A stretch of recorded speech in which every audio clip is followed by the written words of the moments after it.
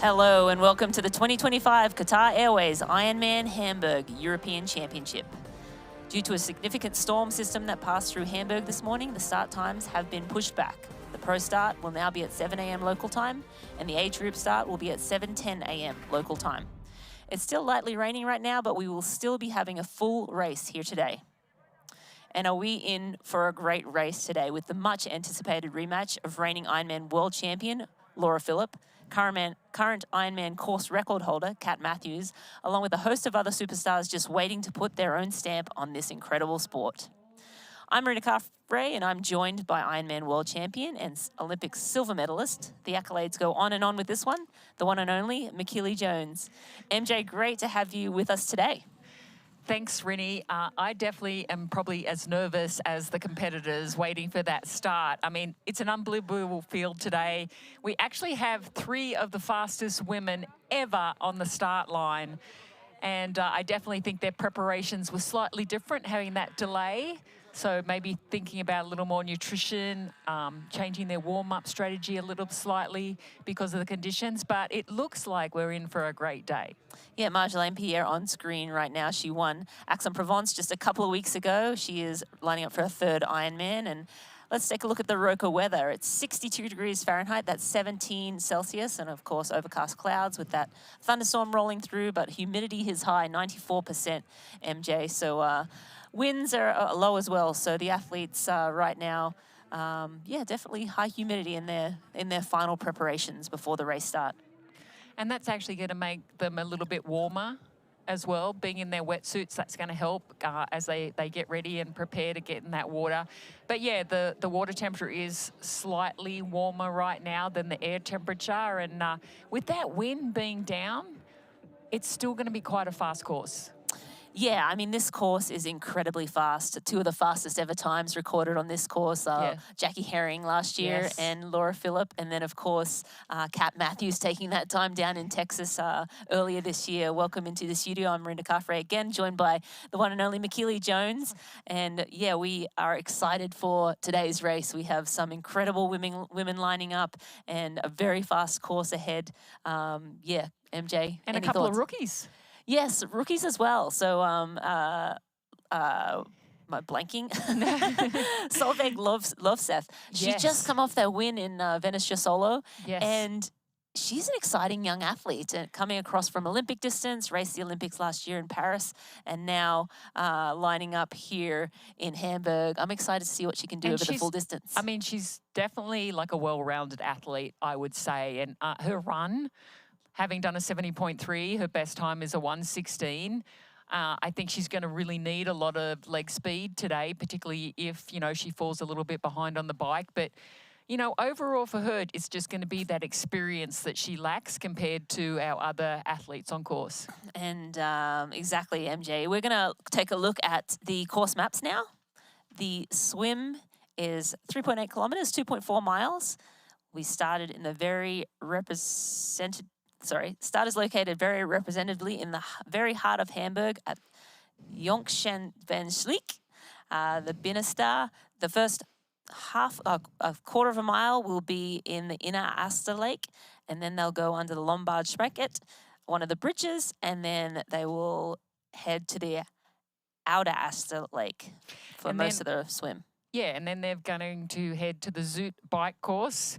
Of course, it's 2 loops, 180 kilometres, and this is a slightly new course, and they are going to be towards the Western Loop, which is going to be peppered with the sites along the Spreckenstout, the Elfilharmonie, and the London Spraken and the Fishmarkt.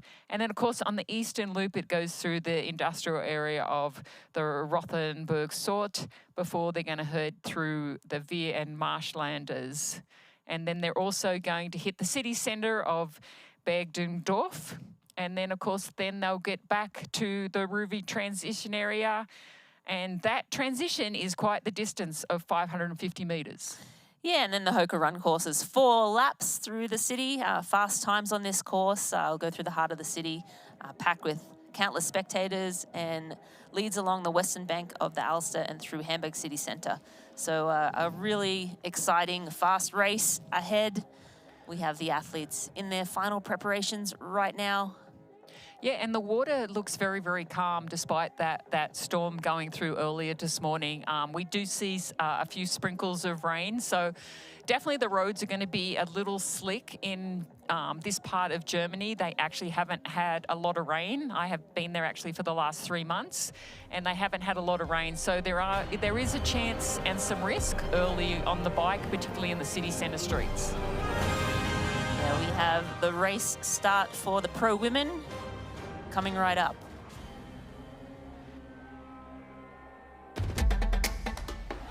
You know, and we know. The thing about challenging yourself is, you're always looking for what's next.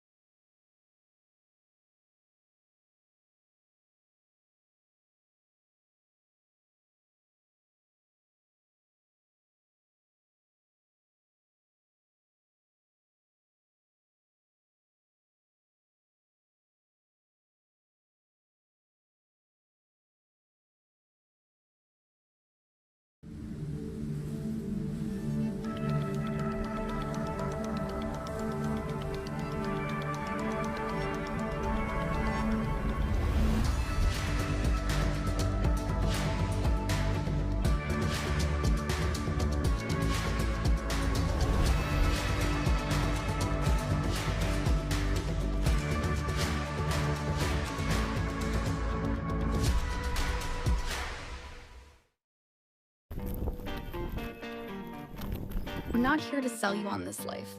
You already chose it. No shortcuts. No hype. Just work. Same as you. Built to outlast.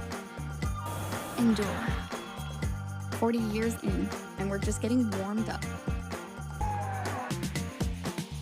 Welcome to the Ohana.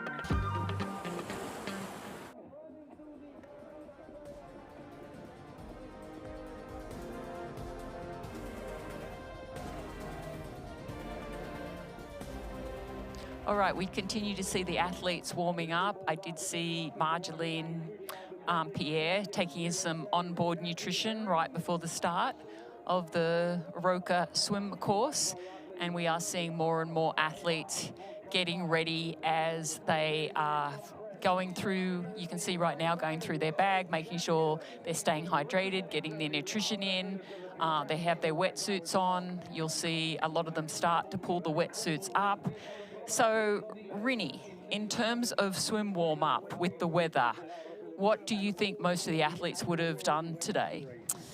Yeah, I think it depends on whether you're allowed in the water. That's one of the big question marks. It doesn't look like many of the women were getting in. I'm not sure if they're allowed to hop in and swim, but I think the bigger thing is that 45-minute delay is nutrition, right? Like making sure you adjust that nutrition plan a little bit, maybe taking a few extra calories. Of course, now you're 45 minutes further into the day, so you're using calories just sitting around. So you want to just make sure those fuel levels are topped up a little bit. Keep the nerves keep yourself as calm as possible. Don't waste any energy, but yeah, I think we try and do as little as we can, and then when it's time to go, it's time to go. We'll look at the Pro Series standings right now. We have Marta Sanchez in the lead right now. We have Annie Reichman, who's racing today. She moved up down to second place. She was leading early in the year.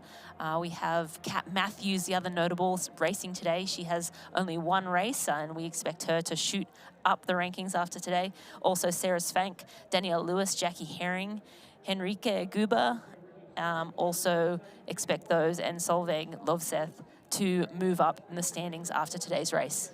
No, for sure. And I think, talking about that warm-up, one thing will be nice for these athletes, it's actually in water start. So that's actually going to give them a little opportunity to get to the start line, warm up a little bit.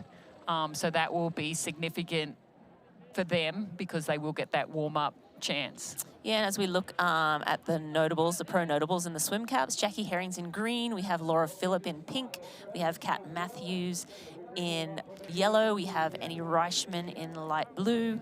We have Marjolaine Pierre in neon pink, Sarah Spence in violet, Sylvain Lofsbest in pearly pink.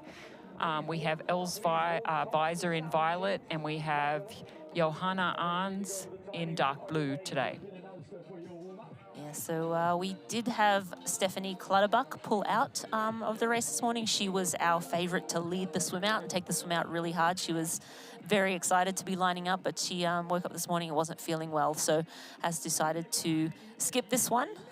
So it'll be, I think, a little bit of a bunch in the swim today. Yeah, I think, you know, now that she is not going to be racing, I think it's going to change the dynamics of this swim.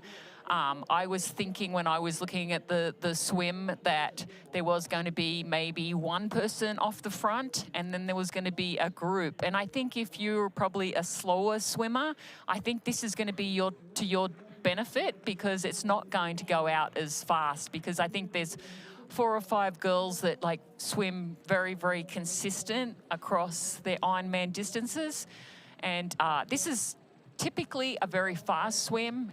The waters are quite calm. The scariest thing, though, is going under those bridges.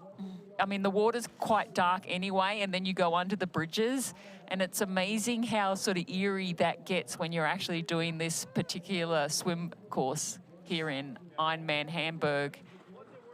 Absolutely, and it's an overcast day to start with, so a darker race to start with. And so I think you'll see a lot of the athletes with the clearer goggles, or maybe not their darkest tint. Marjolaine Pierre on screen right now. Of course, she won 70.3 Aix-en-Provence just 2 weeks ago, so coming off that victory. And this is only her 3rd Ironman event. Can you believe that? She was 4th in Nice. So yeah, only young one to watch. Yes, only 25 years of age. So she definitely has an awesome career ahead. And you know, I wouldn't be surprised if she may be towards the front of the swim. I definitely think, you know, she's very strong on the bike and the run. But remember in Nice at the Ironman World Championships last year, you know, she was at the front of that Ironman World Championships for a long, long time. So this swim's slightly different to swimming in the Med, but this is still like very calm. Obviously, you're not going to get the buoyancy advantages of the water, but you're getting the buoyancy advantages of the wetsuit.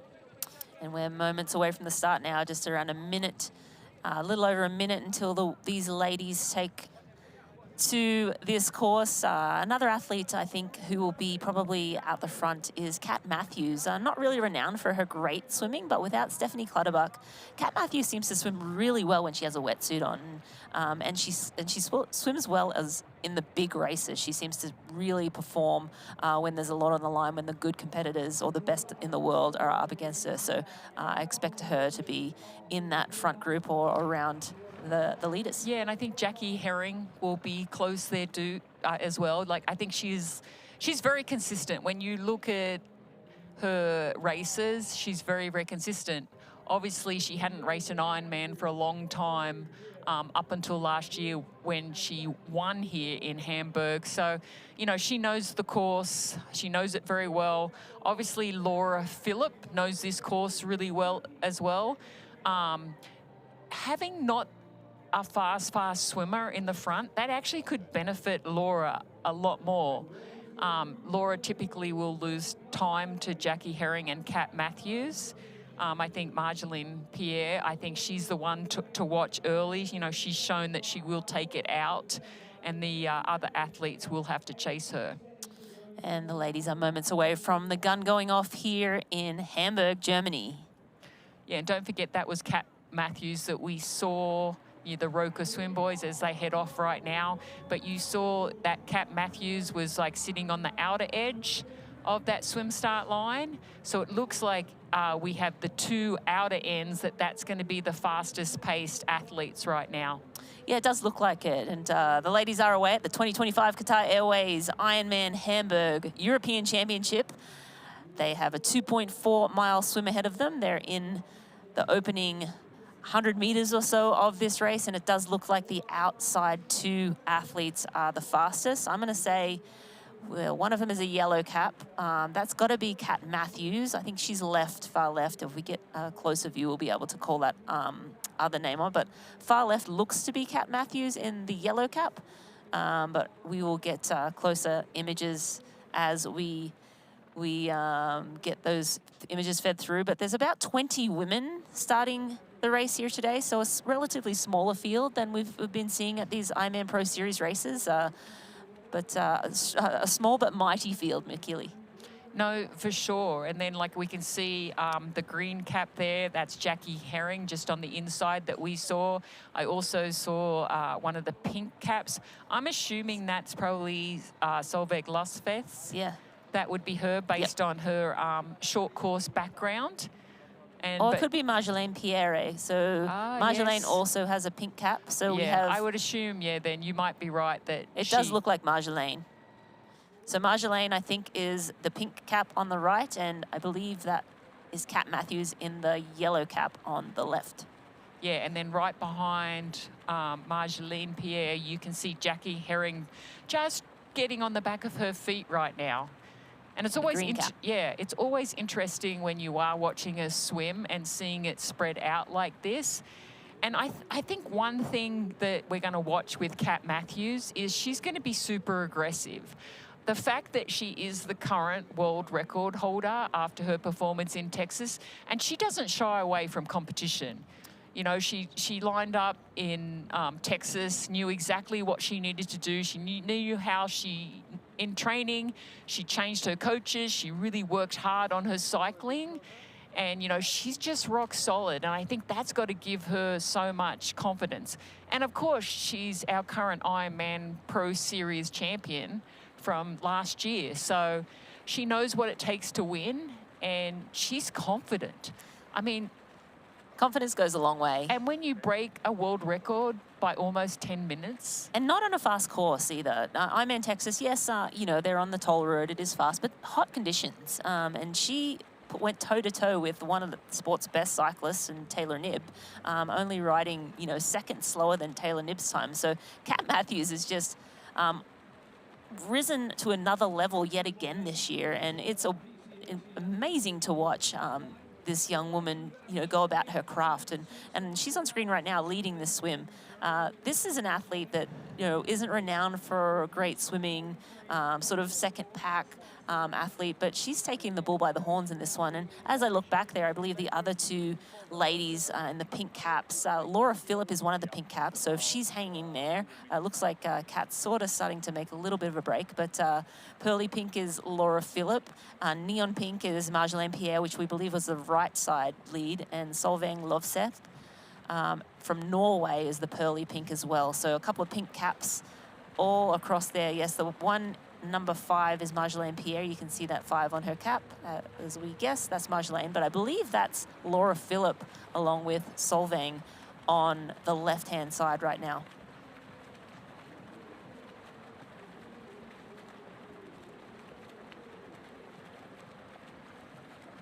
Yeah, Rini, I think you're exactly right in terms of those two pink caps. And I think with Laura Phillip, she's another athlete has gone away to do her homework. You know, she's our defending Ironman world champion, and she knows that she's got to get better in that swim. I mean, she is fantastic on the bike. She's fantastic on the run.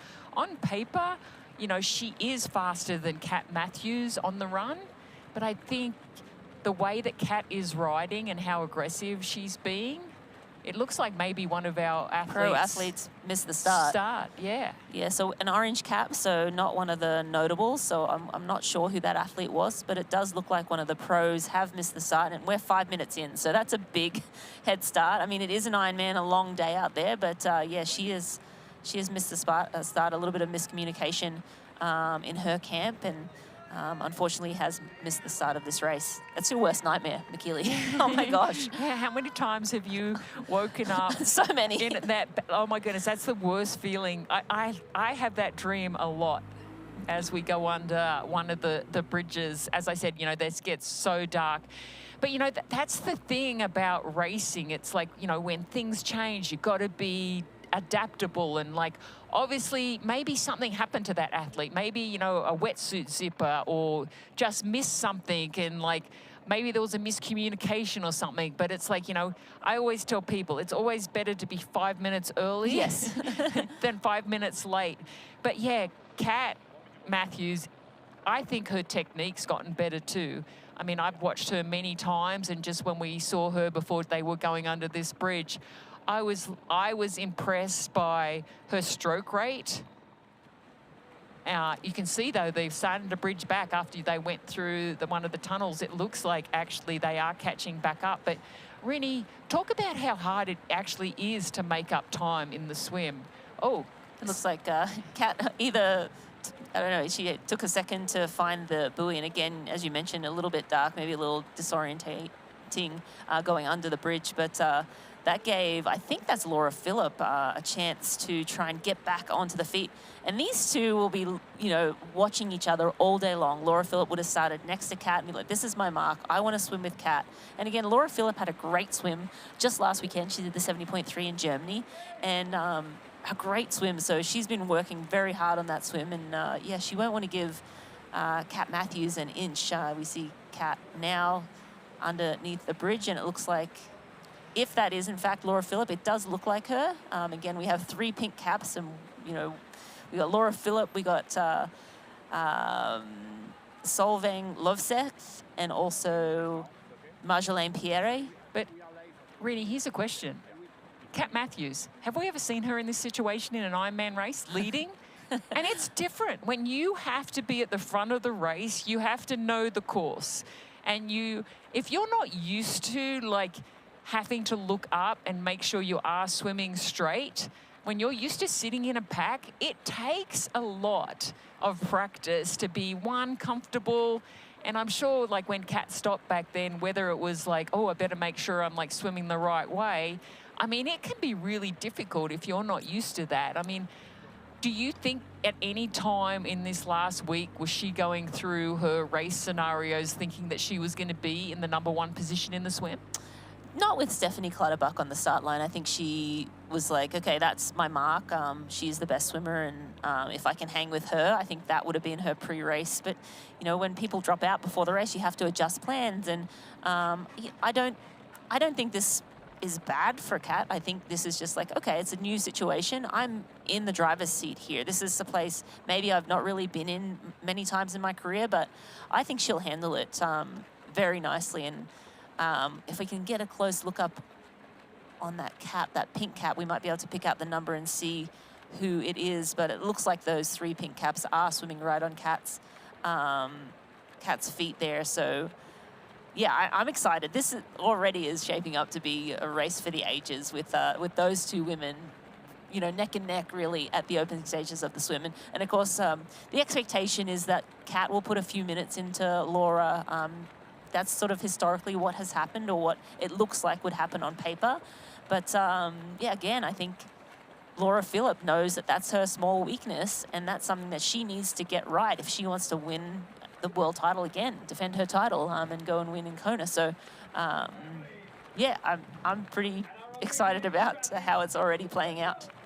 No, and I mean, it's one of those races where, as fans of the sport, it's going to be an amazing day. As I said, when you have 3 of the fastest women ever lined up, that's going to make for unbelievable racing. And I mean, when I was talking to Laura Phillip earlier, you know, she knew it was going to be a cat and mouse game. I hate to say that. Yeah.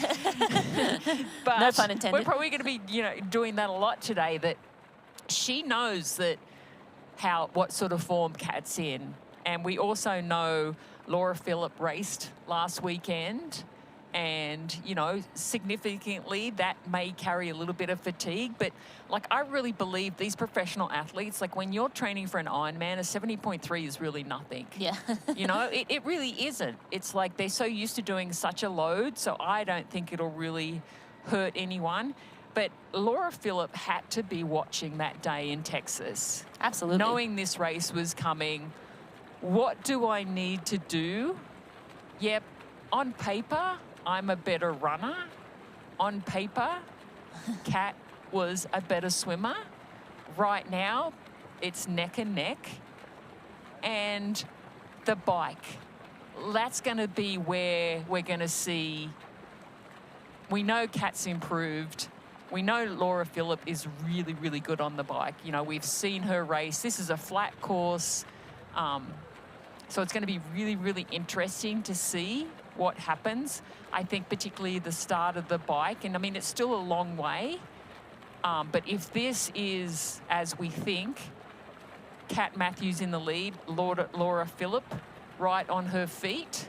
I think that look, it might be Laura Phillip in third, and yeah. then Jackie Herring. So in fourth. And fourth, and Marjolaine, I think, is right behind as well. Yeah. So, and Solvang Loveseth as well. So this is going to be a power-packed group of women coming out of the water together. Yeah, I mean, this is exactly how we would have hoped. We also have that blue cap, Annie Reichman, maybe? So it says she's a light blue cap. Sorry, dark blue. That's Johanna Arends. So not Annie Reichman. We expect her to be a little bit further back, but Annie, of course, winning the Ironman down in South Africa at the first race of the Ironman Pro Series earlier this year in March. And she also raced Venice Solo. Didn't have the best race there, but she was in Ironman training. Said she just was a little flat. So Annie, we expect her to get out a little bit behind and sort of do her best to ride up to this group, but this group is just, there's not many stronger groups of women who can ride a bike than who we have on screen right now. And yeah, and you can see there is a little bit of chop in the water. It's not as smooth as it was at the start of this swim.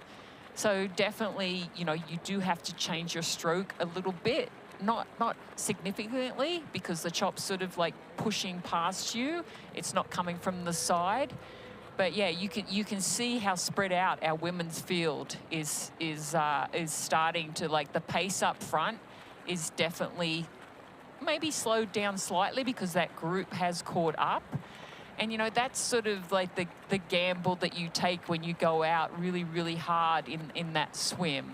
Okay, who's going to match it, who's not? And I think it was really just unfortunate that Kat Matthews had to take that small pause, because that's going to make it so much easier if you're behind, because typically if you are behind, it's really, really hard to catch back up. So I think if I was going to say what's been the biggest mistake so far today, I think it's, you know, when Kat Matthews, for whatever reason, if it was a sighting issue, she had to adjust her goggles or whatever it was, I would say that was the first mistake that I've seen all day. Yeah, a smallest mistake there, just stopping to make sure she's swimming the right way, and again, maybe not used to. Although, you know, I think these women are used to having to sight themselves, because, you know, Kat, maybe she's not in, you know, sitting on someone's feet in the front pack, but I feel like she leads the second pack a lot of the time. And so you generally aren't sighting the athletes ahead of you. You're still sighting the boys. So this is not unfamiliar territory for her. But I think the unique aspect of this race, and the reason the field is stringing out so much, is because there are only 20 women in this race. So there's less athletes to fill in the gaps between Kat Matthews and the Annie Reichmans and the athletes that are a little, Els Visser, a little bit further back. So yeah, but this little pack here is power packed. And you can see Jackie Herring is now trying to make a move. She's actually gone out of the draft, and she's chosen a slightly different line. So perhaps, you know, she was thinking that the pace needed to be picked up. Definitely someone like Jackie, you know, she wants to have less people around her for sure. I mean, she's definitely like strong on the run. I think her bike, would probably be a little bit of the weakest link. Not to say it's weak, but yeah. But yeah, no, she has definitely decided that she needs to attack, and she's attacking, and she's making up some good ground, because she was like 4th or 5th back. So definitely whatever's gone through her mind, she's decided that she needs to get out and do something. And I wouldn't be surprised if we see her taking over the lead in the next few minutes. Yeah, and as we look at Kat Matthews, we have a Fighting Chance presented by Hoka as our Race Week series. It takes you into the inner everyday lives of elite triathletes on an under-the-hood look at the athlete journey. This week, we caught up with Kat Matthews. Let's take a listen. You're getting unconfident but honest, Kat. I said to Mark the other day, like, I'm feeling the pressure. I'm really feeling the pressure. Ultimately, the pressure is self-generated. It's not from external sources, so it's irrelevant of anyone else. So I think, yeah, I am really feeling the pressure, but that's my own expectation of my quality of effort as well as performance.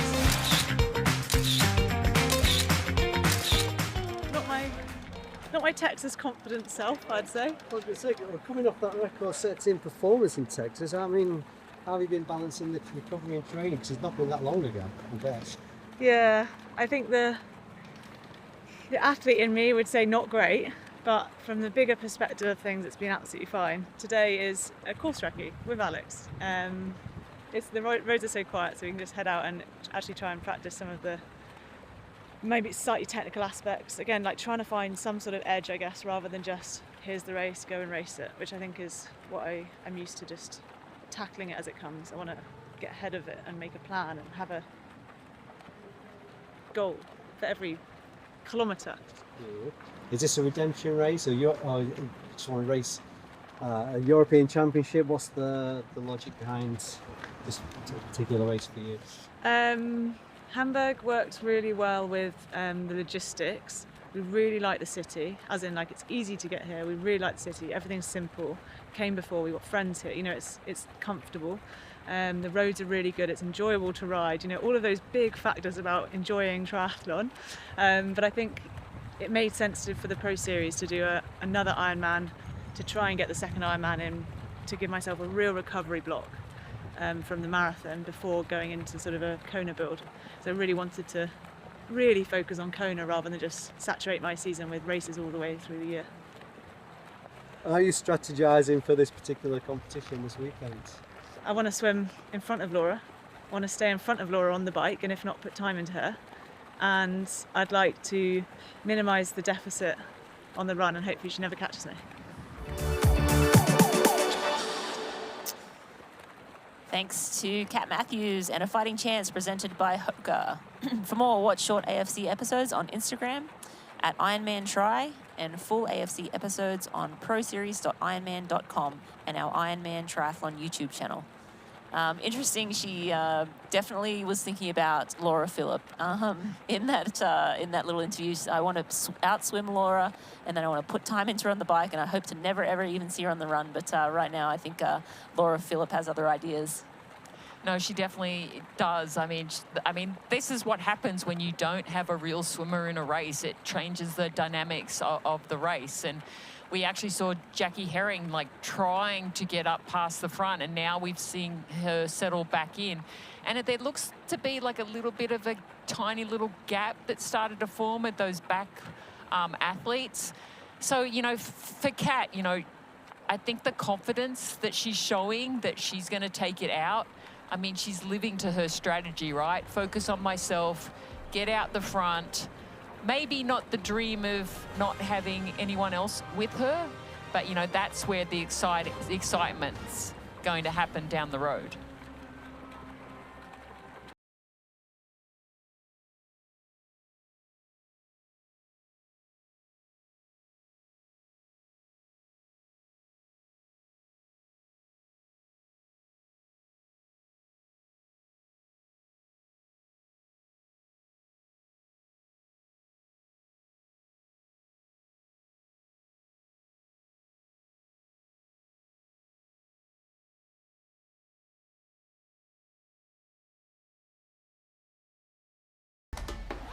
You know, and we know.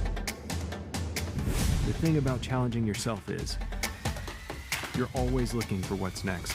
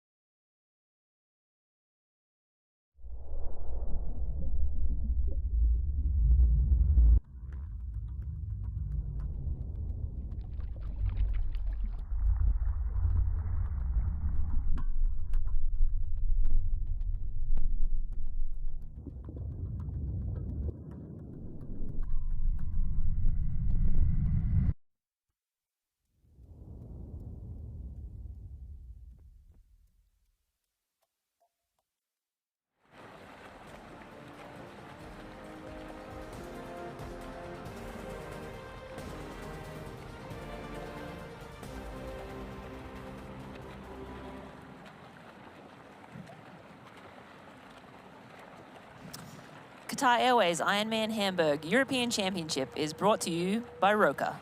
Find faster with Roka. And by TriDot. Better training results in less time with fewer injuries.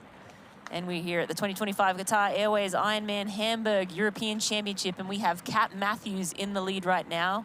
We have Laura Philipp in there in a pink cap. We believe she's in second or third. Marjolaine Pierre is in there. Solveig Lovseth. It looks like one of those pink caps. So one of the pink caps has dropped off the back. That is one of those women I just mentioned. Unfortunately, all three of them in pink. That was our bad by giving them all the same color. Jackie Herring in green there in that front group.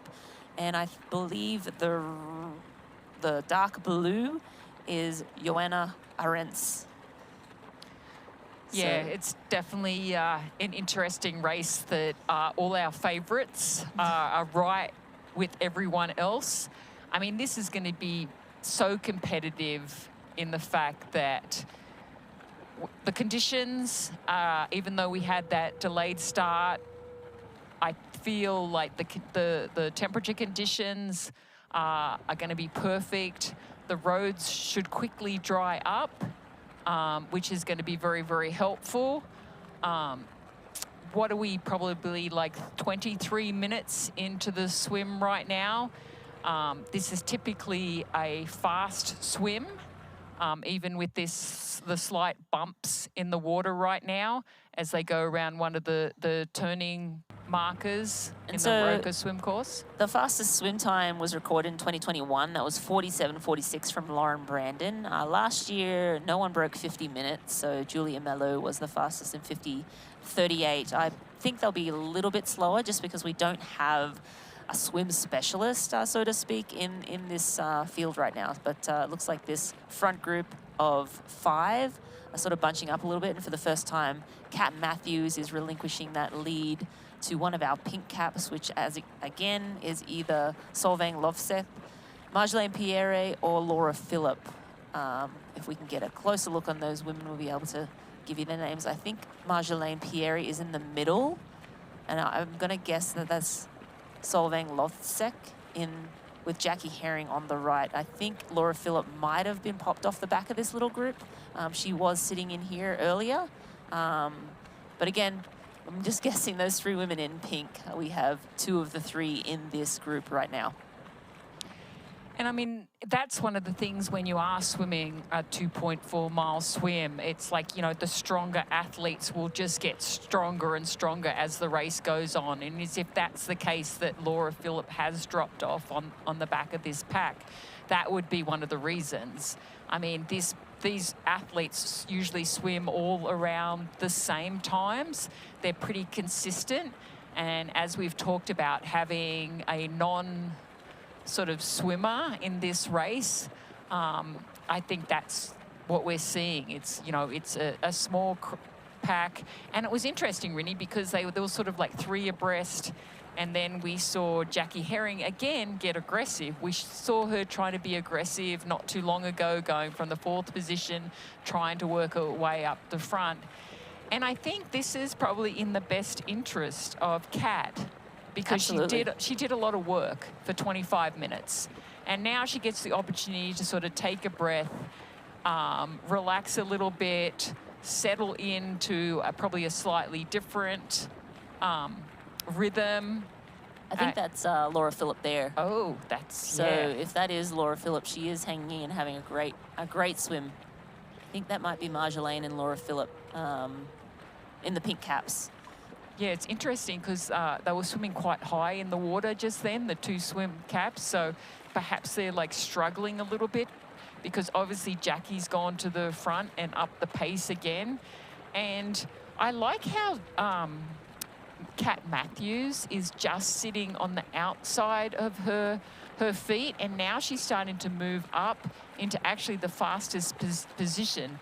But I think again, like Kat's thinking that, you know, the pace has dropped back a little bit. So now you have 2 swimmers side by side really being super aggressive. And I think, again, these 2 athletes realize that, you know, we've got to push the pace. We've got to make a difference. particularly, you know, when we were listening to what Kat said, you know, she doesn't want Laura to be around. And I'm sure when she sort of slipped back, I'm sure she had a little glance over her shoulder to see actually who was with her.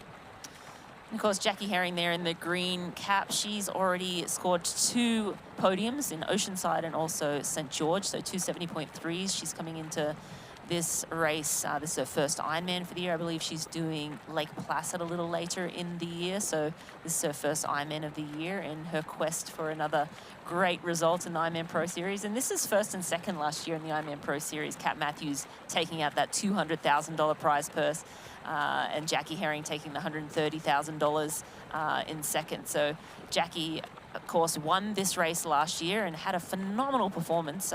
Went 8:19, so at that time the second fastest ever Ironman time. Second only to Laura Philipp, who set the fastest time in 22 here in Hamburg. But of course, the woman leading right now, Kat Matthews, just obliterating that time and going 8:10 in Texas earlier this year, just in last month in April. So again, can't overstate how incredible these women are and how much they are pushing the boundaries of what is possible for women in the sport of Ironman. And, you know, you're talking about confidence, and I actually had a chance to ask Jackie about her confidence so far. And, you know, she said she was happy with how her Pro Series had started, with that second in Oceanside and the third in St. George. I mean, she said podiums are nice, but most of all, the body is feeling good and strong, and she feels her confidence is in a good spot. She does say that no Ironman race is the same, and she's excited to see what Hamburg will have in store. And she says, I trust my body and my ability to figure out any situation, as we're seeing in the swim, right? We see her trying to get to the front. Now she's sitting back. And I think, you know, that's one thing that you have to have. I think she's totally right. You know, it's the confidence that we saw Kat gain from Ironman Texas and in the interview we saw. And now we're seeing the confidence that Jackie has, you know, from just getting into an Ironman. I think that's that positive mindset set. You know, it's very, very early, but having that positivity leading into the race. And I think she's right too, like every single Ironman's different. It doesn't matter what you've done in the past, what you're going to do in the future, it's what you do now.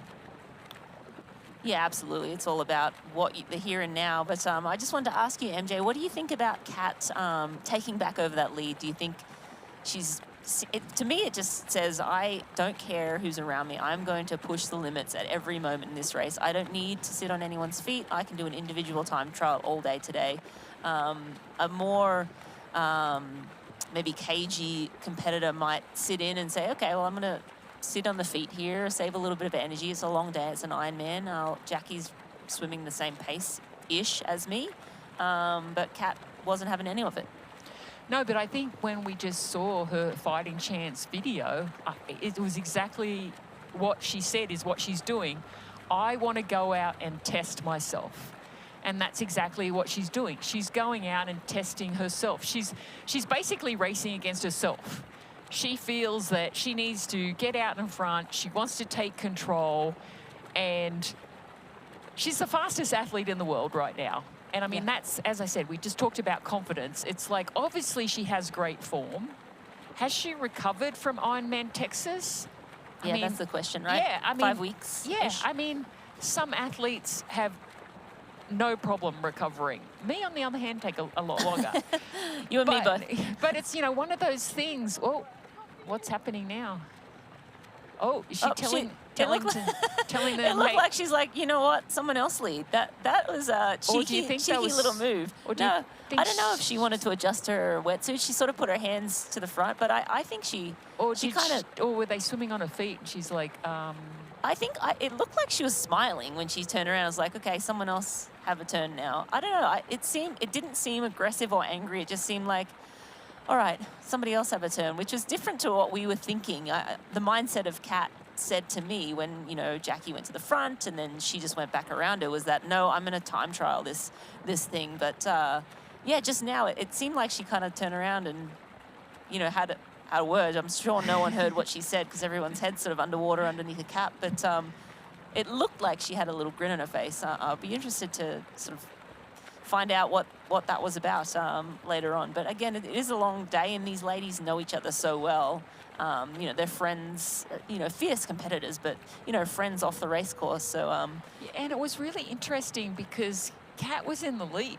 Yeah. And Jackie was sitting off to the Side, yeah. side. So, yeah, I have no idea what was going through her head. I mean, for me in that situation, if somebody was like really sitting on my feet and it was annoying me, maybe I'd stop for a second. But yeah, like we really don't know what happened in that moment. yes, the women are on the back half of this swim. We will see so much more in moments.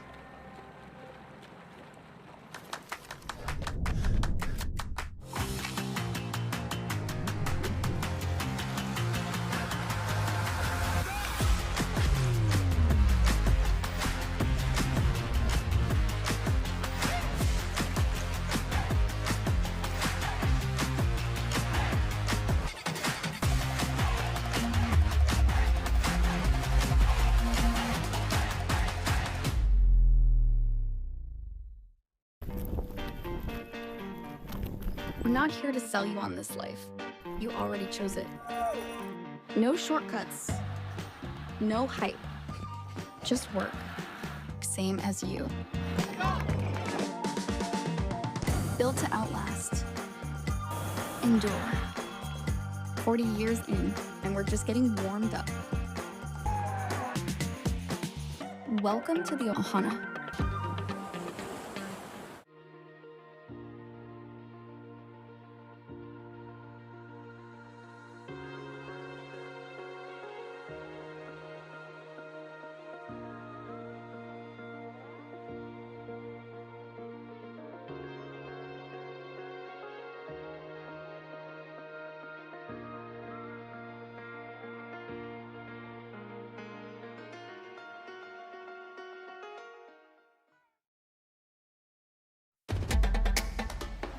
You know, and we know. The thing about challenging yourself is, you're always looking for what's next.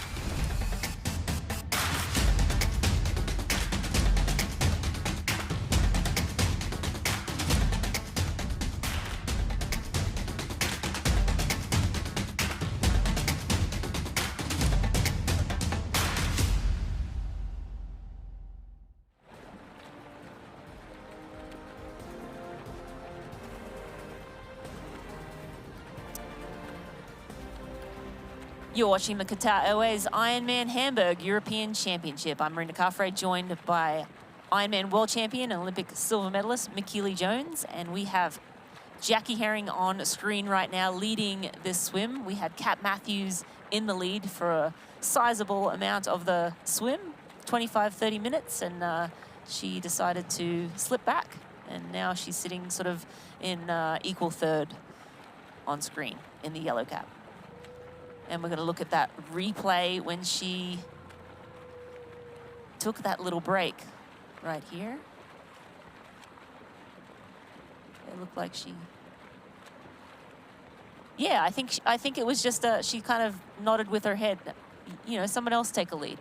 I think she saw Jackie on the right-hand side and was like, what are we doing here? Like, someone else take a lead. Let's share the work. Yeah, I'm glad we got to see the replay because it was very unusual because Jackie wasn't in the lead. It was Kat Matthews that was actually in the lead. So whatever it was, it compelled Kat to like sit up, sort of like say something, not say something, like, hey, come on, get off my feet, get up here, let's work together. And we did get word that perhaps that Laura Phillip was maybe sitting in 5th or 6th position as well, Rinny. I mean, this is a delayed start. The water temperature was 17.6 degrees Celsius. So wetsuit swim for everybody. Yeah, wetsuit swim for everyone today. And we've had, again, and we're going to say it a lot, right? There's already been like a cat and mouse game. I hate to keep saying that pun, but yeah, it's interesting because I don't know if the buoys are a little bit hard to see right now because I mean, I felt like Jackie Herring had moved over a little bit more when she took the lead.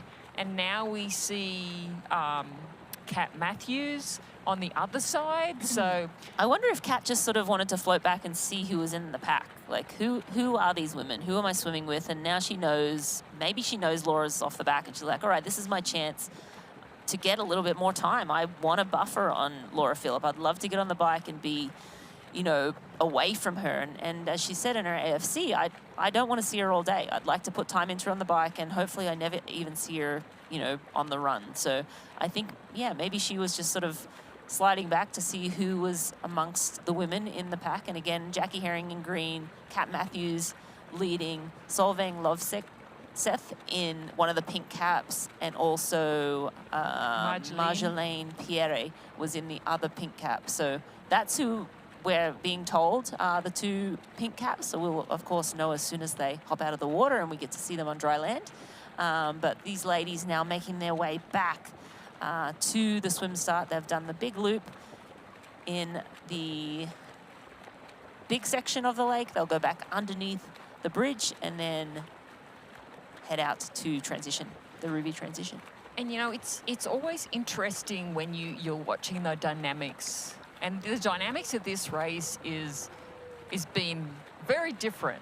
There's not a lot of times that you see an athlete sit up unless there's something wrong. And you know, we've seen Kat do this now several times.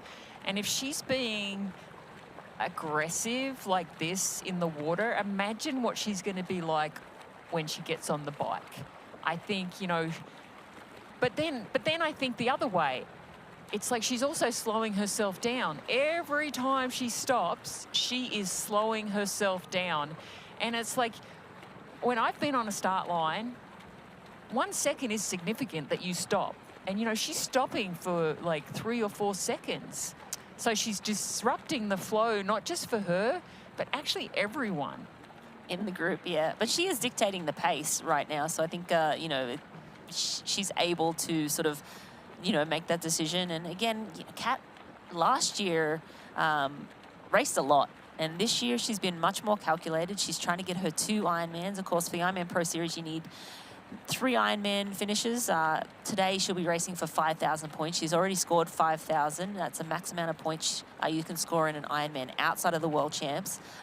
She'll then go to Kona, and the max points there is 6,000 points. So she'll obviously be trying to get as close to the lead in that race as well. But last year, I feel like she was racing like a ton. I mean, she came to Hamburg.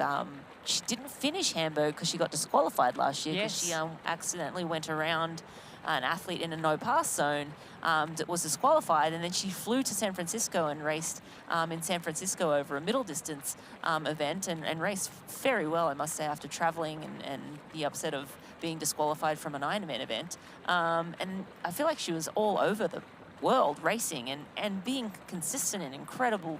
But this year, she really wants that Kona title. And Ironman Pro Series is sort of I think, her secondary goal.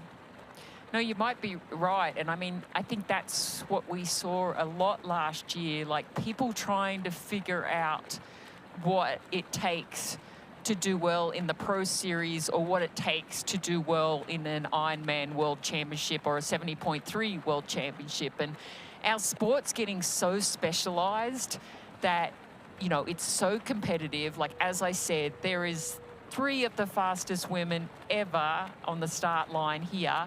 So when you're going in and you're racing, the races are so competitive, and it doesn't matter if you're going for that Ironman Pro Series or you're going for an Ironman World Championship slot. It is competitive, and people now are deciding, you know, what goal do I want? Do I want that prestige of the Pro Series, or do I want the prestige of being an Ironman world champion? And when we saw Kat Matthews in A Fighting Chance, she says this race is going to give her lots of time to recover from the Ironman marathon so she can prepare as best as she can for the Ironman World Championship. And I think that tells you her story right there, Rinny. I think you're right. Yeah. You're exactly right. You know, she is calculated. She said she's calculated. And, you know, she's looked at the calendar and decided, you know, the Qatar Airways Ironman Hamburg is early enough and already has great fitness from her world record-breaking performance in Texas. And she's going to do everything, I think, to get as many points as she can today, because I think really the B goal would still be to retain that Ironman World Championship performance. And if she can win here today, get that Ironman Pro win, Series, yeah. the Ironman points. World Championships, I mean, It's nobody's going to get near her. I think it's just one thing that's not on her resume yet, just the Ironman world title. Came Yeah. runner-up last year to Laura Phillip, and that's just something she hasn't been able to attain yet. And, Like and she also got second at the 70.3 70.3 World Championship. Incredible. So if you were Incredible. hungry, she's going to be like 10 times more hungry. And, you know, today is a day where she is going up against one of two people that really beat her last year. And so I think, you know, that's another thing that's on her mind. If you're going to go into an Iron World Championship and you can go into that Ironman World Championship knowing you've beaten your best competitors all year, I mean, again, confidence. Confidence. And the athletes are heading back under one of the two bridges. They'll be heading into the Binian Est. Sorry, I am so bad with the German pronunciation, so bear with me, but it is the smaller of the two artificial lakes. The athletes started there, and then they went out into the larger of the two, located in the heart of Germany. It is originally created as a reservoir for a mill in the Middle Ages and is now one of the city's most iconic landmarks. It's a favorite spot for the locals and tourists alike, offering picturesque views and a relaxed urban atmosphere. The athletes, if you look at the split screen, the transition area is significant here in Hamburg. It's over 700 meters long from swim exit to bike exit. So the athletes will run all the way from that swim exit through the bag tents, all the way to the end of the bike exit here. That's where they'll pick up their bikes and head out on the bike course, on the Zoot bike course. But yeah, a very long run through transition here in Hamburg. And it's already a fast course. So imagine if, you know, they could condense that transition area. This race would be the fastest race in the world.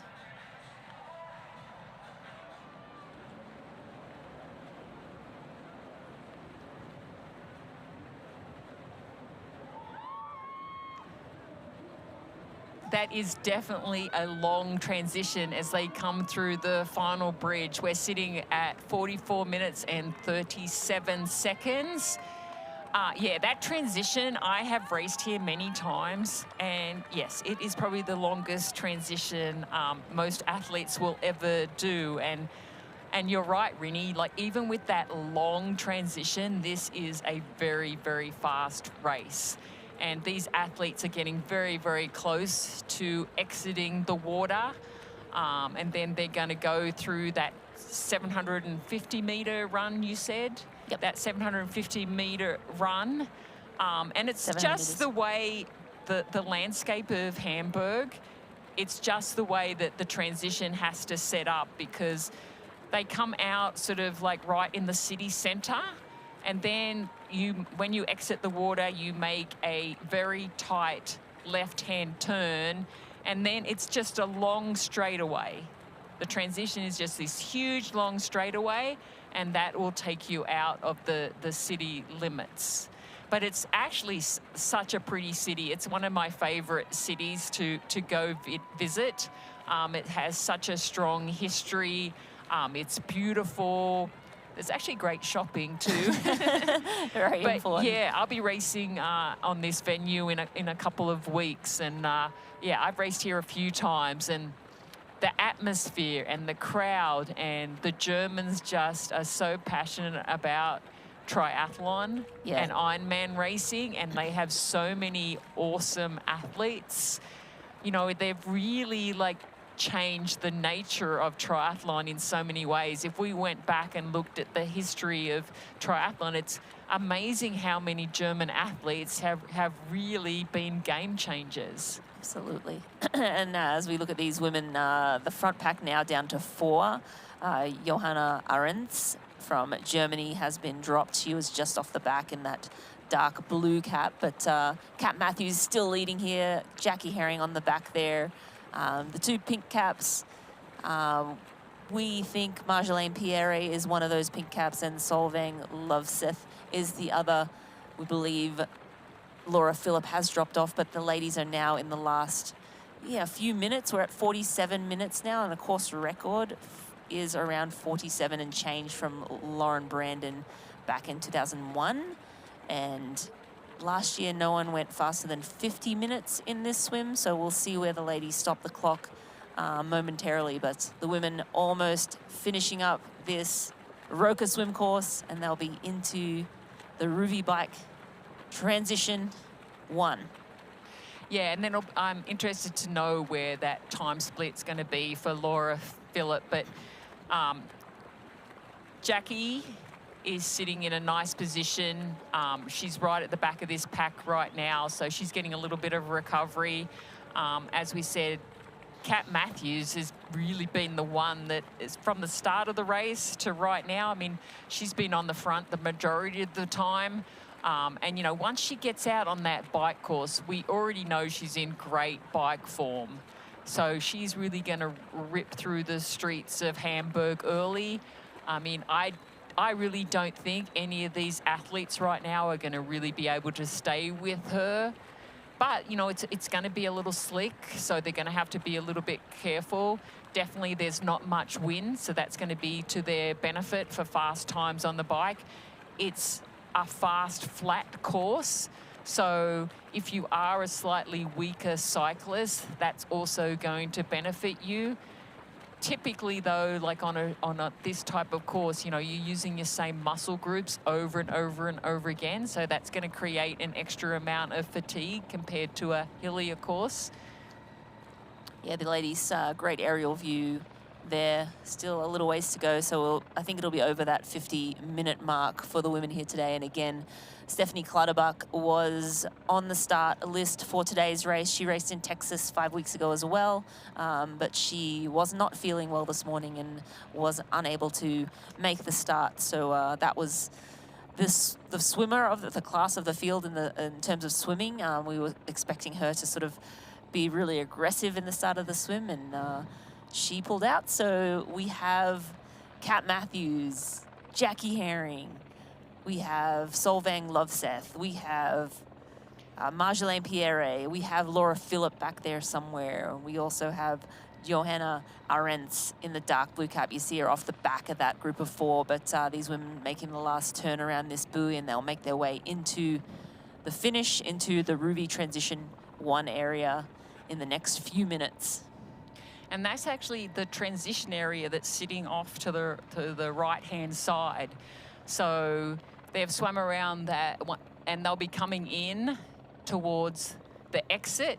But basically where you see the trees on the right side, they will be coming out of the swim, making that left turn, and then running back towards where you see the people in the background, and then they'll exit out through there. So yeah, Rennie, I think you're right. I think like this is probably maybe going to be a 54-minute swim rather than what's the record? Was 47. 47. But last year, there were some great swimmers and they didn't swim faster than 50 minutes. So Lauren Brandon is the course record holder in 47 and change from a few years back. But last year, the fastest swim was around 50 and change. So it looks like it's going to be, 53 minutes-ish, 54 minutes maybe.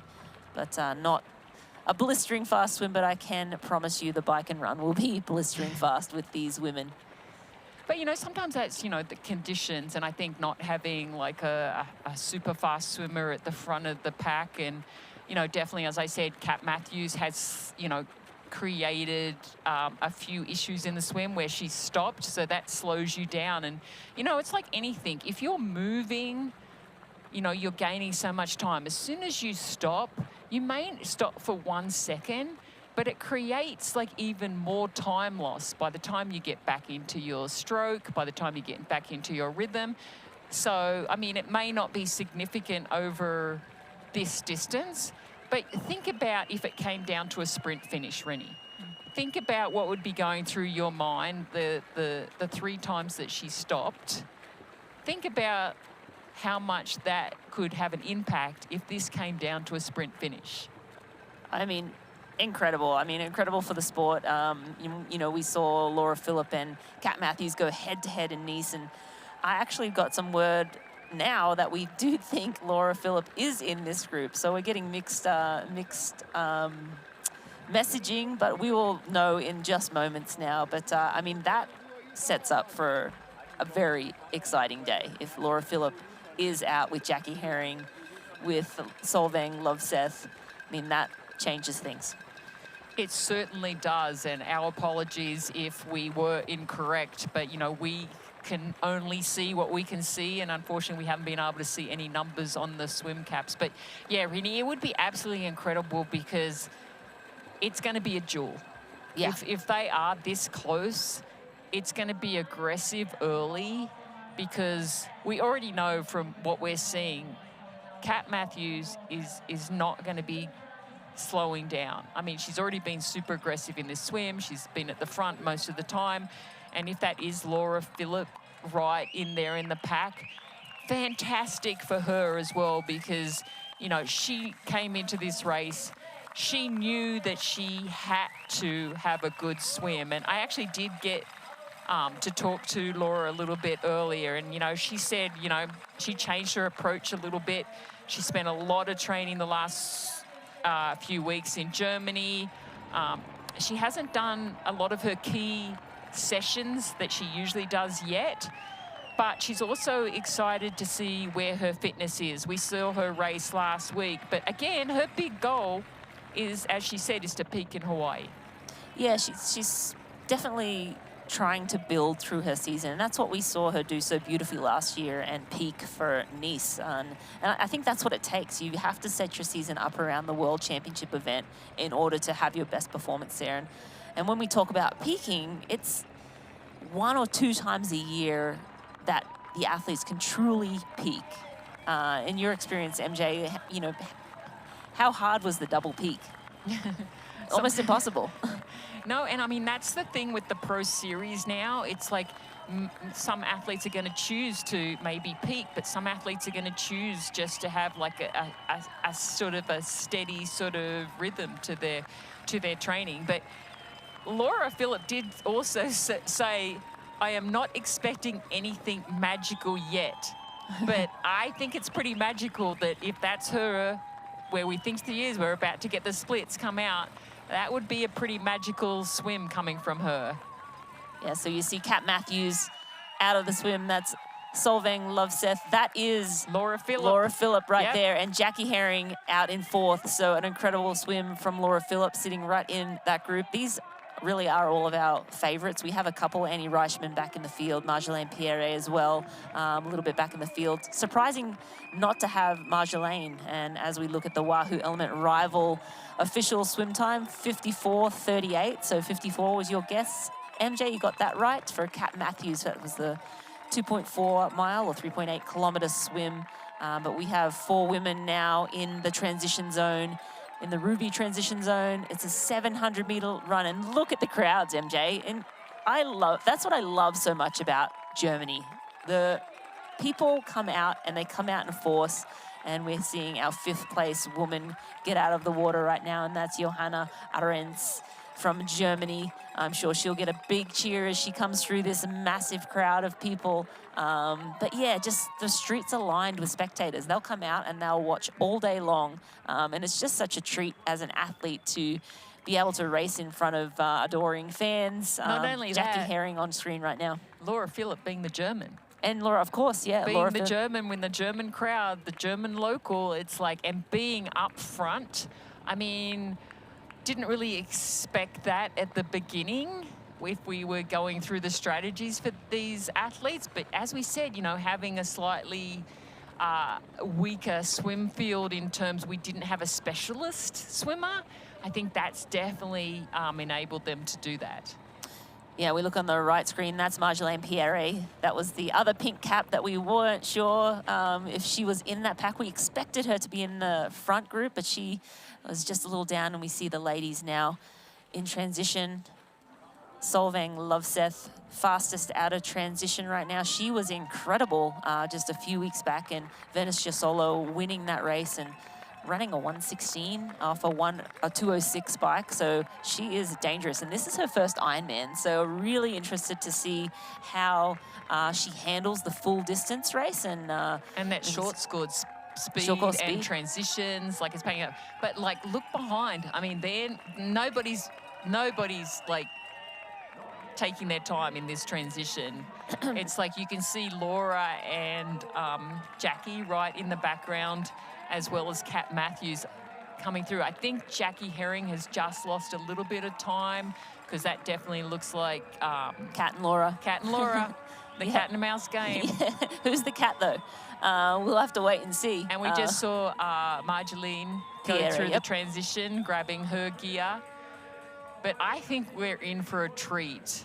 I mean, these two are just going to stick side by side to side. I don't think either one of these athletes can break each other on the bike. That's like a big point right now, but I don't know, Rinny, do you think either one of these girls have an advantage on that bike? I mean, I think the way Kat Matthews raced in Texas was another level Kat. Again, Laura Phillip, one of the best bikers in our sport, she caught up to Kat and in Nice, but that was a hilly course. Yes. I think Kat has the upper hand on a flat course, but Kat also already has an Ironman, in her legs. 5 weeks ago, I'm sure she, historically, she's been able to back up races and perform time and time again. I feel like she kind of has the upper hand, but Laura Phillip raced last weekend. And she raced, but as you mentioned earlier, she raced a 70.3 and she had a few minutes, and so she would have been able to sort of race within herself. So I don't know. I think we just have to wait and see what happens here. This is going to be an incredible race. Having them come out of the water together. Laura Phillip doesn't have a deficit. We have Marjolaine Pierre on screen right now, just trying to get that helmet on. She raced 2 weeks ago and won Aix-en-Provence, the 70.3 in the Ironman Pro Series. Scored maximum points there. An impressive result from her at that race. But yeah, we are looking at, let's see who this is out of the water now. Annie Reichman was out of the water 4 minutes back from the lead. Els Visser also 4 minutes. That will be a very strong duo on the bike. Sarah Svank, 4:13. So that's a very good group. And I think that might have been Rebecca Anderbury, who was on screen a moment ago getting out of the water. But there's a group of, 7th through 11th together. And Marjolaine Pierre is 1:46 down from the lead. So she's in 6th place, and Johanna Arends was 50 seconds down on the lead. So Marjolaine a little bit no man's land. But, she's quite patient. Marjolaine Pierre, when we watched her race 2 weeks ago, she was patient, she was relaxed, and she just went out and did her thing. So she's sort of used to racing a little bit of her alone, because that's what she did a couple of weeks ago. So, she's still got to just stick to what she knows. She knows she's strong on the bike. She knows she's strong on the run. Obviously, can she catch the front group? I don't think so. But the big question mark is our rookie. I mean, I think that's still the question mark. Can she ride with Laura and Kat? I think she will ride with Laura and Kat. I think what's going to be the question mark is just, that last 40 kilometers on the bike, and then the marathon, right? Like, it's unknown territory for her. So I think sometimes that first Ironman ignorance is bliss a little bit for some athletes. For other athletes, they're like, whoa, this is way more than I expected. It's a lot to get right.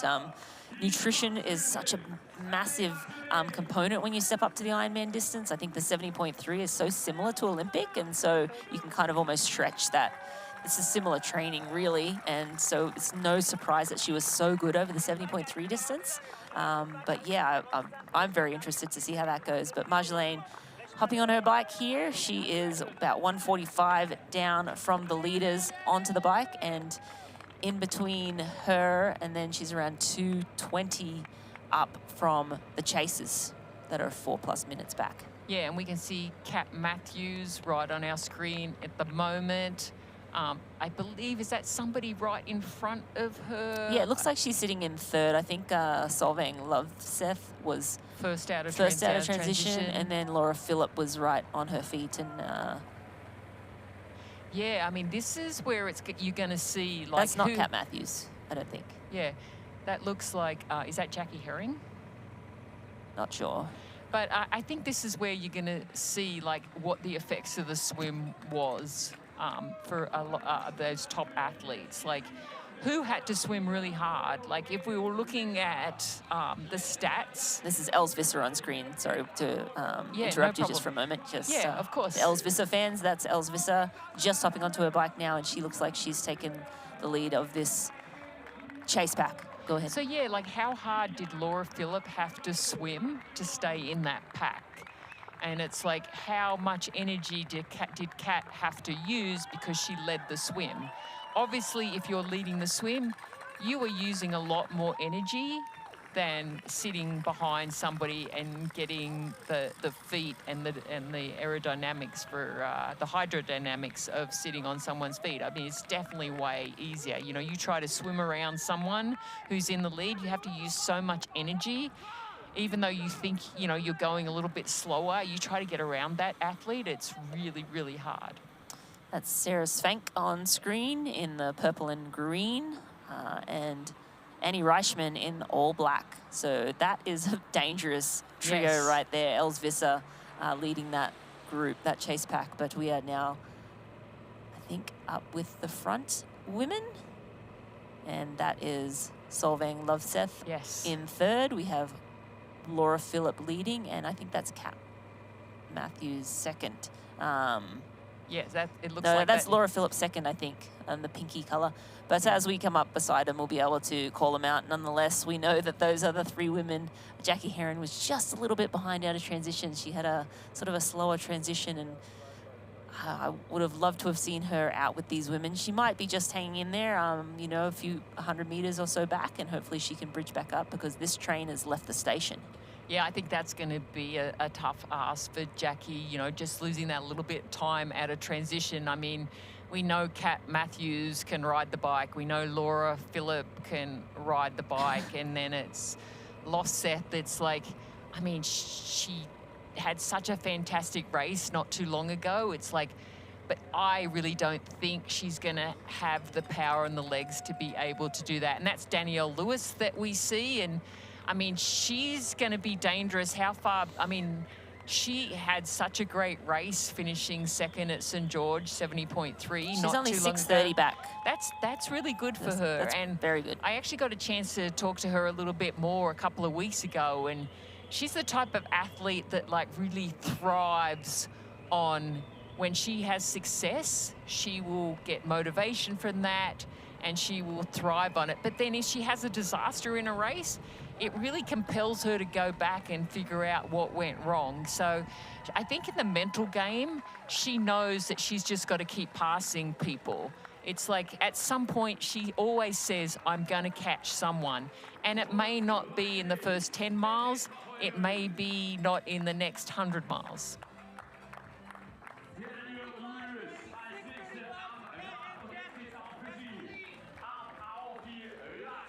And Danielle Lewis had a solid start to the year, actually. She was second in Ironman 70.3 St. George, 11th, and she was had a better race in Oceanside as well this year. So she started off the year really well in terms of Pro Series points, looking to add to those points here today. And I think a solid swim. I think she'll be happy with that. And now, you know, she'll go to work on the bike, and she just goes from strength to strength. She raced Ironman Texas and didn't end up finishing. She just said she just didn't feel very good on the day, and so I think she pulled out of that one, which will be a good thing because it saved her legs, and she, you know, hopefully can put together a really great Ironman performance here in Hamburg.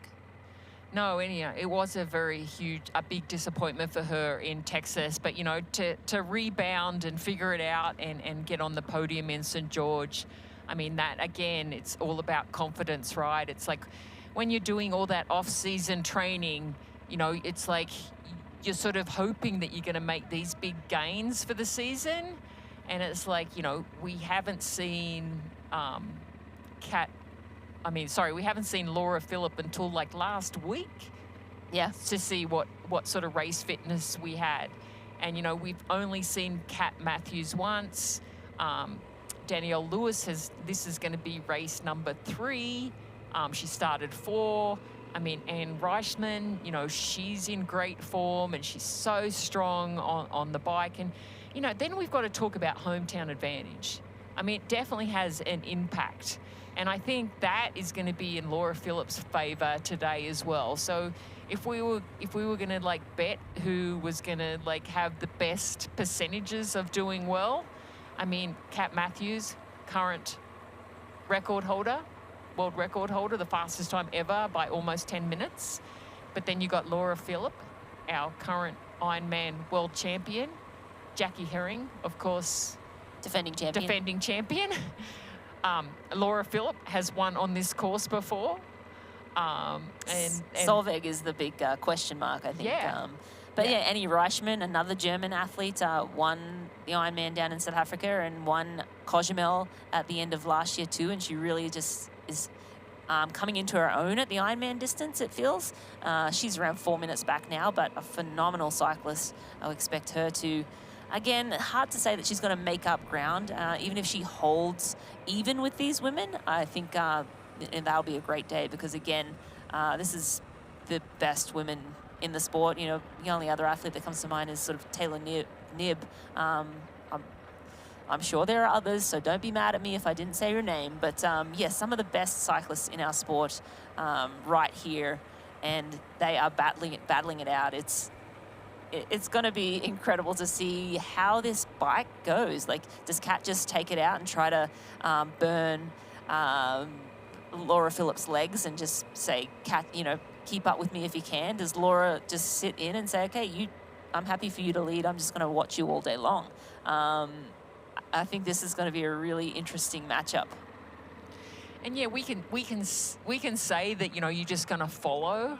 But, you know, it's like it's an Ironman. So at some point, you know, you're going to be feeling good. They're going to be feeling not so good. Yeah. So it's going to be really interesting. But, you know, what we know about both Kat Matthews and Laura Philipp is they know how to prepare. Yes. They know how to prepare. And I think that's really important when they are preparing themselves for a race. It's like, and the things that those two athletes have done this season, they've gone and looked at their coaching and they've decided to go with individual coaches. So Kat has a bike coach because she feels that that's an area where she needs to work on. And Laura Phillips sort of done the same. You know, they've decided that they need to work on their weaknesses and feel like they want somebody to oversee the program, but they want specialist coaches. And it's a little bit of old school, right? Back in the day, it's like I had specialist coaches. So it's definitely amazing how it's sort of coming around that, like, there's quite a few athletes now that are engaging these specialty coaches. And I think it does bring an outside perspective that's slightly different than a triathlon coach, but I still think it's really important that the coaches all work together. And I mean, that's having good team support. I mean, you had good team support. I had good team support. It's really, really important that everyone sort of works together and you all have the same goal is to get the best that you can out of your athlete. But you have to have an understanding of swim, bike and running because absolutely. It's not just a swim and it's not just a bike and it's not just a run. And as we speak, we had Solveig Lovseth go around Kat Matthews, but now Kat, it looks like she was getting a little too close, so the motos come up and she's going to have to make that pass to make sure she doesn't get a penalty. But yes, these three women, all very strong cyclists, and Kat wasn't interested in having Solveig leading at all. I did see Kat take a peek over her shoulder and take a good look at Laura Philipp, and all right, yep, she's here. we're locked in a battle, and this is going to be a fierce battle today. And looking at Jackie Herring, she's already lost about 47 seconds in the first 7 or 8 kilometers. So these ladies are not wasting any time at the start of this bike. Jackie, of course, came out of the water with the lead 3. So it was a group of 4 out of the water. Jackie was just a little slower through transition, but now she's sitting in 4th place, just off the back of these 3 women. And again, you know, transitions are like the 5th discipline. People say, you know, nutrition is the 4th, but there's a 5th discipline that everyone forgets about. Yeah. And transitions, and that's where, like, Jackie Herring was right up there, and just having that slower transition, you miss the energy of being in the front pack. It's so much better.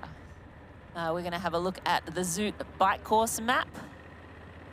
It's a 2-loop, 180 kilometer, 112-mile bike course. The new bike course includes many sections from the last few years, with the Western Loop peppered with sites.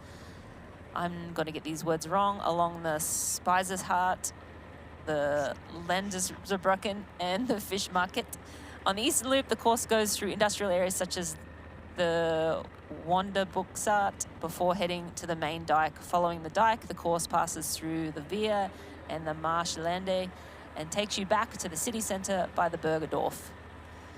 I completely did not say those words correctly, but I did my best. Well, so here's a little regional language for you. So in this part of Germany, when you're out riding or running, or when you want to say hello to someone, it's moin. Oh, yeah? Yes, it's moin. When yeah, and it's funny because then if you go to Berlin, they don't use moin. So there's What do something. they say in Berlin? Hello. It's Okay. basically moin is just, you know, hello.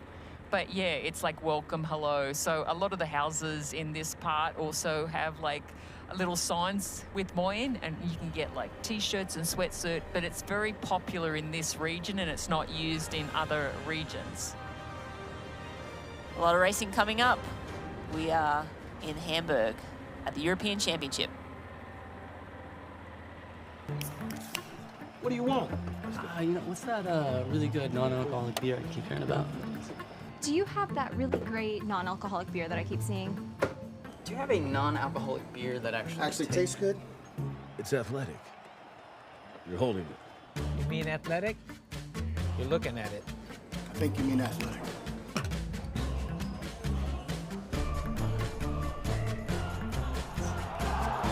It's athletic. Ask for it.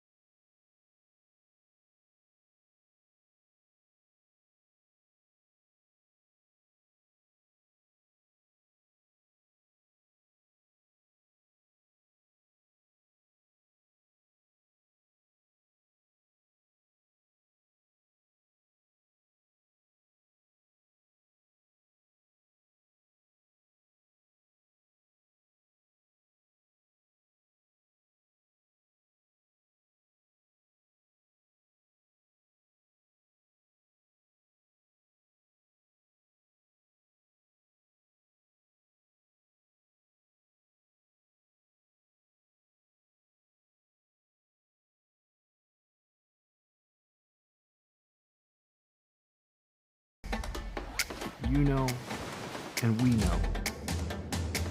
The thing about challenging yourself is, you're always looking for what's next.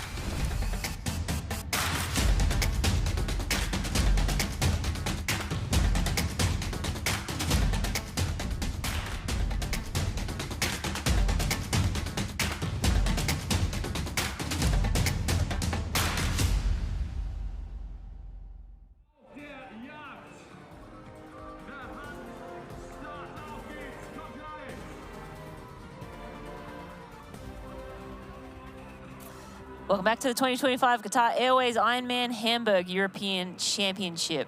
The ladies are now onto the Zoot bike course. We are around 10 kilometers in. We have a race on our hands. We have Kat Matthews, Laura Phillip, who we were hoping to see go head-to-head, and they are going head-to-head here today. We swam together. We also have Solveig Loveseth in that group as well. Jackie Herring just off the back of that, around a minute back in 4th. And then Marjolaine Pierre down at 3:30, Annie Reichman at 4:30. Marjolaine's losing a bit of time at this point, but we have an incredible race on our hands. We certainly do, Rinny, and that's quite that chase pack after when we see Pierre, Reichman, Weiser, Svengst. They're around that 4:30 mark, so they definitely have a lot of work to do. And, you know, this Hamburg bike course is known for being flat, but it's actually not easy. It's not easy because of those technical turns. Obviously, the sections inside the city can make the surface a little bit rougher. And then today, though, they're lucky because the winds are going to be very minimal. So I think that's going to help all the athletes have fast times out there. Of course, it's all about being in the aero bars as much as you can. This course is going to be relentless for that. I mean, there's no real hills to get out of the saddle. So you sort of got to manage that effort all day long. I mean, that's what it's going to be about, just like making sure that, you know, the conditions are cool. So you have to stay on top of your hydration because you're not going to want to drink because you aren't going to be sweating. Although the humidity is quite high for this race, which, yeah. So I always find that when that humidity is a little bit higher, even though the temperature is only going to be around like 17 degrees, it's still quite warm. Yeah, absolutely. The storms that rolled through this morning delayed the start, but at the lead of the race, we have Kat Matthews, Laura Phillip, and Solveig Loveseth, and a fighting chance presented by Hoka as our Race Week series that pulls back the curtain and gives you a behind-the-scenes look at everyday lives of elite triathletes around the world. This week, we spent time with Solveig Loveseth. Success. Success. Was a fan of yours? Now he is. I don't think he knew who he was, but he knew Anna Haag. So that's the most important thing.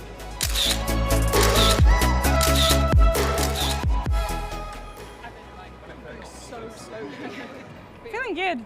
Feeling relaxed right now, but will maybe just get worse. I don't know, but I really enjoy the vibes around the Ironman races. Actually, after the Olympics, I just realized that I wanted to try something new, and I have obviously already done some 17.3s, and I just decided to go all in for the long and middle distance this year, and I'm really happy about that decision. I think a course like this might suit me. It's really flat and really fast, but I think also since it's so flat, you should really be aero all the time on the bike, and I haven't really practiced that a lot. It would be exciting to see if I'm actually just able to hold that position. Like Kat said on the press conference today that the race starts with 10 Ks to go, and I guess that's really unknown territory for me, like how it feels when it's 10K to go. So it could go either ways, I think.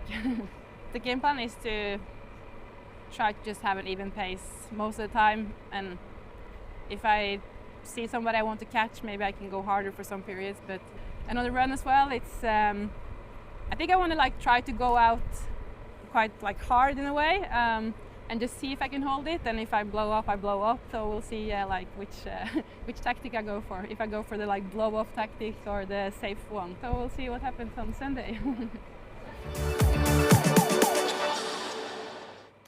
Well, that was definitely very interesting, Rinny. I'm gonna either go for the blow up or I'm not, and I think that's probably the hardest thing when you are stepping up to an Ironman distance. It feels so easy. The fast feels easy. Oh yeah, but it's like until it doesn't. Yeah, exactly. But you know, you never know. It's like, you know, somebody who has so much leg speed coming into the race, but you know, as we know, this race really doesn't happen until those last miles on the bike, and then the marathon is another showcase of did you go too hard on the bike? And I always laugh at people. I don't laugh, but I always say to people, it's like, well, what was your bike split? And they'll say, oh, I PR'd my bike split. Well, what about your runs? Oh, I didn't PR. Well, maybe if you go a little tiny bit slower on the bike, you know, you're going to get closer to that run split. And I think that's the biggest mistake that a lot of athletes make.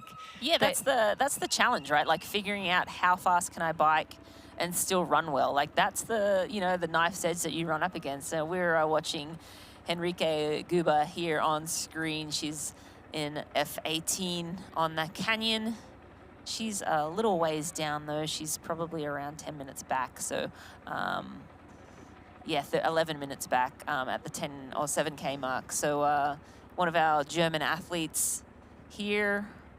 But going back to, yeah, finding that pace. Like what pace is, you know, the pace that I can hold for the bike that's not going to, you know, impact that run too much. You know, you want to go as fast as you can in the bike and run together. So finding that sweet spot with the bike split so that you still can unleash an incredible marathon off the bike. No, and and as I said, you know, when you are coming from a short distance background, it feels so easy because, you know, you do dial it back a certain percentage. That's for sure. And it's like, you know, you're in there like, oh, it's just like easy. Yeah. And then all of a sudden, as you said, it's not. And, you know, it's a little bit the same when they eventually get to the run. It's like another telltale sign that, you know, you get off the bike and, you know, your legs feel super heavy and super tired. And then some athletes like get off the bike and it looks like they're running a 5K and not a marathon. As we just saw Kat Matthews speed past. She looked a little frustrated. You saw her come around Laura Phillip and she kind of like took a look at Laura. I don't know if she said any words, but she sort of seemed a little bit frustrated. I think, you know, we saw her AFC episode while she was in the swim and, you know, her goal was to swim away from Laura and then, you know, put more time into the bike and never see her at all day. And I think she's going to be seeing her a lot all day long. So, yeah, I mean, I think that's fine. Kat will be game on, you know, bring it on. Let's do this. And you see all the roads are a little bit full of water. So this is where I would be nervous because when it's wet like this, flat tires generally happen more often. We had, you know, a delayed start by 45 minutes this morning because we had a significant thunderstorm, some significant weather roll through the area. So the athletes were delayed 45 minutes and we're seeing the effects of that with the wet roads here now. Hopefully it looks like the rest of the day will be clearer, so perhaps on the second lap it'll be a little bit clearer. But yeah, when I see wet roads, it makes me a little nervous for flat tires and things like that. So hopefully, fingers crossed, I probably shouldn't have said that because now maybe I'll jinx someone. But that's something that I would be concerned about.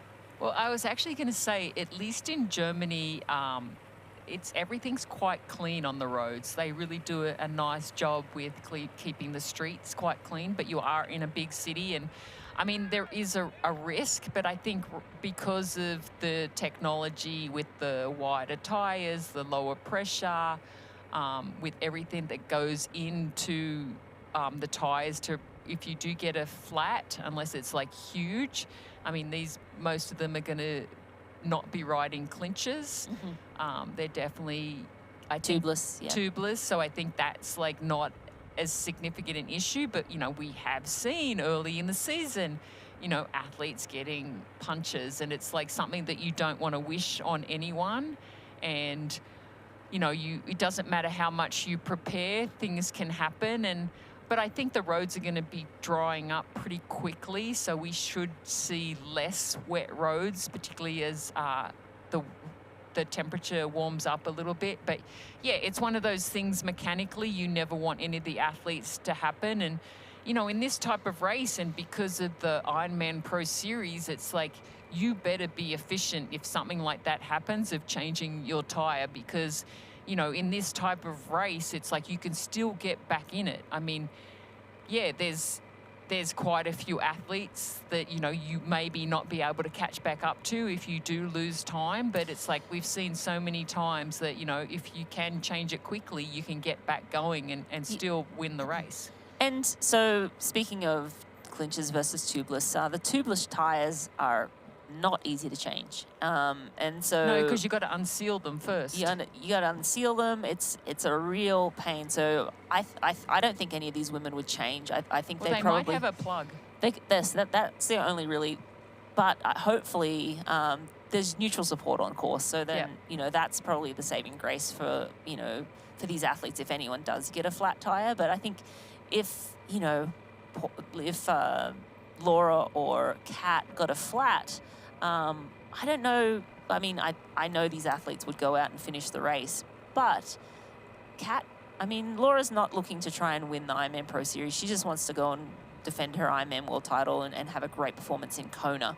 She's said that she's building to Kona. This doesn't expect anything magic today, although she does look really great right now. But does Kat, have to race another Ironman if she, and obviously this is all just like, what if, but if she got a flat tire, she's on the side of the road for 10 minutes, is it worth her continuing on? That's, just something to ponder, but of course, nothing for her to worry about now. She looks great, no flat tires in sight. Just mentioning that because of the wet roads. And we are underway in this bike course, in the Zoot bike course. The athletes are nearing the 20-kilometer mark. As you look on the bottom of the screen, you'll see the light gray over the sort of darker gray. And that is where the athletes are. They're coming up to an aid station shortly, and then we'll see our next time check. We do have GPS working as well for this race, so we'll be able to see real-time data, but the timing splits are on the bottom of the screen as well there. So 2 laps of the bike course, and they're on lap 1. And, talking about Laura Philipp, she says that because this is a very flat course and that good pacing on the bike is going to be so important for a strong run, and she was actually expecting group dynamics.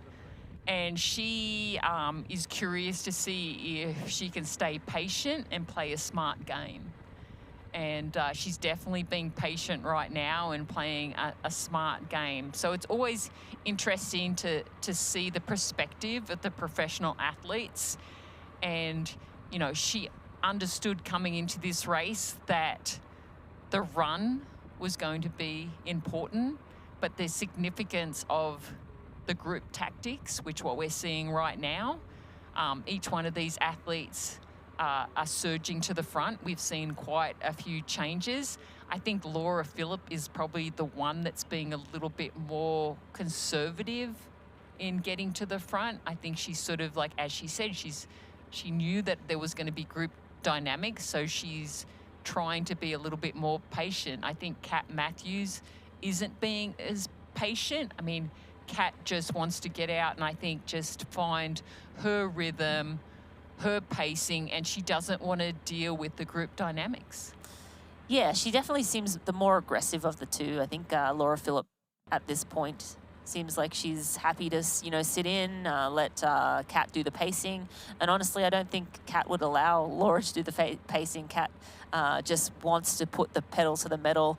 And, part of that is, if you can hold a higher power output than a competitor, but that competitor is trying to hang with you, that's going to take a little bit of the sting out of, possibly a little bit of the sting out of Laura Philipp's legs. Now, again, Laura Philipp doesn't have an Ironman in her legs from 5 weeks ago, and Laura Philipp is also one of the best cyclists in our sport. So it's just shakes out to who is having the day today. No, exactly, because when you get out there, it's like you've just got to deal with the day that you're given. And, obviously in the swim, Kat was happy to lead. And, as we said, we had a delayed start. Kat actually stopped a few times. We're not sure what was going on. So, she wasn't happy, or, she wanted to make sure or see where everyone was. And now on the bike, it's the same thing. She's making sure she's staying at the front of the race. And this is what she did in the swim. As soon as somebody sort of came up and took over the lead, then she would back off a little bit, but then we'd see her be aggressive again, Rinny, and get to the front of the race. Yeah, and again, right now we have Kat Matthews leading this race. Laura Philipp in the lead, as well as Solvang Lovseth. Three are leading this race. Jackie Herring and Joanna Arendts round out the top 5. We are underway in the Zoot bike course.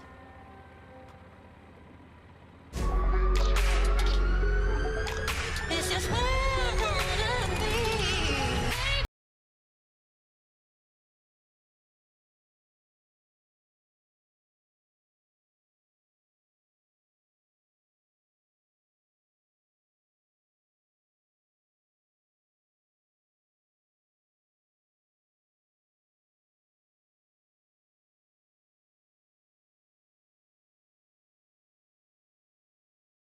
Meet Kicker Run from Wahoo, a revolutionary indoor running experience where you just run and your feet set the pace.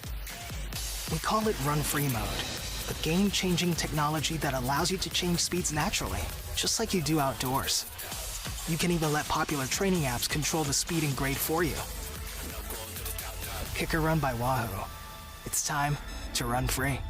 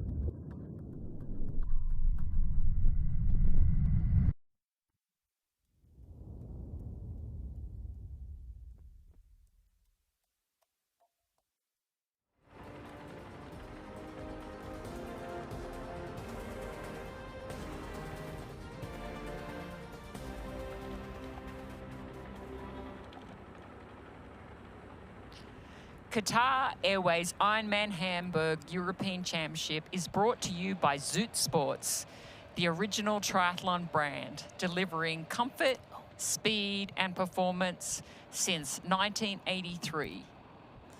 And by Hoka, Fly Human Fly.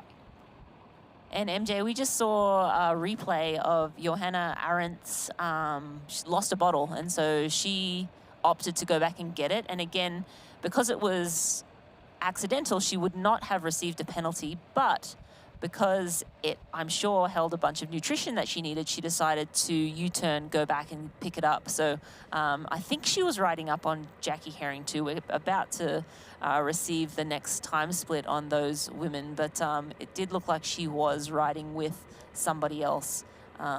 So we'll see if it was Marjolaine Pierre or Jackie Herring that she was riding with. But yeah, interesting. You see that happen a lot in the men's races, and no one ever stops and picks up their bottles. But in the women's race, I feel like they're more likely to stop and pick it up. And again, she probably lost 30 seconds. Would you say, MJ? Yeah, because by the time you stop, turn around, take your foot out, pick up the bottle, get clipped back in, get the momentum going, it is significant. And it's like, you know, you spend so much time and effort getting to someone and then have to like do it. But then I think for her, it was a smart choice if she's using Pacific Nutrition. And, you know, we all know that nutrition is so important, and, you know, on this type of course.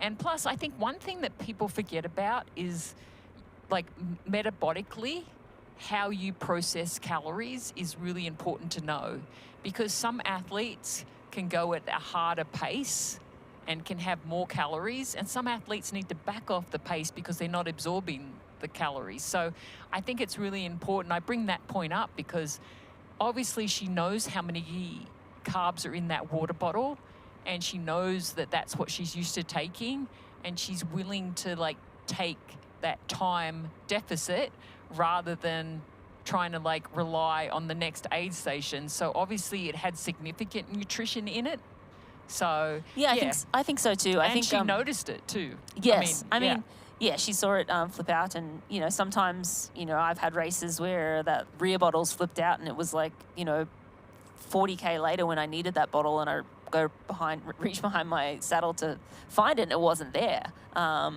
That was a bit of a disaster. So having the option and 30 seconds on the bike, yes, it's not great, it's not ideal, but 30 seconds on the bike to get nutrition that your stomach can handle, that you can take in, to then go and 30 seconds on the run is nothing, right? Like the back end of that marathon, if you haven't had your nutrition, then it could be a mess. But we look at the Ruvi transition 1 times, the 3 fastest females through transition were Els Visser at 3:24, Sarah Svenk at 3:28, and Annie Reichman at 3:32. And we saw those 3 women come through transition together. So they were in a hurry in the Ruvi transition 1 today.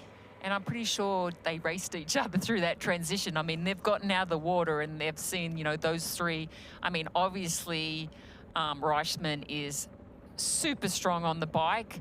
So if I was slightly weaker, I would definitely make sure I, for one, either hung as much as I could in that transition and then try to use her energy so that I'm feeding off the power that she's putting out. And I think that's a really important thing to think about when you are racing, as we look at Marjolaine Pierre, that, it's like people say, oh, how did you get dropped in that pack?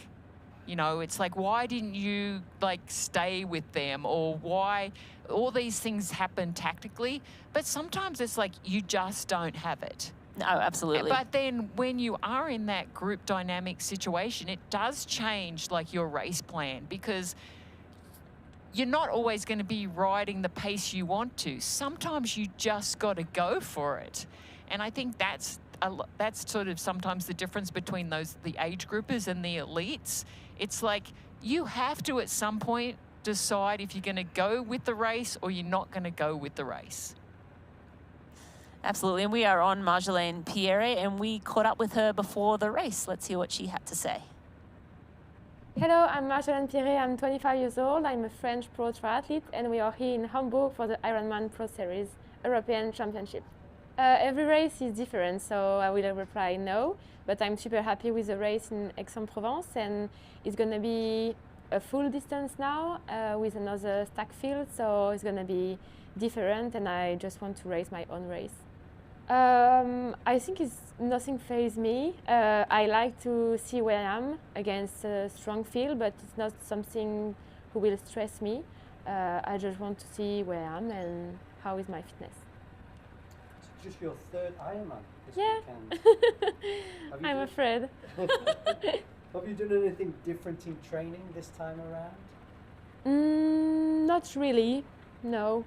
I made less training, I would say, than before Ironman Nice, the World Champ last year. So my fitness will rise also before Kona. I hope I'm gonna have my qualification this weekend, and to be able to grow also with my fitness and my training. I think for sure they will reply yes. It's something different when you race on your own country. You have a boost of confidence, and you know where you are. You have something special, and this drives me a lot during Nice and also during Aix-en-Provence.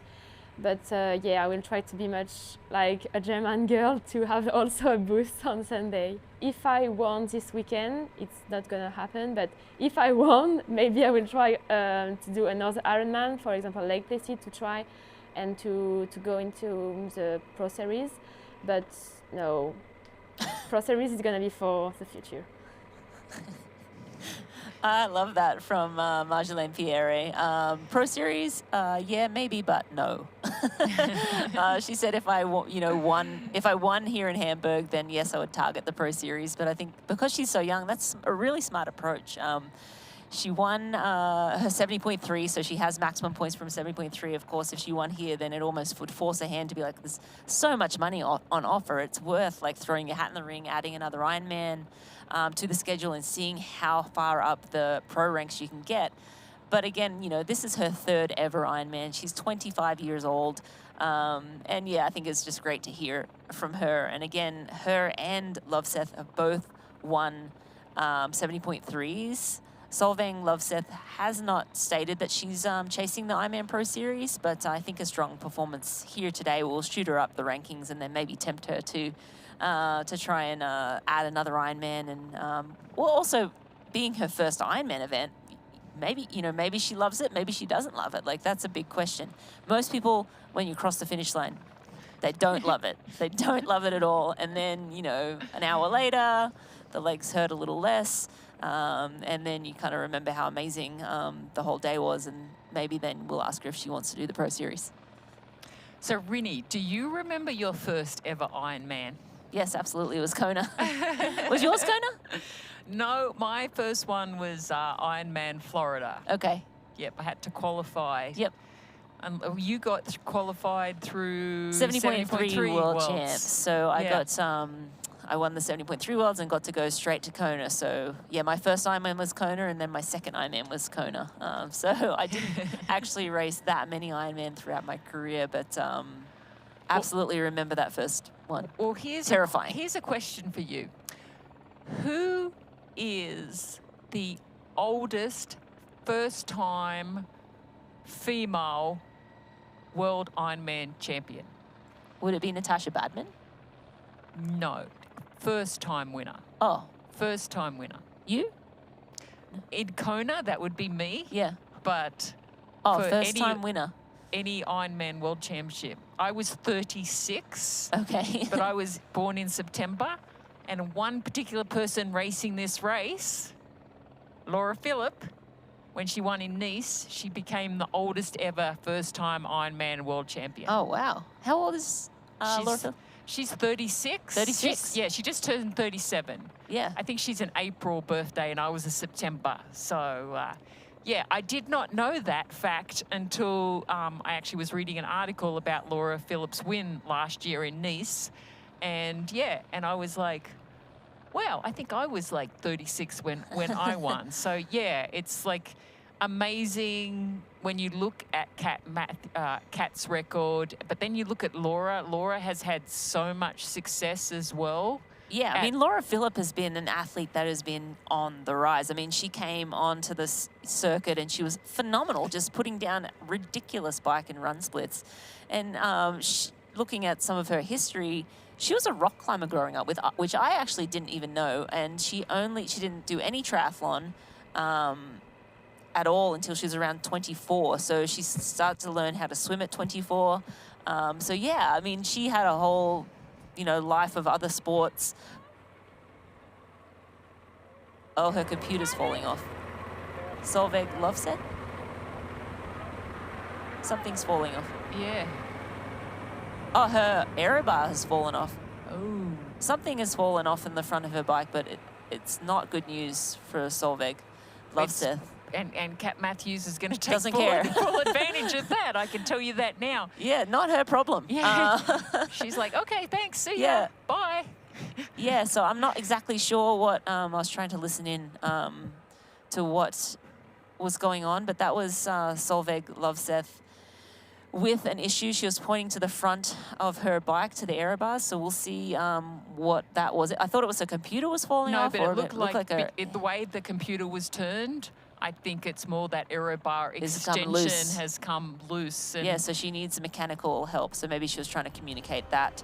But this is Jackie Herring here on the bike course. We are 30 kilometers into this Zoot bike course, and these women are flying.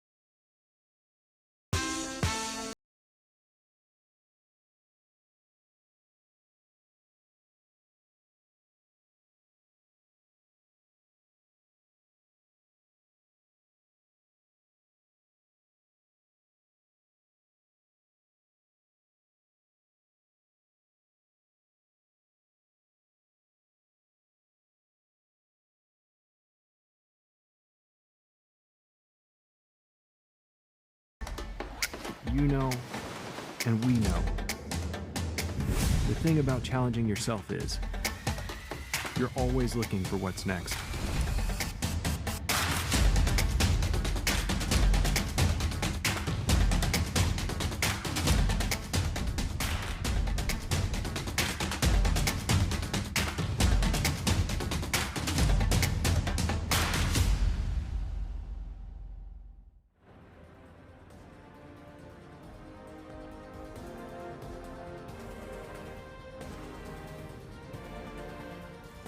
You're watching the 2025 Qatar Airways Ironman Hamburg European Championship. That's Marjolaine Pierre on screen. She is sitting in 5th place right now. We have a race up front, Kat Matthews, Laura Phillip. We just saw Solveig Lovseth has a problem with her error bar. We're not sure if it's loose or if it's broken. So she was gesturing towards her error bars just a moment ago, and we're gonna look at that now. Yeah, it looks like it's kind of turned to the side. You see her computer facing out. Hopefully it's just, yes, you see her now. She's trying to ride as aero as possible because she'll need to stick with Kat Matthews, but it's just turned out. So what she needs is an Allen key. So hopefully there's mechanics on course that can help her out, or... I mean, yeah, if it's not loose, it may be broken. Maybe one of the bolts broken. That's true, yeah. Typically, you know, if the athletes did travel into the race, obviously that wasn't tightened enough, or it has broken. So hopefully they can get it sorted. But yeah, you can see like she's trying to do her best to stay as aero as she can. But yeah, at some point, hopefully the mechanics can get to her. But, you know, at some point she's going to have to stop and fix it. If the mechanic comes up, there's no other way to fix that. So she will lose some time when that happens. And, I mean, if she can keep riding and deal with it, but, you know, that's a lot to deal with for 112 miles. Yeah. And it's very, very early in the race. And it's very, very unfortunate. I mean, and that's one of the things that you never want to happen, you know, if it is something that, you know, you just didn't tighten down. Because the issue now these days when you do travel with your bike, because the extensions are so much longer than traditional arm extensions, that they don't usually fit inside the bike cases anymore. Yeah, you have to completely disassemble them. Which makes for things like this to happen a little bit more frequently, unfortunately, for the athletes. And, you know, it's one of those things that, you know, it's like you can double check, and it's amazing sometimes how screws can come loose. And you're like, I'm sure I tightened that up. Yeah. So, yeah, I'm sure she sort of was a little frustrated, but I still think it was like she hasn't lost her composure.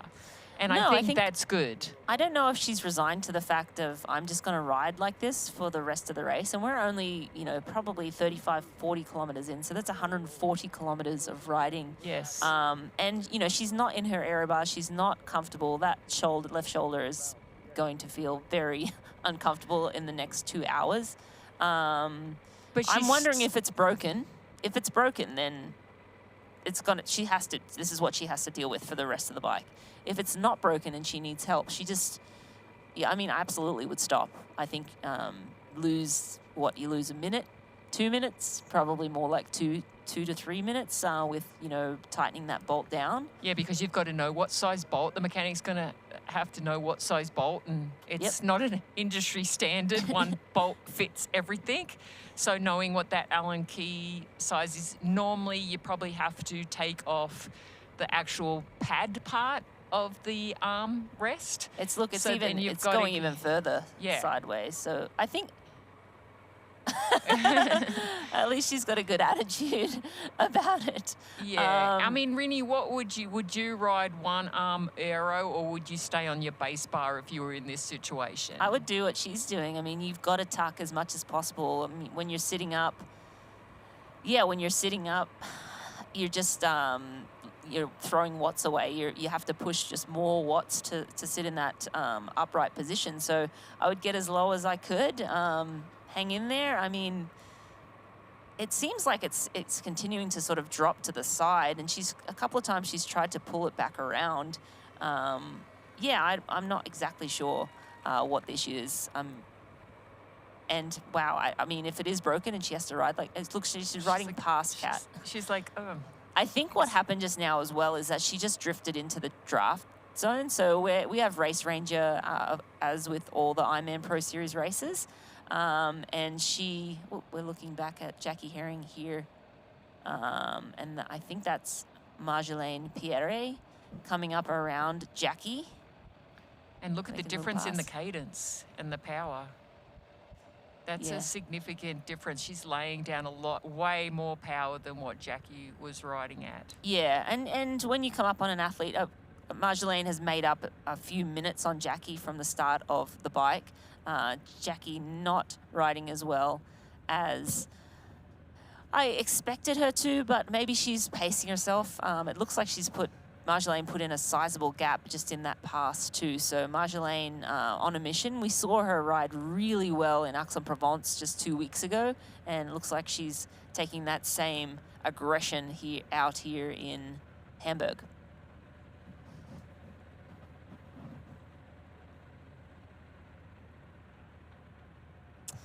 But again, as I was mentioning earlier, we are using Race Ranger at this race. So as we were looking at Solveig Lovseth a moment ago, I think with her aero bar situation, she wasn't paying as much attention. And I think she rolled into the draft zone. And as soon as that light turns red, you've got to make the pass. You have 25 seconds. I don't think she wanted to make the pass. It's not a good idea to make the pass when you aren't in your aero bars and put down those extra watts. I think, just hanging in there and sitting behind Laura and Kat is probably her best bet right now. But I think, she drifted in and she had to go around. Well, yeah, because she was a little distracted, trying to tell the camera crew what was going on. And then, I think you're right. I think she just got in that danger zone of where she just had to make the pass. And, I mean, it still looked very easy because, it's sometimes it's always like when you do pass someone, you have to go so much faster. Is she stopping in? It looks like she's stopping at an aid station. No, maybe not. Just going to get some hydration and carry on her way. Nope, she dropped that. Oh, no. She's not having... she's not having, the perfect... But it does look like... I don't know if Kat is behind her. I don't see them in front. So, but yeah, she rolled through that aid station. It looked like she was going to pull over, which was, her aero bars flipped over to the side, so wouldn't be surprised. But no, she was just looking for some aid. Yeah, here's Danielle Lewis on our screen right now. She hasn't made up any time. She's actually lost a little bit of time to our lead group. She's sitting in 12th place right now at 9:32 back. She actually has a new bike sponsor this year. And she definitely has made a few changes. She feels like this bike is way lighter than her previous bike. But yeah, she looks very, very aero, very comfortable. And that's one thing that I was going to say about Lovseth, the fact that, you can still ride that one aero bar position as we look at Danielle Lewis, because the extension of where you can rest your arms is so much wider now, and it's so much snugger that you can really get in there. And it's always interesting. Have you ridden this position before, Rinny? No, I haven't. I never had these this new position, it's like you can lock in, but you're still very relaxed, like way relaxed. And it's always interesting now this season, you've seen a lot of changes with the arm angle. So the last couple of years, it was a little bit from the shoulder to the elbow was a little bit straighter. Now you got that forward angle. And then, of course, they're going even higher in how many degrees. So they're going well over 25 degrees at the front, more like 30 to 45 degrees. So, yeah, there's been like just the wind tunnel test has shown that you want to get that stack height a little bit higher. You want to get the angle from the shoulder to the elbow a little bit more forward. And then, as I said, closing that gap between the helmet and the hands are so different. Like when we go back and look at the positions we used to ride, we're like, oh my goodness, why didn't we think of that, but it's not just... It's more access to wind tunnels. I Well, think it's back not then, even that. It's the fact that these aero bar extensions and aero bars, they're custom made for a lot of the times. These ones in particular are just anyone can buy them. But the fact is, you can adjust them. The angle riser kits, we never had any of that. We didn't have the spacer kits. We didn't have the riser kits. And we didn't have manufacturers who were actually making those arm extensions so much more, so much longer. So I think that's, I mean, yeah, aerodynamics and testing is playing a path forward, but it's also the manufacturers have now made products where you can get in these positions. And it doesn't matter if you're a professional or you're an age grouper, everyone now has access to this equipment. And that's why we're seeing so many fast times as well. I mean, Rini, I can't imagine how fast you would have ridden in this position. I mean, you already rode like so fast, but it's significantly faster and you're using less energy. And it's very comfortable. Yeah, I mean, comfort, I think, is the big factor, right? Being able to stay in that position, especially on a course like this when it's flat. So being in the aero bars, Solveig Lovseth mentioned that in her soundbite. You know, I've never done an Ironman, and this is a very flat course. Obviously coming from a short course, riding a road bike, being upright. She hadn't really done the training, and now she has to ride with one arm. So if that wasn't a big enough challenge for her, now she has to navigate a broken or a mechanical, certainly, issue with that aero bar and ride with, basically one arm and one arm on the base bar. Yeah, and I mean, as she said, she hadn't got a lot of practice in the aero bars. And I mean, it is a huge difference. If you're not practicing in that aero bar position, it's like I always encourage my athletes to do like their intervals, even on the hills in the aero bars, because it's slightly different muscles and the pressure you got to put on your glute and your glute med and your hamstrings. It's significant. And then, you don't want to have back issues if you aren't used to that. Obviously, the more older you get, you've got to that flexibility starts to go away, and she's young. And that's what I was going to say. It's like she's not going to have the same amount of problems. But yeah, it's really important that you do spend time in that aero bar position and at the watts that you're going to be pushing, because that's another thing. It's like having that opportunity to push that amount of watts for this amount of time. You've got to adapt to it. Otherwise, you are going to have, when you get off that bike, you're going to look like an old woman. You and I might look like an old woman. I don't think she'll look like an old woman coming off the bike. But yeah, you're right. Like after, hour 2, hour 3, hour 4 rolls around and you're not in even the, position you'd hope to be in, that just sort of sets off a chain reaction. And like, if, you're putting your weight on one elbow, how does that affect your back, your hips? And, that sort of, can show up later in the day. But yeah, we are back with Marjolaine Pierre, and she is riding very well. She's moved up to 4th place, passing Jackie Herring.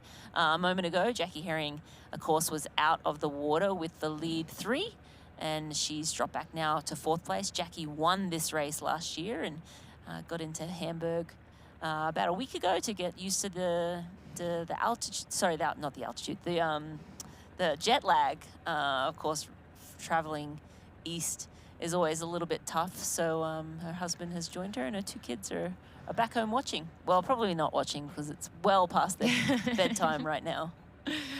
Yes, I'm sure they're tucked in, and I'm sure when they wake up, I'm sure they will be straight on to our live coverage, checking to see how Mummy is doing. But yeah, like Marjorie is doing a fantastic job. I mean, she's made up a little bit of time on the field behind her. She definitely isn't making up any time on our leaders, Losses, Matthews and Phillip. Jackie Herring is definitely fallen back a little bit. Sphinx is moving up. I think she's going to be the next one that's going to pass Herring. Of course, Anne Reisman is in that group, another German athlete. Els Weiser is hanging on nicely, just under 5 minutes behind our leaders. And then we have the American Danielle Lewis sitting at 9:50. One thing I do notice about Danielle Lewis when she races, it's like at the start of the races on the bike, she tends to lose a little bit of time. I saw the same thing happen in St. George. And then all of a sudden, I don't know if she gets a second wind or the fact that, you know, she is a strong biker and she possibly sticks to her race plan a little bit more, being a little bit conservative at the front end, and then really pushes hard, as we see her on screen right now, really pushes hard towards the back end. Yeah, and speaking of Danielle Lewis, we caught up with her before the race, and let's go over and see what she had to say. Hi, I'm Danielle Lewis. I am from Boise, Idaho, and we are here in Hamburg, Germany for the Ironman European Championships. So it has been a really good start to the year in regards to my 70.3s, much better than last year. So it's nice to have those kind of ticked off for the Pro Series. So now the focus is on the full distance and getting some good points with the fulls. And yeah, Ironman Texas didn't go how it was planned. I was fit and ready for that race, but I'm still fit and ready for Hamburg. I've done a good proper taper for this race, and I'm ready to go. Everything has been going phenomenally in regards to swim, bike, and run, so I'm just excited to race it here. This is a fast course, so it'll be a great venue to test the speed. In regards to swim, being a wetsuit swim is good for me, helps just not that being a strength of mine, helps me stay a little bit more connected to the field. The bike is a fast course, and it's flat, it's fast, my setup is fast, so I mean, I'm just looking forward to that. There are quite a bit of turns out there too, so there are some technical bits, and having a good cycling resume, I think that'll play into my favor too. And then the run as well is a flat course, but there are some technical bits in there too, which I think will be nice just to mentally help mix it up, but then also just help me with kind of just staying dialed into the race. And yeah, it's just going to be a good fast day, I think. I wish you a good race. Yeah, thank you. Yeah, always great to hear from our athletes and the thoughts and feelings prior to the race. Danielle Lewis had a solid swim. She was around six and change out of the water, so a solid swim for her, but seems to be losing time to the front runners. But as you mentioned, McKeely will be pacing this bike really well, and we expect to see her. She always sort of moves up in the the end of the bike, and then just usually is stronger and stronger as the run goes on. So we'll be keeping an eye on Danielle for the rest of this race. Right now she's sitting in around 12th place and working hard. Yeah, and it looks like we have Kat Matthews and Laura Phillip and Sevline Losves, who just went through 44.1 kilometres, and they're sitting just under 40 kilometres an hour right now. So it is fast. It is definitely a fast day out there with very little wind, a little bit higher on the humidity, about 76% humidity. The roads are starting to dry up really, really nicely. So definitely we might have a look and see what their predicted bike split is when we go back and do some calculations. But yeah, it's one of those things when you are out on the course and you are racing and you are behind like Danielle Lewis is, it's like you've got to stay on. You've got to stay motivated. And there was quite a gap between her and the female that was in front. I think it was like 5 minutes. So she's not going to have the advantage of having athletes around her, but she's usually quite used to that. And I think that's some of the reason why I think sometimes she loses a little bit more time at the beginning of an Ironman, because she doesn't have that group dynamics. Like we saw at the front of the race where we've been having like quite a few changes of leaders, and that can help accelerate the pace. And then we have that group that's just a little bit behind, and you have Pierre, who's been making up ground. You've got Anne Reisman, who's been making up ground. So someone like Jackie Herring, if she can sort of like regroup and use them to sort of suck her along, then maybe she doesn't get dropped from that bike, and then she won't lose time. If she loses that pack, she's going to lose a significant amount of time because she'll be riding by herself. Absolutely, and this is Els Visser on screen right now. We have Annie Reichman just ahead of her. This is the chase pack. This is that dangerous group. They're not making any time on the front pack, but they're only losing a little bit of time right now. We have Annie, Jenny, Els in that group, so a very strong group of women riding together here, and you'll see the group dynamics going on here, but we are around 45 kilometers into this bike course. Right now, we got Kat and Laura and Solveig leading.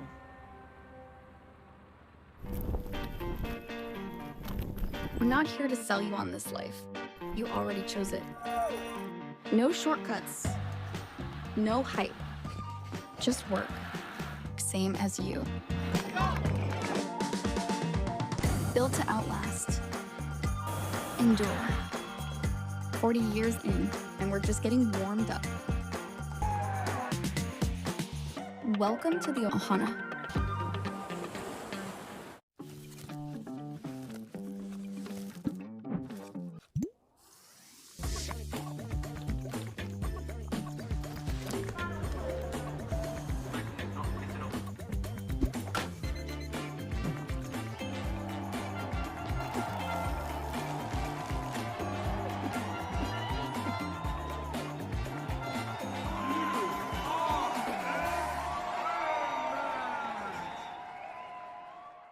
Here's Elizabeth in the middle of the perfect workout for her. To create it, we analyzed her biometrics and genetics, her recovery rate, injury risk, and aerobic potential, her recent training sessions, the temperature, humidity, and elevation, the demands of her next race, and billions of data points from athletes just like her. With TriDot, Elizabeth gets faster. And what does she have to do? I just opened TriDot and did my workout. TriDot. We do the technology, you do the training.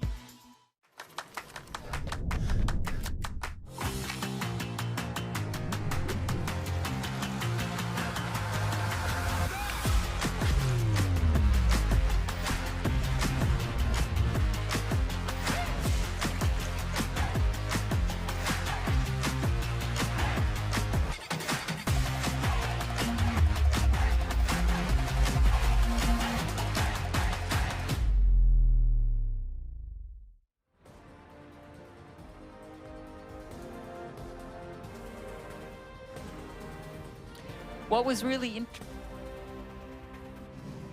was really interesting is when we were looking at the paces, what the speed of the groups are. So the difference is about 1 kilometer an hour, the average right now. And that may not seem significant, but when you're talking about 180 Ks and you are riding 1 kilometer faster than everyone else, you're going to be slowly putting more and more time into the pack that's chasing. And then you have the pack dynamics, as we can see here. You know, you've got to be really careful. That race ranger is going to tell you exactly how close you are, and you've got to make a pass. And this is where it gets a little complex, because you make one pass and then you've got to make another pass, and then you've got to make another pass and then another pass, because there probably won't be enough for you to slot in. So that definitely takes extra energy as well. So as much as you want the energy of riding in the pack, you definitely have to stay really, really focused and make sure that you are riding within the rules. And we're back with the lead of the women's race, and that's Solveig Lovseth in the lead there, and she is in the lead, which is surprising to me. With that broken aero bar, I feel like, and you can see it's now completely upside down. She can't even see her computer, so she's probably pushing very many watts, I'm going to guess, but she doesn't know because she can't see that computer. You see it there. Now it's kind of on her hand, on that left arm. But in this position, I feel like I would go to the back and just sort of hang in there. But MJ, maybe that's a little, like, not experienced enough to make, like, you know, choices like that. Yeah, maybe. And the other thing is Laura Phillip and Kat Matthews are two of the best in the world, and like full respect to Solveig Lovseth for doing this, but I think it would be a better call for her to just pace off of them right now and sort of let them lead the way. They know how to pace an Ironman. This is, you know, her first ever attempt at the Ironman distance, but I guess she's feeling good, and yeah, she's like, you know what, this is not going the way that I'd hoped, but I'm just gonna, you know, grit it out and see what. But you also saw her like shake her hand a little bit. It can't be comfortable. I mean, you have one hand that's going to be sitting, and one arm that's going to be sitting a little bit higher, the other arm sitting a bit lower, so you're dropping your shoulder. I mean, we're still like so early into this bike ride. In addition to, of course, our pro athletes out there today, there are almost 3,000 age group triathletes competing. Among them are a number of triathletes using TriDot, the official training platform of Ironman, to get race ready. These TriDot athletes get the unique benefits of expert coaching and an AI-powered training plans, including predictive race day splits to guide their strategy. Today's TriDot athlete is Josh Rugen. Let's hear from Josh about his goals and strategy for executing his race plan today. Hi, I'm Josh Rugen from the UK, Chester, and I'm racing Ironman Hamburg.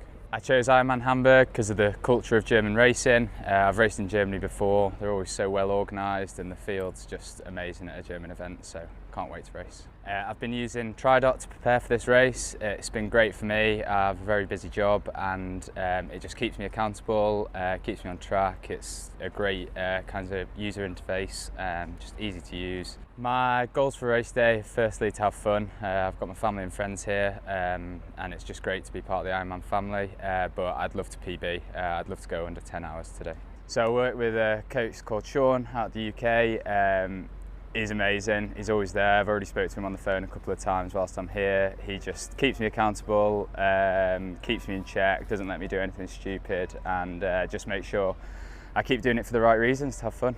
For the rest of the season, I've got a 70.3 at Swansea back in the UK, so I'll be racing on kind of home turf, and I'll just continue using TriDot.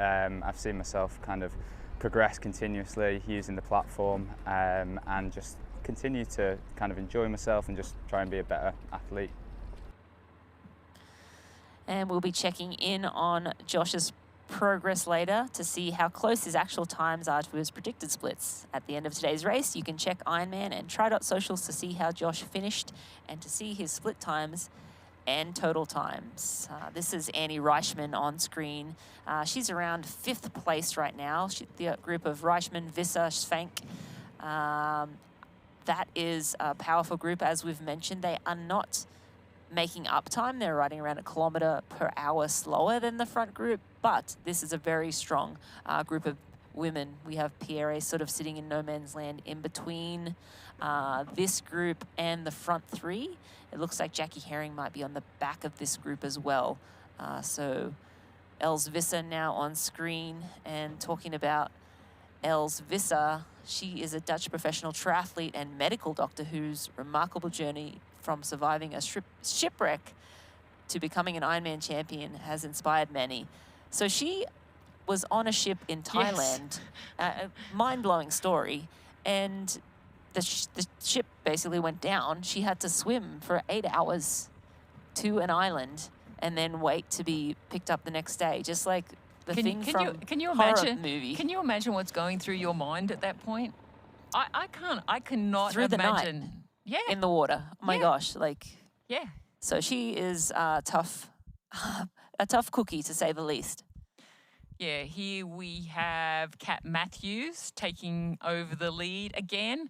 And Rini, I just wanted to go in and see actually what their predicted bike split is. And it looks like it's 4:30 for Kat. And I just wanted to go back down to someone like Anne Reisman just to see what her predicted point. Actually riding a few seconds faster at 4:29. So very, very similar speeds right now from that chase pack. obviously Anne Reisman was a fair way out of the water, so only riding a few seconds faster than that lead group. Obviously, I think that'll change as we get further into the race, but I think it's always interesting to see what's happening with the predicted bike splits because, you know, it's early on. It's like there's a lot of group dynamics at the front and there's now that big group that's the chase pack. And, you know, in a race, as we both know, you know, the dynamics can hinder or help you. And I feel like that front group, I thought it was really interesting that sort of Kat Matthews sat back a little bit. And if I was sort of going to get in her head and think what she was doing, maybe she was like, okay, I'm just going to let Losovic do a little bit of work and then I'm going to make a big attack. Or the pace slowed down a little bit, it's my turn to get it at the front. And that's where the pack dynamics can really enhance that front group's performance. If they can just keep the ball rolling and keep that pressure on, they'll continue to put more time onto that pack that's behind. And that's where those group dynamics can be to your benefit, making sure that everyone is getting to the front, and if somebody slows down, you know, keep the pressure on, keep the pressure on. Absolutely. Yeah, we have Jackie Herring on screen right now, our defending champion from 2024.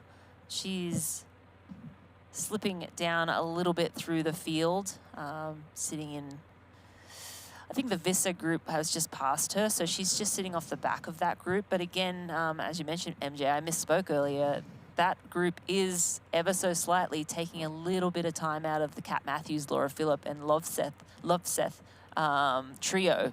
So yeah, that's Jackie Herring. She looks like she's with that that group. She wants to hang in there because this is a very powerful group. We've got Visser, Reichman, Svenk, and Jackie in this group. So riding equal to the front ladies. So moving along really well. No, and I think, you know, as you said, you've got some powerhouses in there, and Reisman, Weiser, Pierre, I mean, they are really pushing the pace, and, you know, they need to push the pace because when you've got the likes of Phillip and Matthews up the road, that's what you need to do.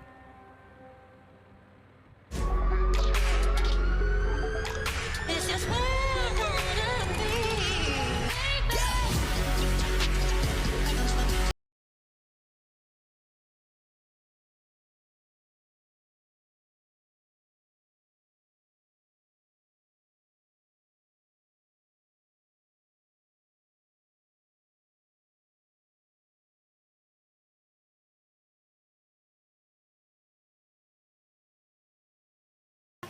What do you want? You know, what's that really good non-alcoholic beer I keep hearing about? Do you have that really great non-alcoholic beer that I keep seeing? Do you have a non-alcoholic beer that actually tastes good? It's athletic. You're holding it. You mean athletic? You're looking at it. I think you mean athletic.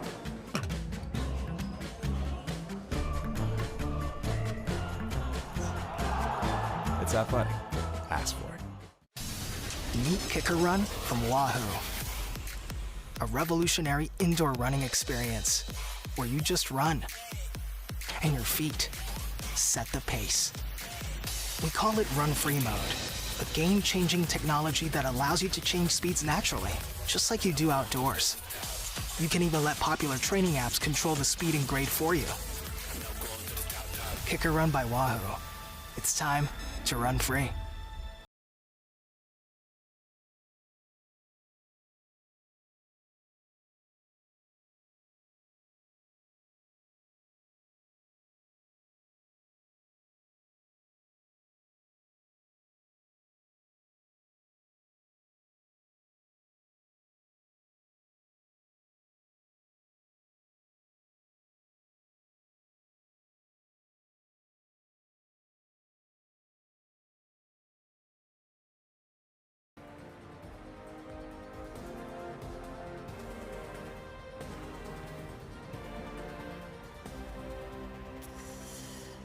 The 2025 Qatar Airways Ironman Hamburg European Championship is well underway, and we are looking at the lead trio.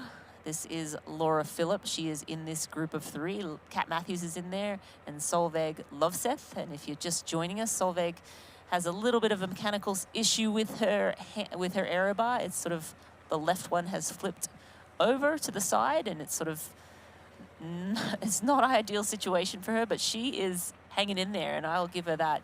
And MJ, it's impressive that she's just going to continue on in a not ideal position on the bike.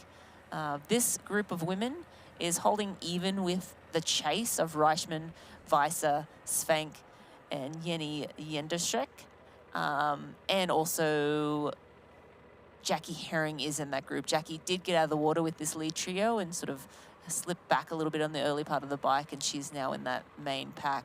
Marjolaine Pierre is the athlete in between these two packs, sort of sitting around 3+ minutes back.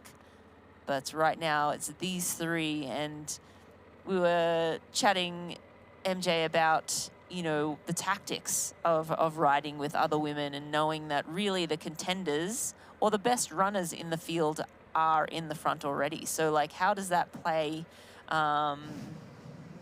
you know, when, you know, you're talking about putting in the best bike split, that, you know, everyone's right there. There's no point in trying to put time into Laura if you're Kat Matthews, because she's in this pack.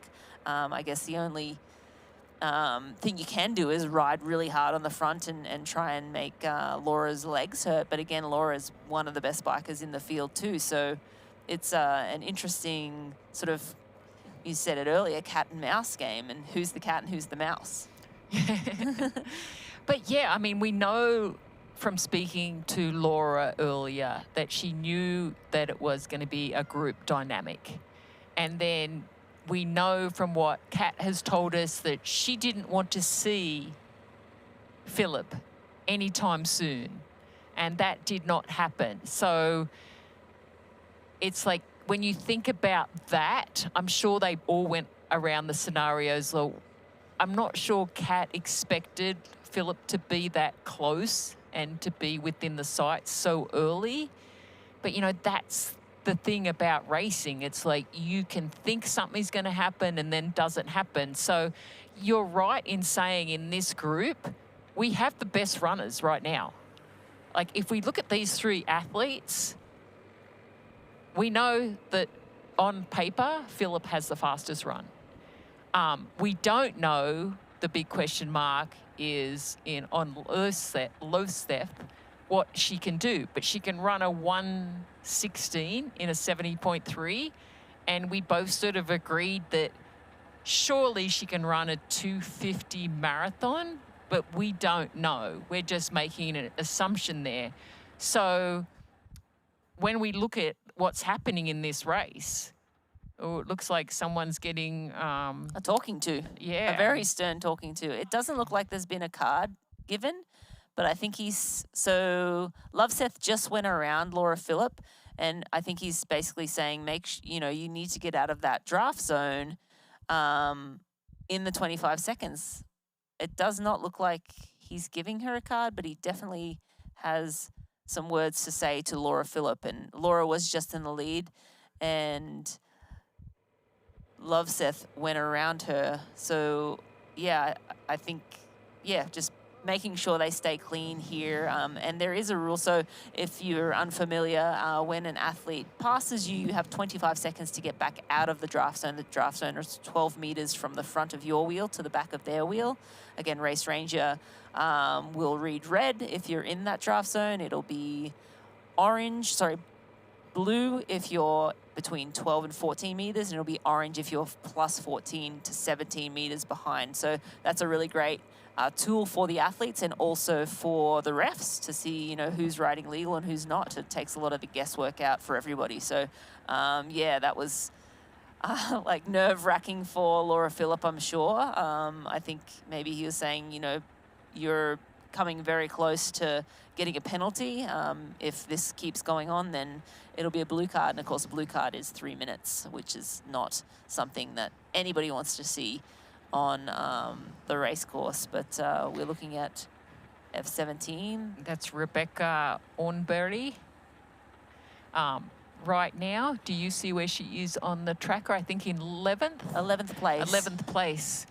Yeah, but yeah, I like the fact that the officials have come up and whatever they said, whatever it was, we're assuming it was a draft thing, but whatever it is, I think sometimes it's good to get communication and a warning if it was like, hey, be careful, it's like you're really riding the line. And this is what I like about Race Ranger, right?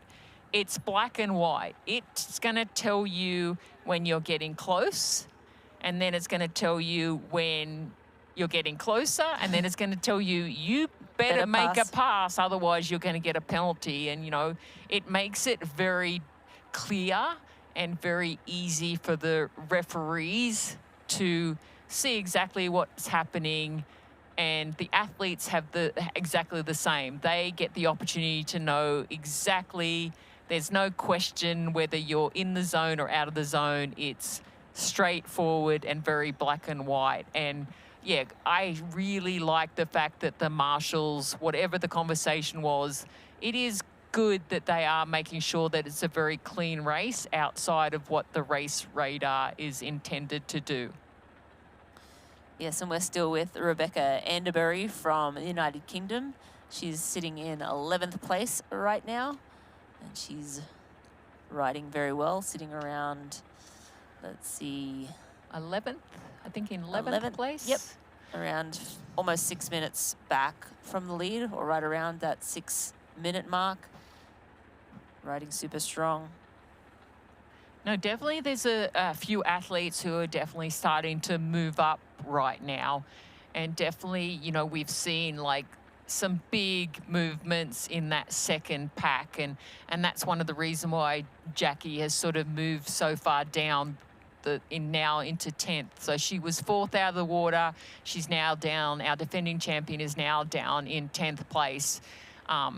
She's riding probably about 30K average right now, where those other athletes are into the 40 kilometers an hour. And, you know, as we said, when we saw how close like Anne Reichman was out of the water, when we saw Pierre just slightly off the back, now it's to her advantage because she's quite as strong that, you know, she's working with Reisman. And then you got Els Weiser, who's riding very, very well. And then you've got Sphinx, who's another one in that group. So, yeah, it's quite a group of powerhouse cyclists, and they are definitely moving quicker. Their averages right now are just moving quicker than our lead pack. But I think you're right when you think of strategy with those three leaders. They are the best runners in the sport. So they are probably playing a little bit more into the tactics, but I still think it's so early in the race because the fatigue level isn't what it's going to be in the next 90 minutes. And I think everyone still feels good. The chase pack feels good. This is not the danger zone. I mean, I think someone like maybe Jackie Herring, maybe she's feeling a little bit more fatigued than the other athletes, so that's why she's dropping back or not quite as strong, because Anne Reisman is one of the strongest bike riders, that's for sure. Yeah, and just looking back on the splits through the 60-kilometer mark, it looks like that Reichman, Svank, Visser, Herring group are now around 3 minutes back. So they were not Jackie Herring, but Jackie Herring has attached herself to that group, which is fantastic news for her. They've already put in 1.5 minutes into the front group of women. So that group is moving faster than anyone else on course. Marjolaine Pierre has also taken a few seconds back. She lost a little bit of time from the start. She started at about 1:30, 1:45 behind out of transition. And then she blew it out to over 3 minutes. Now she's back in under 3 minutes, but she is basically intact with that chase. So Pierre, Reichman, Svank, Visser, Herring, and Jendestick are all riding together and sitting at around 3 minutes back from that lead trio, and they're making inroads. So that's interesting. Again, I think there's a little bit of, you know, that front group are sort of looking at each other and, you know, not riding perhaps as fast as they could. That being said, Reichmann, Svank, Visser, Herring, Pierre, all very good cyclists and motivated. I think that's the big factor. They have the 3 women out front, and they're motivated to catch those women. And when you have a group of women that are very strong on the bike and motivated, that can end up being a really good combination. So I think, you know, this is that chase pack we're looking at now. Herring in that's in the red kit, in that blue kit. I'm not exactly sure. I'd have to see a little closer with the number. But yes, that's the Visser, Svank, Reichmann, Pierre our group, which has formed the chase. Yeah, and I mean, we're talking tactics. And I mean, that's what it's coming down to right now. Like, what's going through the heads and the mindset of our 3 leaders?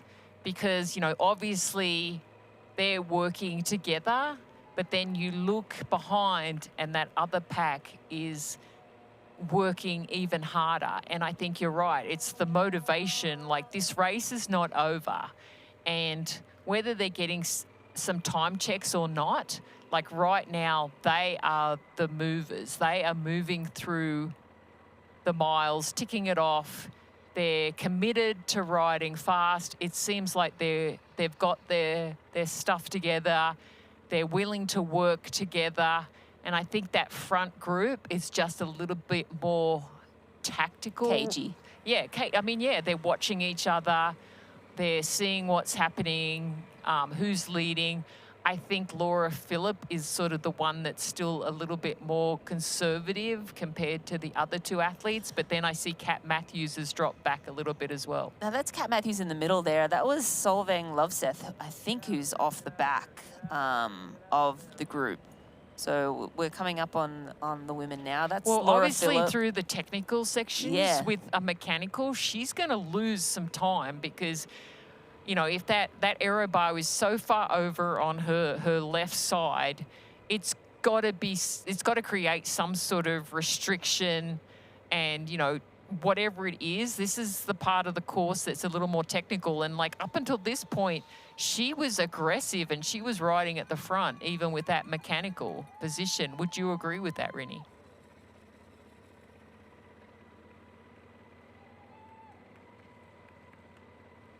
Yeah, I wonder, like, so when you go through a technical section, if you're going to take the technical section in your aero bars, which you can to a degree, unless it's super technical, once she's on her base bars, I think it's fair game. Like, everybody's on their base bars. It looks like she's riding back up now, as you said, MJ. Once it gets to the straight, she's able to just bridge back up and riding super strong. So, which is interesting to me, because I would have thought it would have been the opposite, in that she's using the base bars. Everybody's on the base bars in the technical section, you know, unless it's like messing with like how the bike feels. Like, well, I think it's getting in the way. Trying to listen to the conversation from the officials, it sounded like they were just talking about her aero bar, and it sounded like they were saying it's broken, and we keep getting reports that it's broken and it's not just an easy fix, which would make sense, which maybe why she's not stopping to try and get it, you know, someone to wrench on it. And it looked like it just fallen, like a bolt is loose or something, but it sounds like maybe it's broken and it's not something that she can easily fix. I think because it's so far over the other side, yeah, it definitely looks like it's something significant. That was Johanna Ahrens that we just see on camera right now. Yeah, so it's interesting. I think it was nice to like sort of try to hear that conversation, because, you know, lost sets, we want to know if it's fixable, because, I mean, obviously she's committed and she's staying positive, but, you know, that can change in an instant though too, because we saw that she did lose a little bit of time through that technical section.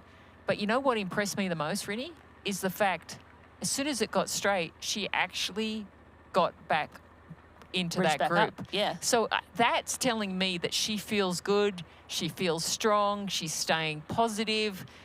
But at some point, that is definitely going to mess with her some way, somehow, because, you'd be thinking, oh my goodness, if I had my other arm in those aero bars, I'd be more comfortable.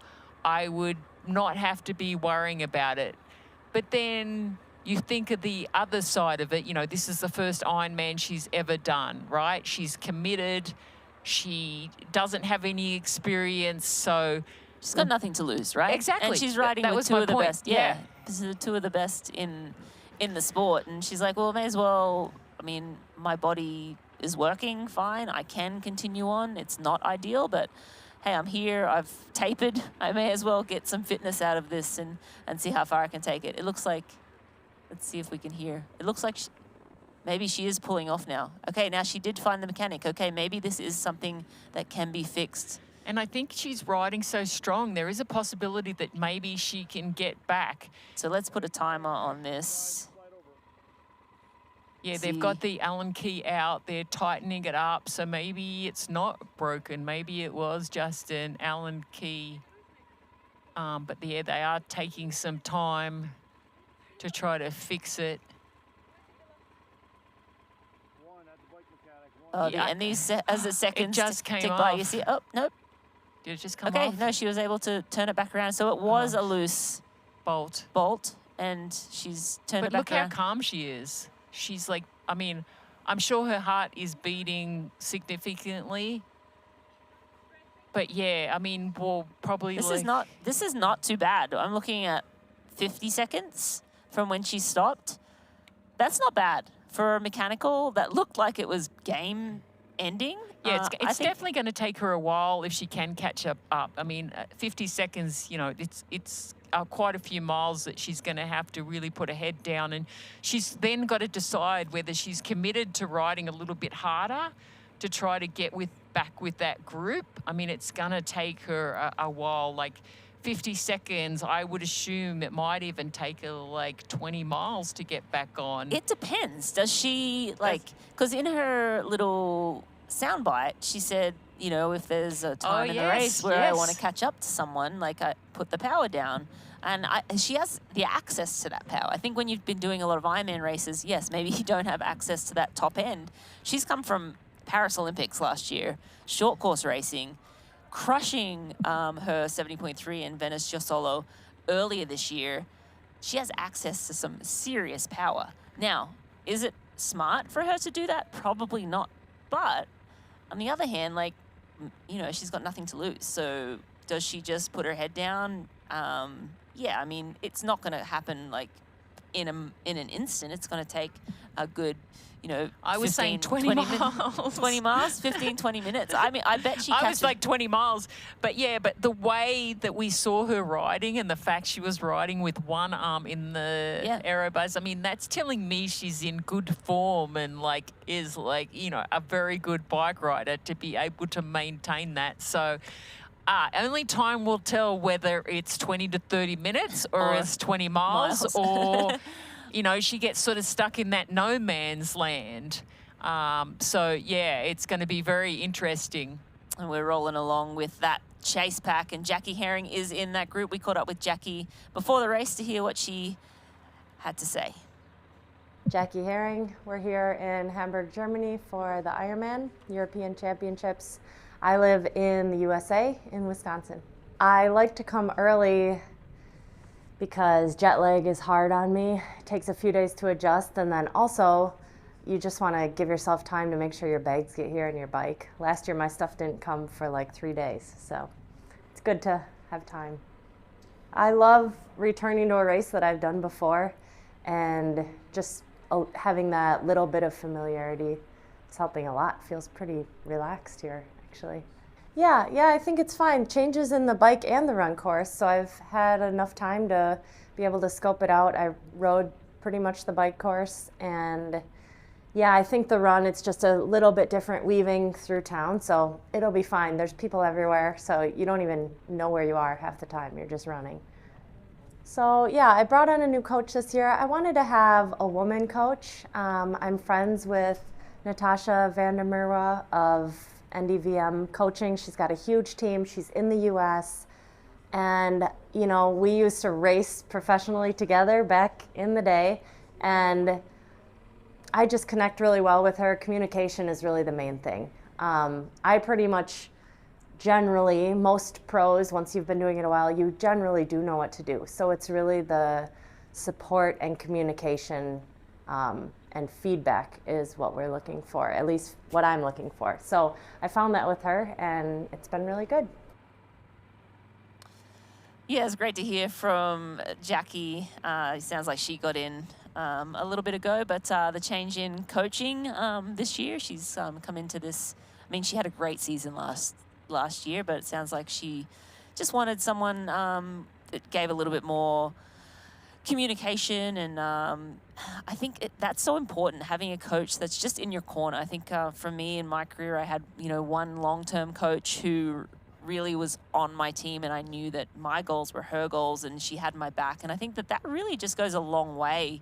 The training, as Jackie said, we know what to do. Everyone's kind of doing the same thing, but the magic of the way you put it together and the way you communicate and adjust, I think is more important than any one session or any program that you could do. So yeah, I think, she seems like she's super happy. She came into this race, seemed pretty relaxed, and has started the season out really well. So now she's sitting in that, second group, and she looks great.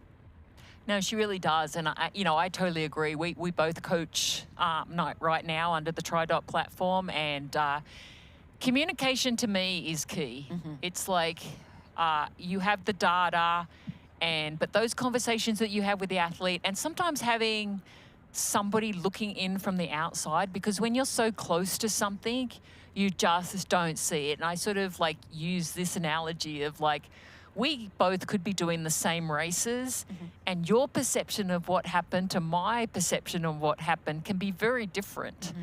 But just the way your view is and what you feel in the race can be very different. And it's really important that you do have a good team behind you. And, when we talk about tactics as well, it's Jackie obviously had a great conversation with a coach, because when I asked her about, the field and tactics, she said, obviously we have the two strongest Ironman distance women's in this race. And, Jackie's the third fastest ever after her win here in Hamburg. And she said, yeah, it's a bit intimidating for sure to have those two women on the start line. But at the same time, I have to remember I did go fast here last year. For me, it's best to focus on my race and my effort and know that if I execute my best day, I will be happy and proud no matter the results. Besides Kat and Laura, there are several women who could have huge results. And I think that's what makes a race like this truly exciting. My tactic is to keep to myself in the race as best as I can on the swim and the bike, and then focus on the running, my best run, with whatever my body will give me. Yeah, I mean, that's the best way to approach any and everything. I mean, any young athlete out there should be listening to Jackie Herring. She's been around for a long time, and the best way to get the best race out of yourself is to just focus on yourself. We are with the Chase Pack here in Hamburg, and we have Laura Phillip and Kat Matthews in the lead. Halfway coming up. Here's Elizabeth in the middle of the perfect workout for her. To create it, we analyzed her biometrics and genetics, her recovery rate, injury risk, and aerobic potential, her recent training sessions, the temperature, humidity, and elevation, the demands of her next race, and billions of data points from athletes just like her. With TriDot, Elizabeth gets faster. And what does she have to do? I just opened TriDot and did my workout. TriDot. We do the technology, you do the training. We're not here to sell you on this life. You already chose it. No shortcuts. No hype. Just work. Same as you. Built to outlast. Endure. 40 years in, and we're just getting warmed up. Welcome to the Ohana. You know, and we know. The thing about challenging yourself is, you're always looking for what's next.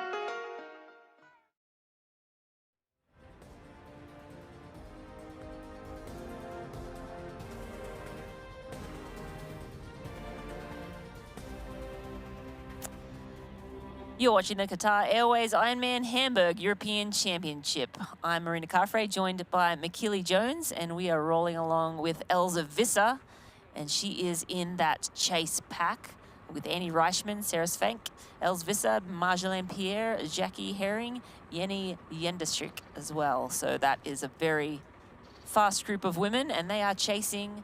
Solveig Lovseth was in that front group, but she had a mechanical. She had to stop and have her handlebars wrenched on. One of those handlebars had slipped. A bolt must have been loose. And we have Laura Phillip and Kat Matthews in the lead. And we are setting the stage for a phenomenal back half of this Ironman showdown between Laura and Kat Matthews, and possibly the rest, a few other women too. Yes, and don't forget Danielle Lewis. She actually has made up some time.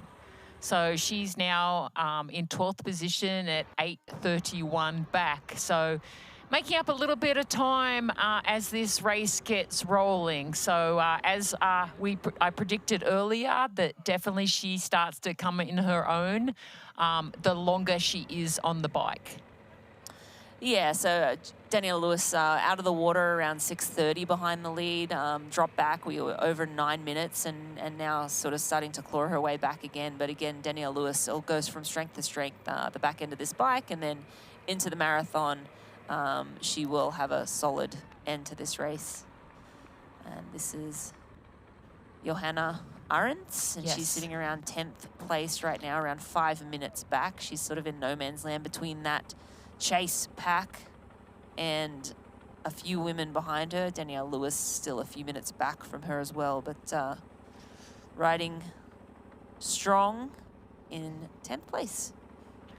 Local German athlete.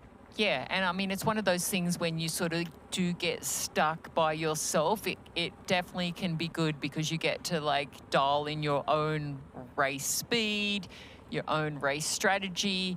If she can get a little bit of help from the girls behind her, if they can catch back up, that would definitely help. But, you know, that second group, I mean, they're slowly chipping away time, and it's always interesting when you see this start to happen, because if they can get within 60 seconds, I mean, that's when you're going to see all sorts of things happening. But I'm also seeing that Lovseth, she's now made up 4 seconds, right? It doesn't seem like that much, but if she can just get 5 seconds here, 5 seconds there, that 51-second deficit that she's sitting out now, it's only going to help her. And as soon as she sort of gets on those long straights, and if she can see Phillip and Matthews, that again is going to motivate her. And we were discussing earlier how obviously she was feeling very good and riding quite well, even with that mechanical. The fact that she could still stay in the group, she was on the front. Yeah, she was losing a little bit of time on the more technical aspects of the course. But like you said, she's got to decide to lay it down and really go for it I mean, really, that's her chance, right? This is the first time she's doing an Ironman. She talked about, you know what, I'm going to go until I blow up. Yeah. And I feel like that's the commitment. Like now it's down to 50 seconds. So, you know, if she can, as I said, if she can get in eye shot of our 2 leaders, she's going to be right back up there in the lead group. And my advice, if I could whisper something in her ear right now, is like, once you get there, just be patient. Yeah. Be patient. Like, if you're going to put the effort in, make the effort and then be patient when you actually catch that group. Yeah, I think that's sage advice. And I think, you know, if you're just joining us now, Lovseth had a mechanical, and so she had to stop, get her aero bar fixed, and she lost around a minute. So I think that was a pretty quick stop. It looked like it was something that was broken, but it was just a loose bolt that she needed to tighten back up. So she lost around, you know, a minute and that, and now she's around 50 seconds back. So she was riding with Laura Philipp and Kat Matthews, and now sitting in 3rd place. But we're with Marjolaine Pierre right now, and she is in that chase pack with Reichmann, Svenk Visser, and Jackie Herring, and Jenda Schrick. So that is, that pack is riding faster than the lead 2, so which is a surprise to me. I think, you know, we definitely know we have some very strong women in that pack, but Laura Philipp and Kat Matthews on paper are the faster 2 riders on course. So, yeah, I think Kat and Laura are spending a little bit of time sort of looking at each other, and I think they'll, again, we are early in this race, only, you know, 62 miles in-ish, maybe a little less than that. So a long way to go.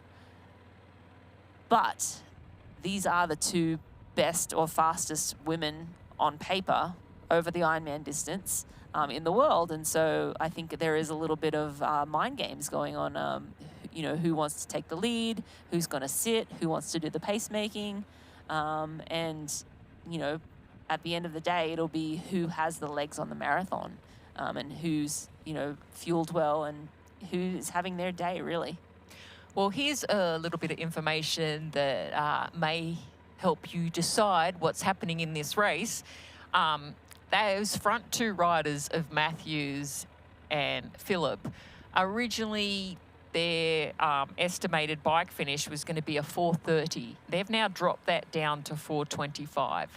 So they've definitely picked up the pace. And then obviously Slovik Losveth had that issue with that mechanical.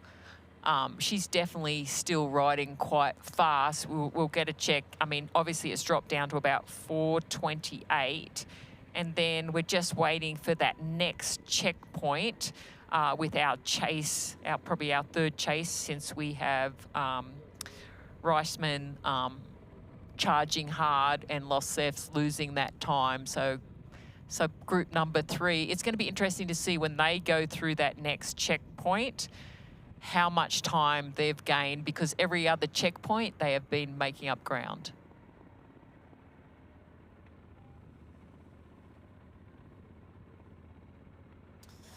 And as we look at the top 2 women here, that's Laura Philipp in the front. Sorry, Kat Matthews is in the front. Laura Phillips behind her, but it looks like Kat Matthews is starting to put the pedal to the metal a little bit. You see Laura Philipp really tucked in, and that's a sizable gap. I mean, it's hard to tell from this angle, but she's not sitting at 12 meters and that's 14 meters. I mean, and it's the rubber band is a little bit out. So I think and I like Laura's the fact that you're right bringing now. that up, because up until this point, they were pretty close within the rules. Yeah. And then you saw, like, this camera angle is a little deceptive, but then you saw that there's been like a little bit more of a push. And I mean, this is where the strength of good bike riders will start to come into play. And both these athletes, they are super strong on the bike. And now I think that you don't have Losses in the mix, I think they're a little bit more committed to actually pushing the pace and getting into a little bit more of their own routine. And it'll be interesting to see, like Laura Phillip, if she goes back to the front. Obviously, she's caught back up a little bit by the looks of it as she gets her hydration sorted out. It'll be interesting to see how long she lets Kat Matthews actually set the pace, or if she's going to actually move to the front and they're going to share it. Yeah, I think the other thing to consider is, are they just trying to put some time into Solveig Loveseth too? Right now, Solveig is half a mile behind. On course, we have our GPS trackers on the athletes, and on course right now, she's 0.8 of a kilometre or a half a mile behind these two women. And, oh, and this is Jackie Herring. No, a mechanical from Jackie Herring. It looks like, I'm not sure, I don't know what the problem is, but that is not good news for Jackie Herring. I don't know if she, hopefully we can get a replay and see what she was fixing. But I don't know if it was a flat tire and she was putting a little more air in, or if it was something to do with her rear bottle cage, but it was something in the back, and now it seems like she's, you know, back on course and riding along okay. But that is a blow for Jackie Herring. She was in a really great position with that group. I mean, it's not game over by any means, but just not ideal. I mean, it's never ideal to have a mechanical at any stage of the race, whether you're leading on your own with a group, but here we go. There's something on her tire? Something. It looks like she was padding her tire, so I'm wondering if there was something on the tire, like it was bumping along, or did she put, that's a CO2. So I'm wondering if she lost some air, and then maybe she was trying to look and see if there were. Maybe it didn't seal very quick. Maybe that was the issue. Maybe she did get a puncture, and then. And she needed to top it up. Because but she might have been looking to see if there was like something sticking out of the top of the wheel, like she went over like a piece of glass or you know, some sort of tack. But again, just not what you'd love to see. That was it. Jackie, of course, in the pole position. She is our defending champion from here, and yep, it looks like she's riding on a flat. Yeah. Yeah, that's a very spongy rear wheel. So she tried to put some CO2 in it. So when you're riding talk to us a little bit about the tires that they use and what she was trying to accomplish with the CO2. Well, yeah, I'm assuming she's on a tubeless and had a sealant in there. So what happens is when you do get a puncture, that sealant will come out, but then it'll quickly seal. If it's too big, you'd have to plug the hole if you're actually carrying a plug. And that's the tricky bit when you do get like a flat like this. It's like if that sealant doesn't work, you know, she tried to get that tire pumped up, but obviously it didn't work. It's getting flatter and fatter. You're going to see it bounce around a lot more. I mean, and at some point she's going to have to commit to trying to change it, wait for a mechanic. But yeah, it looks like it's lost like a lot of air, and that's hard to ride. Particularly, you can see her going over some of the bumps right now. That does not look good for Jackie right now. No, and also not to mention just cornering when you have a spongy back wheel. At least it's a back wheel. A front wheel is going to be much harder to control. A rear wheel, and you know, because of the wider tires, you can definitely run not as much air.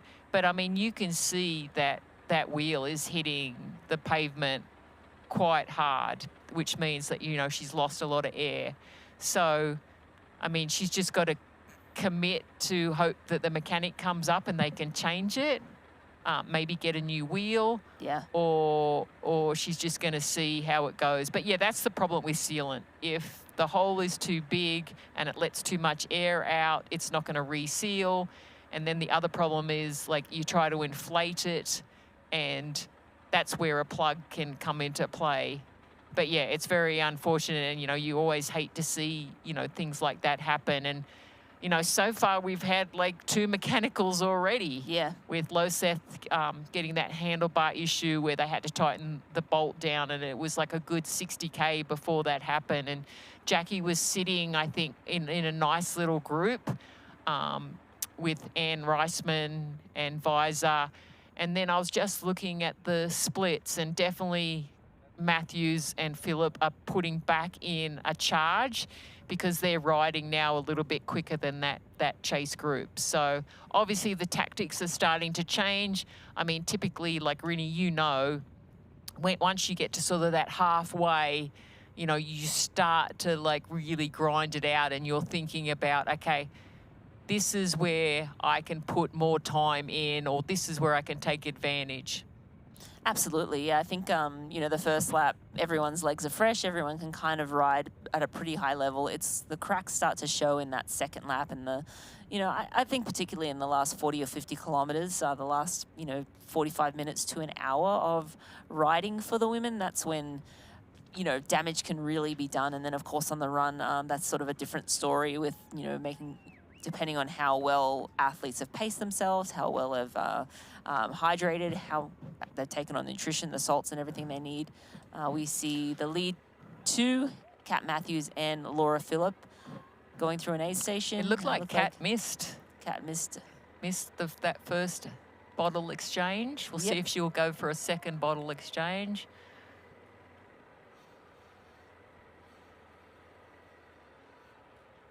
Yep, she caught that one. So you see her taking on a little bit of a hydration, a little bit of water. You see the sun's come out now too. Yeah, so with the high humidity, and again, we had a delay this morning because we had some significant thunderstorms roll through the area, so the athletes were 45 minutes delayed from the start, which is going to mean it's going to be warmer on the bike for them, and also the run, just being by virtue of being later in the day that they started. But also the humidity was up, like super high. It was in the 90s at the start. It'll be a little bit lower now, but definitely a steamy day in Hamburg.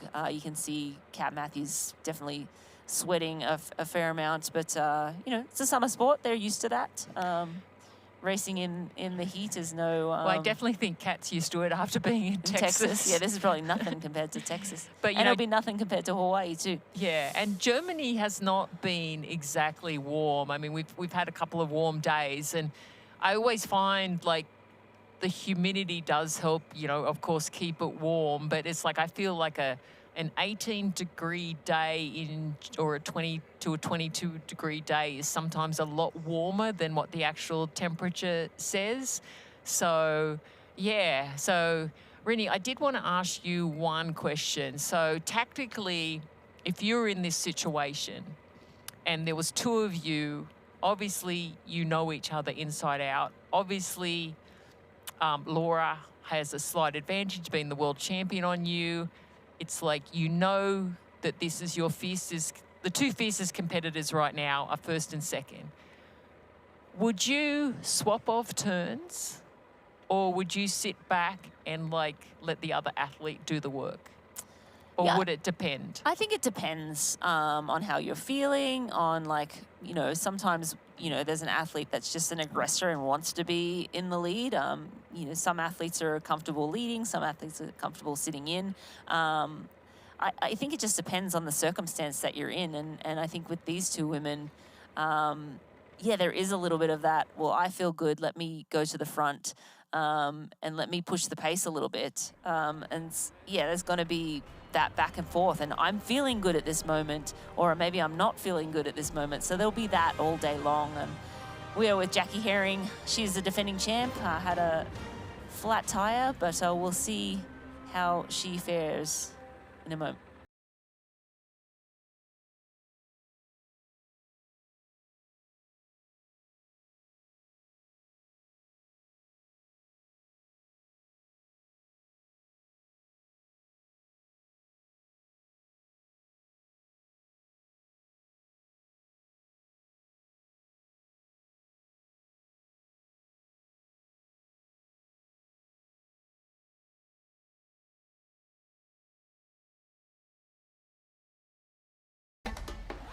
You know, and we know.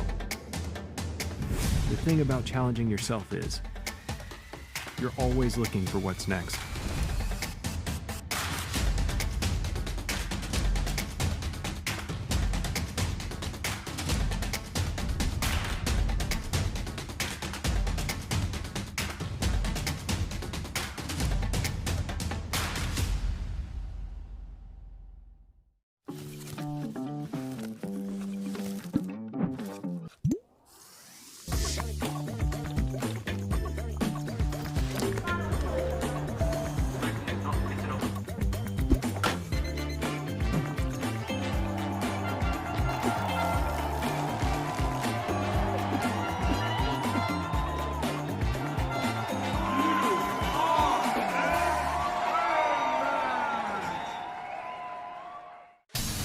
Meet Kicker Run from Wahoo, a revolutionary indoor running experience where you just run and your feet set the pace.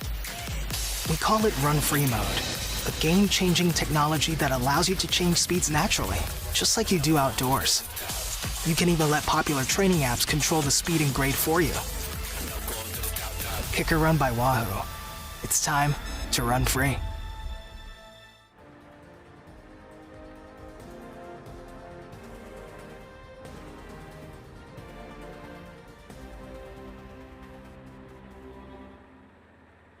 We're almost at the halfway point of the Zoot Bike course at the Qatar Airways Ironman Hamburg European Championships. On screen right now is our defending champ, Jackie Herring. Unfortunately, she has suffered a flat tire. She continues to ride though.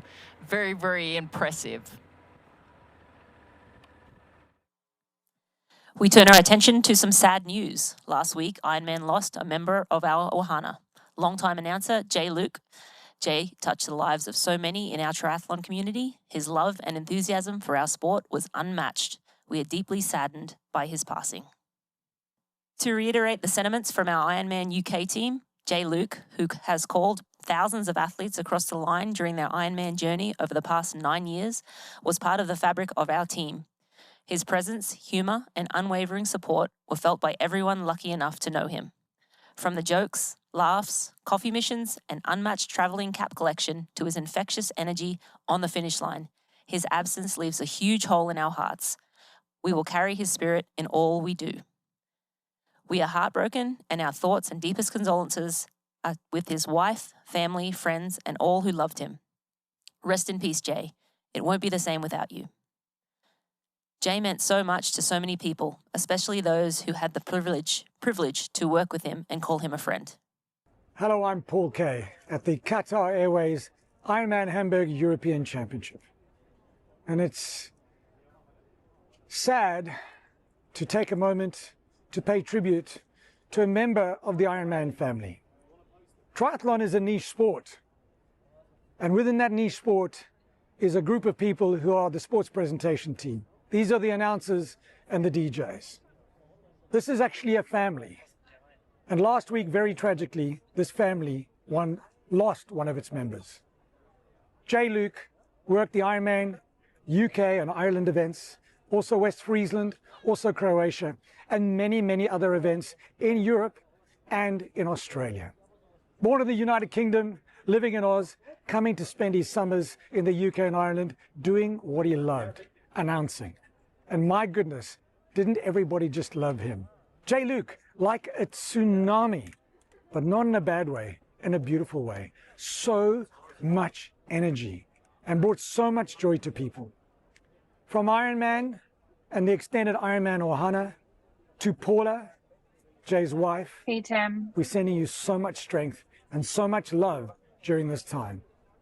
To all the people that Jay's worked with, and to all the athletes and the spectators that have had the pleasure to have Jay on their start line and their finish line, we think of you too. Jay Luke, I hope you're driving the big man crazy with your microphone right now. Victory Alley will never be the same again.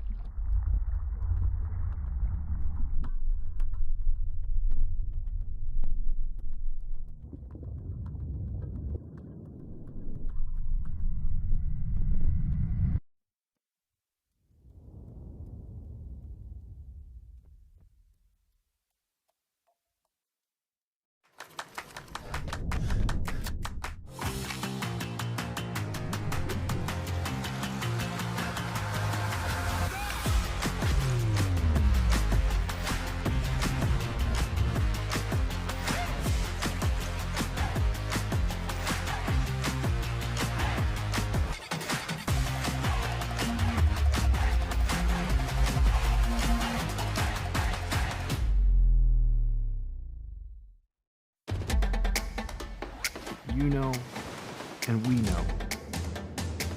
The thing about challenging yourself is, you're always looking for what's next.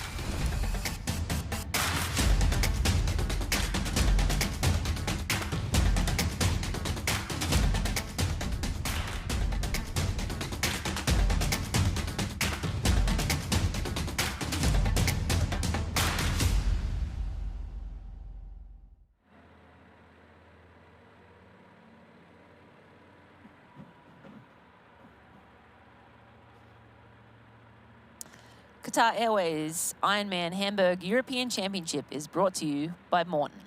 Get used to it. And by Ruby, the indoor cycling experience.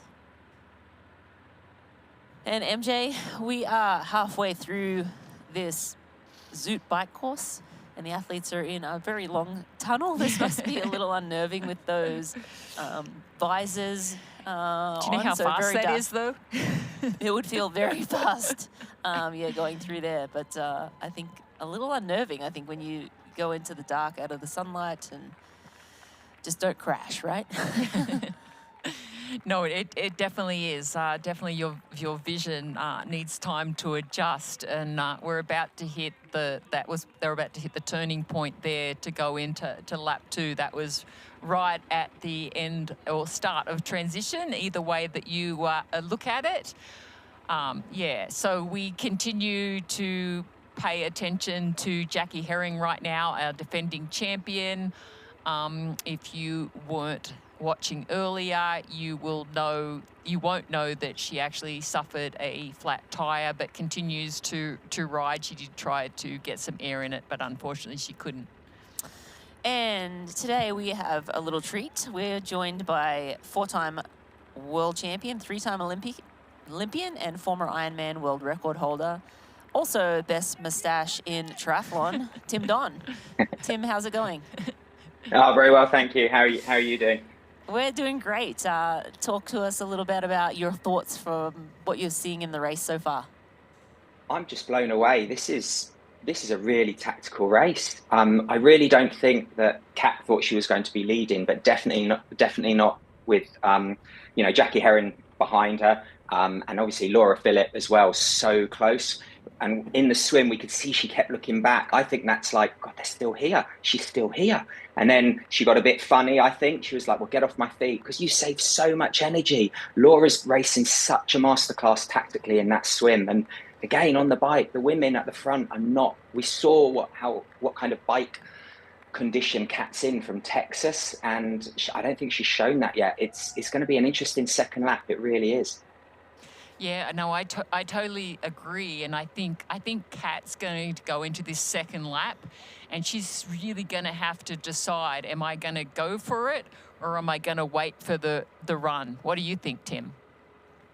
Absolutely, I think both those women are first and second in the world. I mean, at the Ironman World Championships in Nice last year, they are the best. We are watching the best right now, and their strength is their bike. And very, very good runners. But I would say, Kat's got a new coach. Not only is he a specialist cycling coach, he's also an ex-hour world record holder, and he specialises in pacing strategies for time trials. He works with the Astana Pro Cycling team, Alex Dowsett. They wanted to be on their own so they could capitalise on that strength. But they've kind of neutralised each other by looking. You saw Laura got a kind of warning for getting too close. They're not used to rolling into these draft zones. I think Kat will be thinking, what do I do? Laura will have the confidence. She did race last week a 70.3, very cold. She won that quite comfortably, as much as the level she's raced in now. I think last week was very much a training race, so she is ready to have a fast run. But what Kat did in Texas, the fastest Ironman distance ever we've seen, this second lap's going to be fascinating. And Tim, who else are you liking what you're seeing from Solveig Lothseth? Do you think she's got something to maybe upset one of these women, or anyone else in the field that is exciting you? Oh, Solveig, I mean, it's her first Ironman. She's riding, she's pulling turns. I'd be like, no, just bide your time. This is double the distance. This is not going from Olympic to 70.3. This is insane. And then when she got that broken aero bar, she kind of still was taking turns with Kat Matthews. You know, she's got an exciting future. You know, she did eventually stop. She has got it tightened. So she's back in the game, and she's in no man's land. She's not with the lead two, but then she's not in that pack, but she's going to keep pushing. She definitely looked good. Jackie Herring, she knows how to race fast on this course. We saw that last year. I do think these weather conditions are really fast, but did they go fast enough on the bike to break the course record? We saw she had a slow puncher. You know, they have that goo, that sealant, so you need to spin the wheel. I presume she's running tubeless. We saw Annie last year. She had quite a few punches where she was running an inner tube. Now the top athletes have this goo in, so the faster that wheel rotates, the goo inside the tyre kind of blocks that hole, but you do lose some pressure. So you could see her bouncing in the saddle. So she's gonna have to make a decision. Does she stop? Is there neutral support to give her a wheel? Is the disc rotor the same size? Is it gonna be a SRAM or Shimano or Campagnola? Is it actually gonna work? But we know in Ironman, you know, it's not over till it's over. And we're only halfway through the bike, but it's a fascinating tactical race. No, it certainly is. And the other question I have for you in terms of tactics, because Laura Philipp did expect it to be very tactical and to be in a group. So in terms of that, I think Laura has set herself up mentally to be prepared for this bike ride. Talk a little bit about what it takes to break a world record, and does that physically or mentally change you in any way? It definitely changes you. You know, we've got to remember Kat Matthews in 2019 was a first-year pro. Before then, she was an amateur. She was a physio in the army. Her triathlon age is very young. She has improved at an astronomical rate. And the thing I love about Kat is she's a real competitor. She's got that army mindset. You know, she is a championship performer. And you saw that in Ironman Texas. She is leading, well, she won the Pro Series last year. She's leading it now.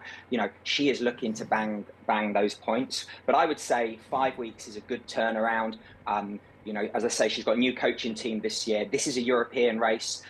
You know, Laura has got that weight of expectation on her shoulders, you know, to be the current Ironman world champion, and for her first Ironman to be the European champs in Germany. We know the Germans love Ironman, and I just think Kat is definitely coming here more relaxed. She said she wasn't as confident, but I think she's quietly confident in her ability, and the longer this race goes on, she will definitely be growing in confidence. I want to put you on the spot a little bit. Tim, could you pick it right now? Who do you think has the upper hand? I mean, on paper, Laura's the faster runner, but Kat Matthews, I mean, one tough athlete, and I think, you know, on her day is also as fast as Laura is as well. So, yeah, who do you think? I think you'd be a fool to pick it now. You know, I mean, look at Jackie Herring. Jackie Herring was there or thereabouts, and then she got a flat tyre. You know, so much. Look what happened to Kat Matthews at this race last year. Her aero bar broke. She then got a penalty, and then she DNF. But, you know, you've got to also remember, Kat can run fast. She has podiumed at the World 70.3s recently. Yes. You know, she has that run. She is coming with full confidence. Laura knows how well her training's going, but she doesn't know it measured to, the game's improving every year. And, you know, as we can see now, just, you know, the equipment, the aerodynamic, the training, the nutrition, everything is moving at light speed in Ironman at the moment. So I can't pick it, but I'm a Brit, so I'll definitely, at the moment, go for Kat Matthews, but let's see. All right, so the dark horse, CEST. What do you think? Do you think she can catch them on the bike? I think she would be unwise to try and catch them. I'm sure she's got a strategy with her coach where she wants to hold certain numbers and she can't go above that. For her, I think it would be very much a learning experience, racing her first full Ironman. I think she'd be settling back down into the power, the watts, or the heart rate that she wants to hold. Hopefully she's gone back to bike's fixed, now I can do the best. Almost it takes the pressure off her. You know, she was riding with the two best women in the world thinking this is the dream position, but it puts that pressure. But now, no matter what happens, oh my gosh, her aero bar broke. She had to stop. The mechanic had to fix it. You know, so I think she's kind of got like an open card to race how she wants, but I hope she's racing, within herself early on, so she can then execute that run. Because as we've seen over 70.3s, she's a very, very good runner. Yeah, and as you said that, you know, she was 27 seconds back at the last time split. It looks like she's shutting that gap to these two women. We're just about to get the next time split here, Tim. So I think she's pretty eager, 28 seconds behind these two. So I think she wants to bridge up and get back up to the front of this race. But maybe that's showing that Kat and Laura still aren't going at full gas, or that's true too. You know, we really don't know, because you do, yes, we have, I do think with Race Ranger, you ride legally, but you ride a lot closer. Without Race Ranger, you're kind of 15 meters, 12 meters, 10, 8, 15, you know, you're always on the, but now you're riding right on that cusp. So they are, the pack dynamics have definitely changed introducing this Race Ranger, which is fairer because everyone's riding to the rules, but it's making it more exciting. Be interesting to see, you know, we do seem to see Kat a lot on the front, but if Laura takes turns, they are going through town. The roads in town are quite bumpy. I've raced Hamburg Ironman myself. Once you get out along that dike, that's when you open it up. Will they contend with some of the age groupers on the first lap? We know the roads are narrow. That'll be an interesting dynamic to play into as well, you know, on this second lap. Okay, since Rinny asked you about Laura and Kat, who was going to possibly win, who do you see as the other contenders right now as you're watching the bike course? Well, Annie Reichman, you know, you saw how she raced in Ironman South Africa. She won the Pro Series there, and I just think, you know, she had a steady, measured approach to that race. So yeah, I mean, there's so many. Well, there's not so many. I do think it's a 2-horse race at the moment because they are in the driving seat. We know they can both run sub 250, you know, and let's be honest, Rinny, you were running sub 250 with no carbon shoes, so the running's quick now, but you can tell I'm old there, same thing. But no, I think it's going to be hard to get on the first or second stat. But, you know, nutrition, you know, is that fourth element. And, you know, you lose a water bottle. We saw an athlete earlier on, very early, it looked like her nutrition fell off. She did the wise thing. She stopped. She went and got it. We saw through one of the aid stations, Kat was struggling to get bottles. Those are vital moments that these athletes have to make decisions in on the way. And another question, going back to Jackie Herring and the spongy rear wheel, do you think it's worth her just stopping and trying to fix it herself, or do you think she just keeps riding until she knows that there's some support that can help get her a new wheel? What's the best choice? Oh, yeah, it's a tough one. In the moment, I think you want to move forward. You know, like we saw Chris Froome run up Mont Ventoux, you know, in a bike race, the Tour de France, because he wanted to go forward. I think she'll keep riding while she's still got pressure in, but she is going into that town section where we see it's quite fast and flowy, so she's got to be careful she doesn't crash. The problem is she's going to lose 4 or 5 minutes if she's changing the wheel herself. I'm not sure if there's a neutral support vehicle that does have spare wheels. We did see that in the Pro Series in St. George with one of the male athletes got a puncture with Lionel Saunders, and there was a motorbike with wheels on there. You know, for me, I would be shouting at the marshals. I'll be saying, I've got a flat tire. Where's neutral support? Where's neutral support? We want these athletes to stay in the race as long as possible. But I think if she can ride, you've got to keep pushing and stay in the game as long as possible, especially if she's in a group, because as we know, group dynamics do often move quicker than people on their own. Okay, my next question is about our youngest athlete in the field, Marjolaine Pierre. What are your thoughts on her in terms of this race and her progression? Her progression, I mean, I think the thing that really helped her progression was that we had the world champs in France, because the home advantage of that last year was just fantastic. You can definitely see she always seems so happy, and I think she enters these. I think she starts these races with no chip on her shoulder. She just wants to race. She knows she's not going to be at the front, but as we've seen, she can ride a bike and she can run very well. And again, when we come off the bike, the first 5 to 10K, we're going to see where these women are at. But she'll definitely be thinking, this is a flat course. Our flat course is easier than the world champs in Nice, where it's very hilly. They kind of are easier, but you have to pedal. There is no freewheeling. It's not hard, easy freewheel. You know, if you're stop pedaling, you slow down. So I'm sure she's trained diligently for that. The other thing I noticed is that some of these athletes have been training up high in altitude, which is obviously has massive benefits, as we know, but also the riding is very hilly. But some of those athletes, maybe they're sleeping in an altitude tent to get that boost, but they're sleeping at sea level. But there is a big difference to turning those pedals over all the time, as opposed to climbing, descending, like St. George, up, down, up, down. And I think Kat has that in her legs from Ironman Texas, minus the humidity.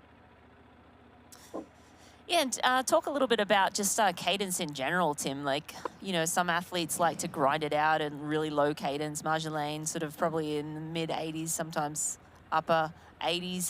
Talk a little bit about, you know, why they would choose a bigger gear or a smaller gear and spin. Yeah, I think cadence is such an individual thing. Obviously, the lower you spin, the more torque that goes through the legs. So they say that can really, you know, like deaden the quads, but it saves the hamstrings and calves, which are used for running. But I think you can see here she's got a great high cadence. That's in its 90s. It's something that you find that sweet spot. You know, some of the older school coaches are kind of like, you know, slam the saddle forward, you know, put it in the biggest gear and just grind it. But again, with pacing strategies, and this is a fast course, so the faster you go, your cadence naturally becomes quicker. It's kind of like motor pacing when you train really close behind a moped or motorbike. It's the same power and effort, but the speed's quicker, so your cadence is higher. I think the best thing about the most important thing about cadence is that it's smooth. You know, you don't want to. You know, some of the athletes toe where they don't drop their heel at the bottom of the pedal stroke. You can see here she's having a nice stretch of her lower back. Again, this is another thing on the course like this, is you are in that aero position. As soon as you sit up from those aero bars, you lose that advantage of the aero helmet, of the special, everyone has these suits now with trip lines in that kind of make you go faster. Everything's about watts and power. But at the end of the day, you need to get from A to B as quick as possible. And in my opinion, with as least power and effort, so you can execute a fast run, hopefully. All right, since we're doing some tech questions, you know, with the positions and the shorter cranks, talk a little bit about how that's enabled the athletes actually to go with a little bit higher cadence. Absolutely, everyone's going for the short, not everyone, the trend at the moment is shorter cranks. I'm sure it'll go full circle and everyone will go to 180 millimeters, but right now 165, 167.5, so that's the length of the crank. So that opens up your hip angle. So when your foot is at the top of the pedal stroke, your hip is open, so that again, that's not crunching you over, so you can get a little bit lower at the front. And to even exaggerate that, you can move your cleat really far back. Someone like Lucy Charles, she has a mid-foot cleat, so she can go even lower at the front. So again, that's more aerodynamic. But again, for those explosiveness is maybe not as good, you know, if you're sprinting, you know, the end stage of a Tour de France or a short course race. But in these races, it's just invaluable. And I think it really, you know, everyone now is definitely under 170 millimeters and shorter. Yeah, and just looking at this group of women here, if you were riding along, would you actually, this is Loveseth is, I think, rejoined. So we're just looking at the front pack. I thought we were looking at the second pack, but that's Laura Phillip in second. That's Kat Matthews leading. And Loveseth has rejoined. So she made quick work of that mechanical. She lost probably over a minute, and now she's just gonna go straight to the front. So she took none of our advice, and I guess she's feeling good and feeling strong. We were chatting earlier about, you know, coming up from Olympic distance racing into 70.3 racing, and this is her first Ironman race. Is it a little bit of ignorance is bliss? Absolutely. I think till the run, to the last 10K, and then you think, wow, this is real. I mean, I've had that transition myself, but I mean, not only did she rejoin them, she has gone straight to the front. I think Kat and Laura would have thought she's gone. You know, we might see her on the run, but for her to do that, I think. But then again, she's going to be dragging potentially Kat and Laura away from. If she's riding that quick, she is moving quicker than them because she's just put a minute into them after her mechanical. And don't forget, every second counts. So, you know, so as much if Laura or Kat win, they want that gap to be as big as possible. You know, Taylor Knibb, you know, was amazing at that in the 70.3s, and Kat had won by a considerable margin in Texas. But this, you know, Laura might get second, but be 10, 15 seconds behind her. That's nothing when it comes to the end of the year. So again, there's not a race within a race, but there's that year-long narrative of who wants to win the Pro Series. And as we saw last year, everyone wants to win it. But, I mean, she's gone straight to the front. I love that. Yeah, $200,000 on the line, 130 for second, and $1.7 million prize pool. Yeah, everyone, I think, wants their piece of that pie, and you are absolutely right. Every second matters. It looks like she's cleared out. They're letting her go, which is shocking to me. So But that I think tells me that she's putting down some big, big watts. But here was my next question. It's like when you have been riding significantly faster, and obviously to be able to stay with those two when she had that mechanical was, to me, showing that she was riding so strong and is so strong. So my question is, it's like if you're riding at a significant pace higher for a significant amount of time and you feel good, do you think that's the reason why she's just gone straight past? Because she just got in her groove. She, like, as you mentioned with Cranks, she found her sweet spot, and now she's just put her head down and going in that sweet spot that she feels she's capable of riding at. Absolutely. You know, time trialing is all about the flow. It's all about that pacing. And she was in a groove, and yeah, why not keep going? But then to Kat and Laura look at each other, and they're so confident in their own ability in the run that they're going to lose the race. And if they lose the race, we are talking, you know, 3 or 4 hours later. Yeah. But they're maybe playing the season game of going for that Pro Series. But if you focus on one athlete, you can be blindsided because, you know, she still looks great. And, I'm so glad to see that aero bar nice and tight. She can see her power now. I really agree, Michele, that she's in that groove. And why would she slow down? She's confident in her own ability. She has a strategy and a plan. It's cool as well. You know, that rain, you know, passed through. And yes, the sun's out, but I don't think it's terribly humid in Hamburg. And the wind has been out, but I think the wind went with that storm. So, you know, why not? Go for it. Yeah, I think incredible. And as you mentioned, ignorance is bliss until the last 10 kilometers of the marathon. But this young woman is untapped potential.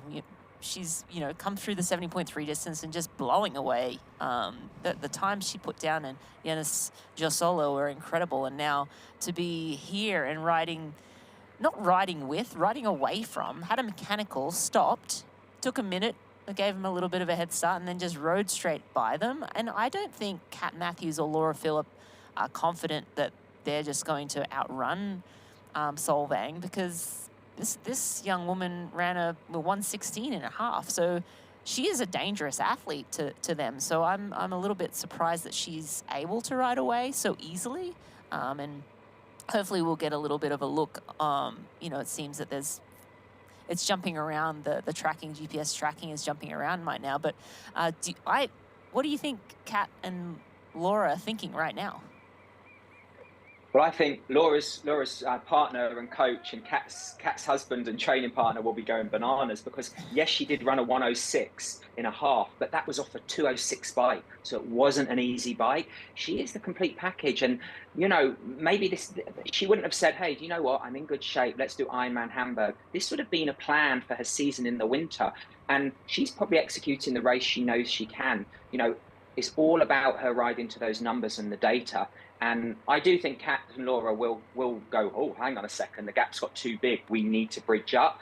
But they won't want to drag each other up. So will whoever's on the front go hard? Will someone try and slingshot and go past? But as we can see, the camera bike's behind her now. So hopefully there is a significant gap to those two women. But I do think now the pace is back on. So people behind them have been riding very similar paces to those front two, now 3 women. It'll be interesting to see this second lap if those times do balloon out like we expected, because the rest of the field is not far behind. They're not after one lap, 8, 9, 10 minutes behind, like we thought they could be, they are a lot closer.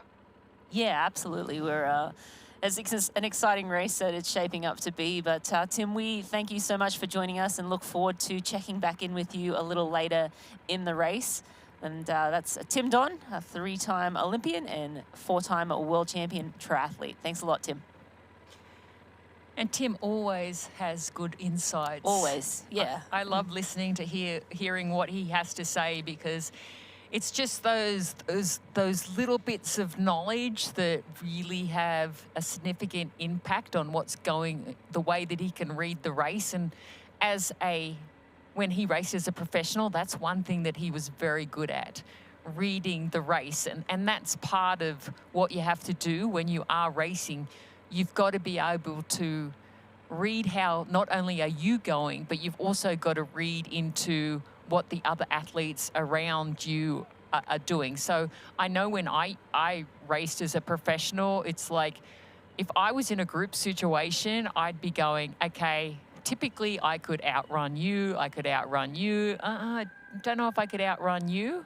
So Rinny, would you do the same sort of thing? Like if you were in a group situation and you were like looking and like seeing the dynamics and like, do you attack? Do you go, no, this is a comfortable spot? Or do you like chance it that the front group, because it's so tactical and now that there's pressure on, that's going to change what's happening up the front?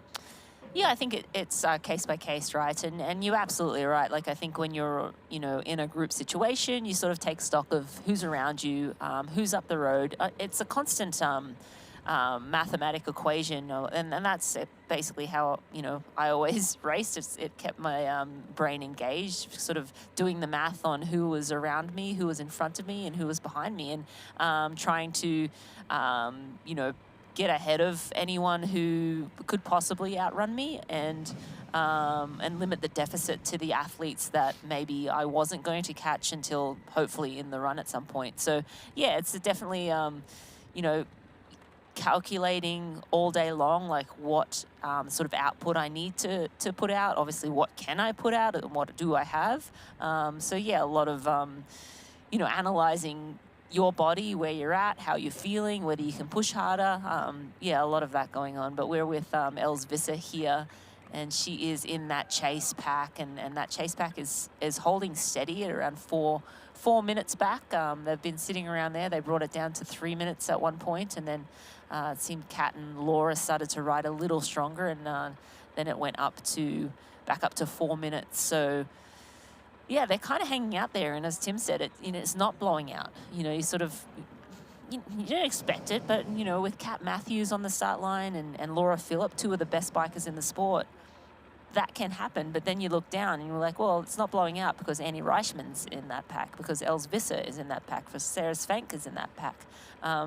So some very strong riders in their own right. So yeah, I mean, we certainly have a race on our hands, and we with Solveig Lovsek as well, rolling off the front. I mean, this is an unknown quantity. Like, what is she capable of running? She ran a 116 at the half off a 206 bike, so a very hard bike ride. This is, not apples to apples. Double the distance is not just like, stepping up from Olympic distance, as you mentioned earlier. It's a whole different ballgame. So much relies on pacing. So much relies on the nutrition you're taking in, the hydration, making sure you've got your salts right, and all of you're absorbing all of that food that you're putting into your stomach. So yeah, still a long way to go, and I'm really intrigued to see how Solveig does, or how she looks coming off the bike. And I think one thing that female athletes do really well is preparation. And I think that's what we're seeing right here. Everyone knew that this was a European Championship. They also know, if you are going for a Kona slot, I believe there's how many slots in this race? There's 5 slots for this race. 5 slots for this race. So Tim talked about like racing within the race, because, you got a couple of things to think about. You have the Ironman Pro Series. You have 5 Kona slots. So, you know, you prepared yourself really well to make sure you get one of those Kona slots. You're doing everything possible. And then you also had the fact that this race, as Kat says, you get this race done. She's already done her Ironman Texas. She has a chance to really focus in and just concentrate on the Ironman World Championship. And I think that's really important. And I think that's why we're seeing such close racing up the front. And then that second pack hasn't like blown out, like Tim says, is because everyone's prepared really well. Yeah, and it comes down to also, like Tim says, every second counts. So you have to, like, if you want to play the game, you've got to stay in the game. And I think everyone right now is doing a really good job of staying in the game. Solveig now getting a little bit of a talking to from the referee, and I think it was just that she was not falling back immediately. As soon as Kat went by her, she needed to start making backward progress, and within 25 seconds she should be back outside that 12-meter zone. But going back to what you're talking about with Kona qualifiers, Laura Phillip already has her spot by virtue of winning the World Champs last year. Kat Matthews already has her spot from Texas. Annie Reichman won the African Championship. Yep, South Africa. South Africa. She has hers. Sarah Svank has hers. Henrique Guba has hers as well. So you're looking at Marjolaine's looking for a spot. Jackie Herring's looking for a spot. Danielle Lewis, Els Visser. So yeah, I mean, there's already 6 spots that are gone, but 5 on the line. So a lot to race for. We are past the halfway point. These are the leading women out on course right now. Here's Elizabeth in the middle of the perfect workout for her. To create it, we analyzed her biometrics and genetics, her recovery rate, injury risk, and aerobic potential, her recent training sessions, the temperature, humidity, and elevation, the demands of her next race, and billions of data points from athletes just like her. With TriDot, Elizabeth gets faster. And what does she have to do? I just opened TriDot and did my workout. TriDot. We do the technology, you do the training. This is where I wanna be.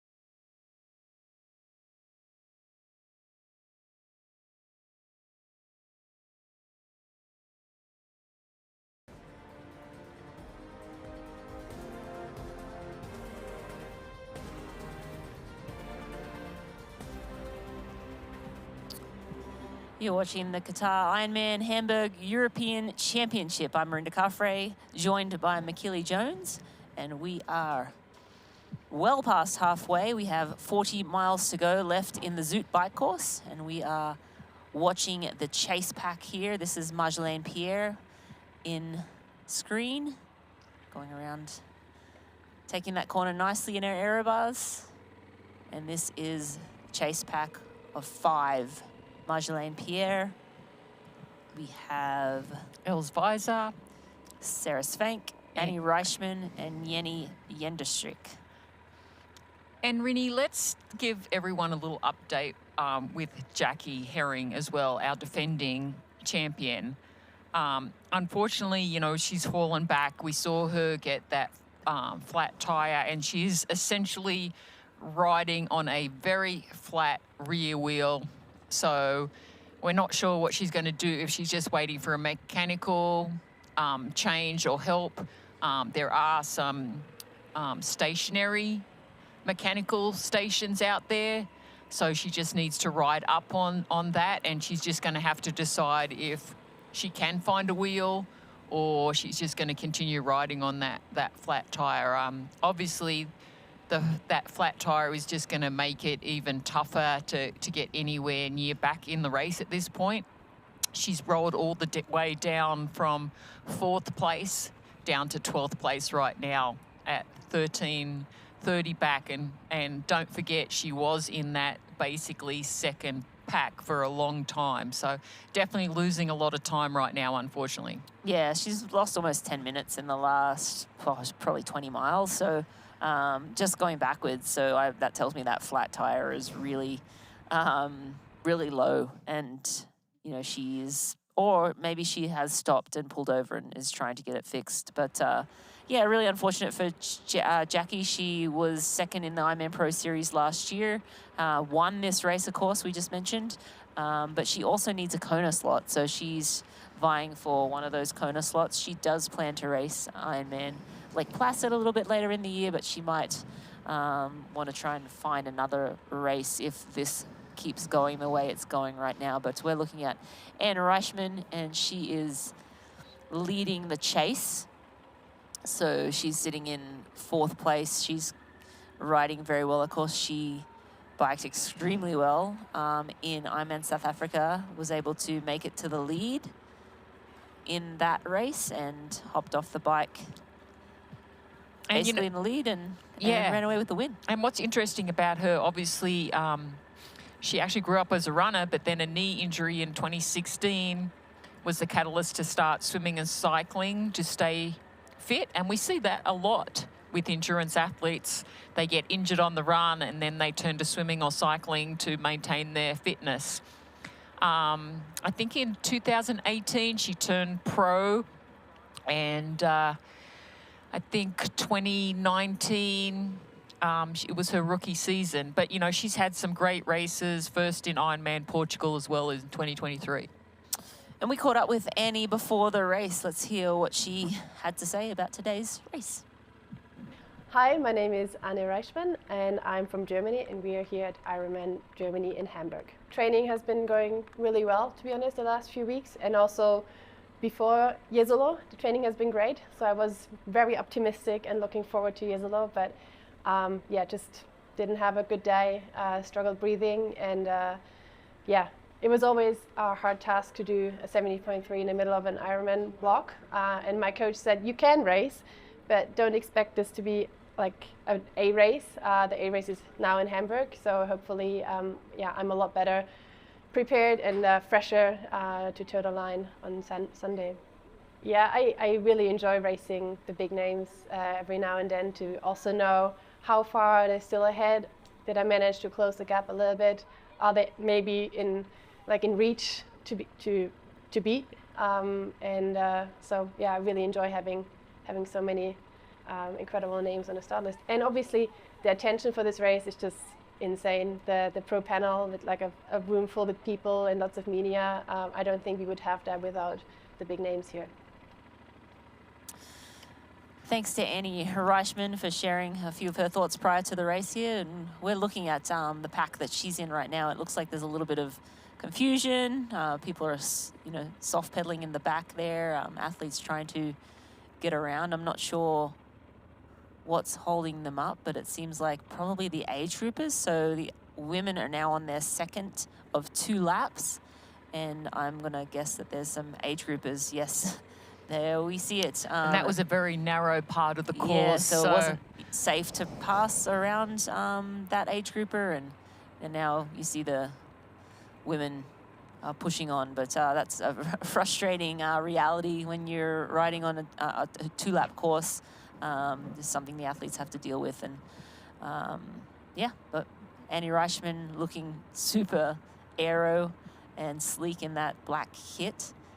You see her continuing to put her head down, and, you know, she actually has a different arm carriage. So you're seeing a lot of the athletes have their arms up. Yeah, so the angle. the angle is up, and as you mentioned earlier, it's like a 35 to 45 degree angle. Hers is sort of more old school. It's more flat. Yeah, but she's closed the gap though. If you yes. look from her head to the water bottle to the arms, that's quite a natural closure for her. Yeah. And that's where I think, you know, going into the wind tunnel is really significant, because like when I went into the wind tunnel back in the day, it was always thought that you shouldn't put, it was less aerodynamic to put water bottles behind you. But for me, it actually was more aerodynamic. So, I mean, that's why it becomes very individualized that, you know, for one, you're trying to be as aerodynamic as you can be, but you also have to put the power down, and maybe that positioning for her is much more efficient than, say, being in that more like 30 to 45 degree angle. And, you know, it's also how much you can move the adaptability of that front end around, because certain bikes have less adaptability as well. So it can be a little bit restrictive. That maybe that's the setup that she can use based on her aerodynamics, based on what the bike changes are capable of doing at that front end. And we are back with the race leaders, Kat Matthews, Laura Phillip, and Solvang Lovseth. She is just about to come around Laura Phillip right now. So Solvang, of course, the last time we saw her at this section was where that mechanical happened and her aero bar sort of flipped to the side. She rode, you know, a solid 20 or 30 miles on one aero bar and one base bar, and then was able to get that fixed. She's pulled off to the side for around a minute, got that fixed, and then bridged back up to the ladies, and she looks great. There's not really much pain on her face. She looks like she's barely breathing. Feels like, to me, like she's comfortable and riding within herself, which is, you know, very important, given that this is an Ironman and her first one at that. Yeah, Rini, for sure. I mean, obviously her composure through the whole scenario of that mechanical was very mature, for one. Obviously, we know when we heard from her earlier that she's willing to risk it.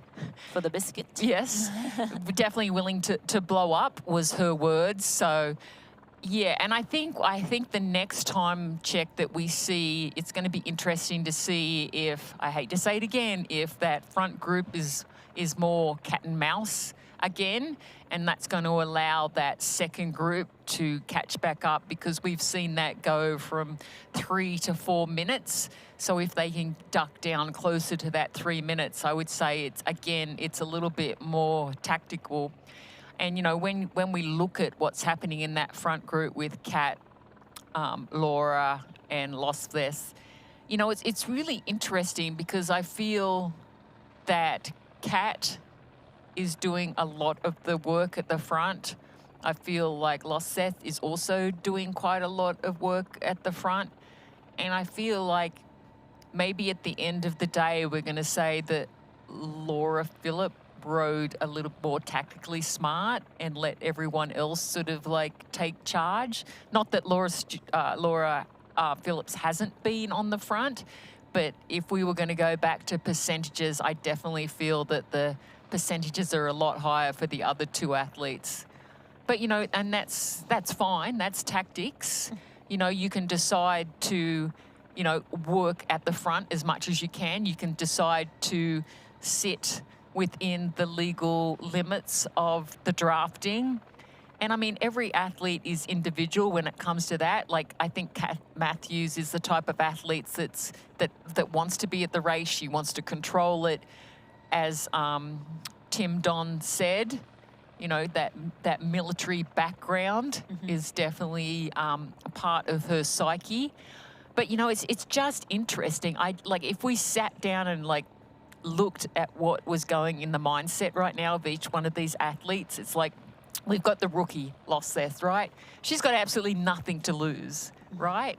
And she is so confident Because when you look at what she's doing right now, she's riding with the fastest 2 athletes ever.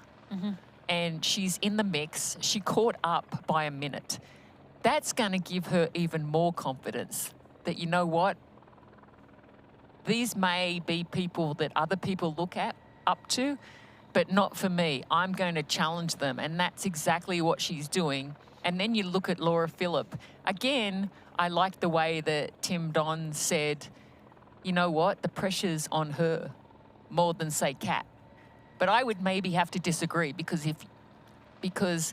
Kat has the fastest time ever.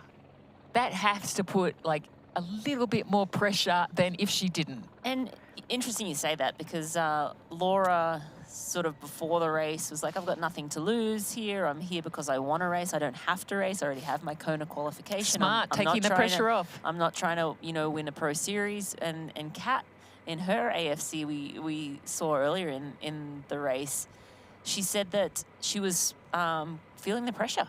I feel the pressure for this race. I feel a little nervous. And yes, last year Kat did come to this race and she had that mechanical and then, you know, was disqualified for a no passing zone. But yeah, I mean, I think there's 2 different mindsets coming into this race.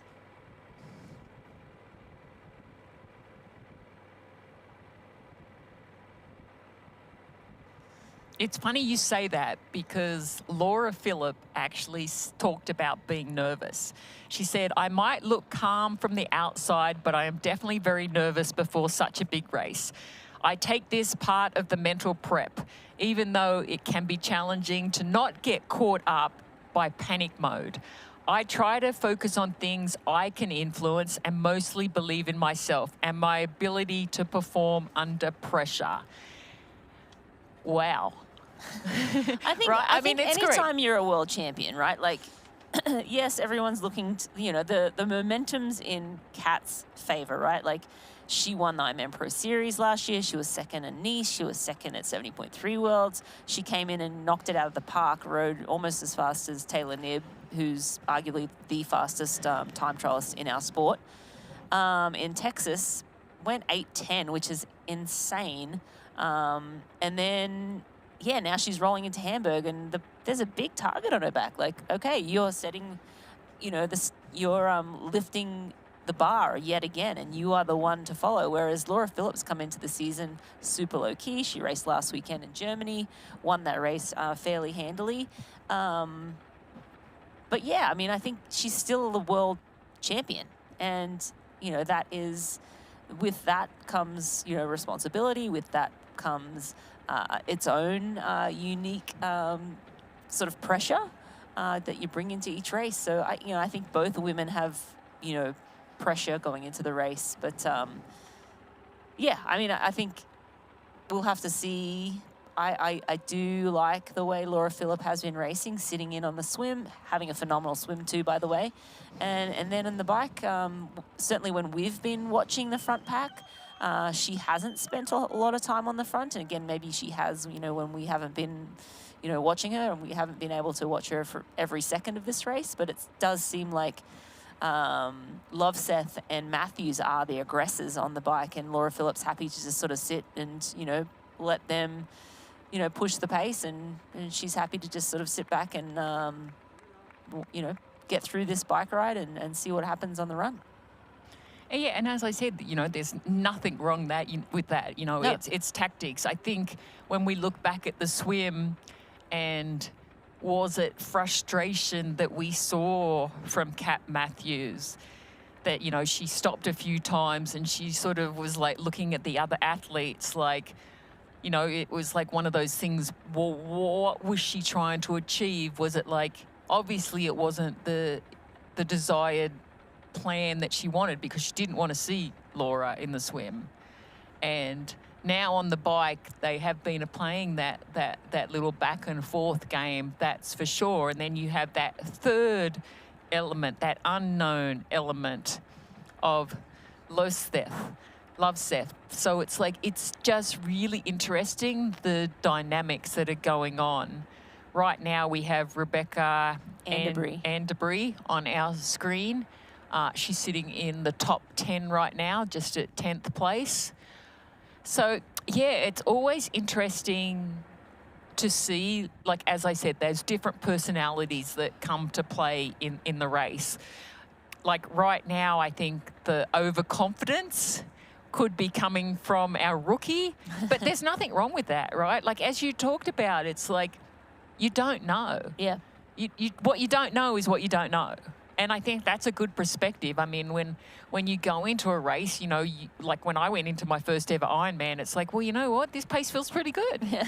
And when I was running like almost like under 5-minute mile pace at the beginning, like around 5:20, I'm like, oh, this feels good. Yeah. And then all of a sudden it didn't. But, you know, that's the whole point of having someone who doesn't know what it's like to race an Ironman. And I think it's so advantageous to have somebody like that who is coming from a short background and obviously is a great swimmer, obviously a great biker, and we know she can run at a 70.3. So, you know, it's like, why not? You know, how many Ironman races do we do in a lifetime? You know, I Depends who you are. I think it was Jackie Herring, right? This is going to be her 27th Ironman. And don't forget, she didn't race one for a long time. Like last year, it was like, wasn't it like a 10-year hiatus or something? Yeah, she had like a 10-year break. She had you know, children, raced 70.3, the shorter distance while they were young, and now they're a little older and in school, and she has time to go and ride her bike all day and while they're in school. And Rennie, there's more knowledge now. Yes. So it's like back in the day, it's like, you know, if you did your first Ironman, there wasn't all this knowledge that there is out now. There's so many ways to like get better and prepare yourself. The coaching has gotten better, the nutrition's got it better, the biking's got it, the running shoes have got it better. Like all these things have made it so I don't think anymore that you can say a rookie can't win. I think because there's so much knowledge that like a rookie has every chance as somebody who's done, like Jackie Herring, 27 Ironman races. Well, yeah, I mean, I think that she's a special talent, and by virtue of how fast she can race a 70.3 distance, you know, we see athletes come up from Olympic distance and try to do the 70.3, and they just don't quite have it. She clearly has it. She can time trial a bike. She can run a fast half marathon off the bike. And no, it's not, again, you know, going from Olympic distance to half is very different from going from, you know, half to a full.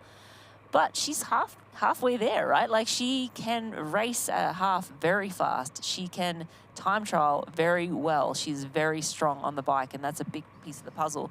Then just being efficient on the run and putting down a fast marathon time, I mean, that remains to be seen. And I feel like, you know, the last 10 or 12 kilometers of this marathon are going to be confronting. They are for everybody, but when you're only doing it for the first time, you're like, wow, this really is tough. This is tougher than I thought. So yeah, I mean, that's all yet to come for her, but right now, you know, she feels good. She may as well just go with it. Yeah, like, why not set the fastest ever rookie Ironman time, which is probably what she's on track to do right now. So incredible from Loveseth, leading the 2 fastest women in the world ever at Ironman distance. We have Loveseth in first, Matthews in second, Phillip in third, Reisman leading the charge of the chasers, and Visser in 5th.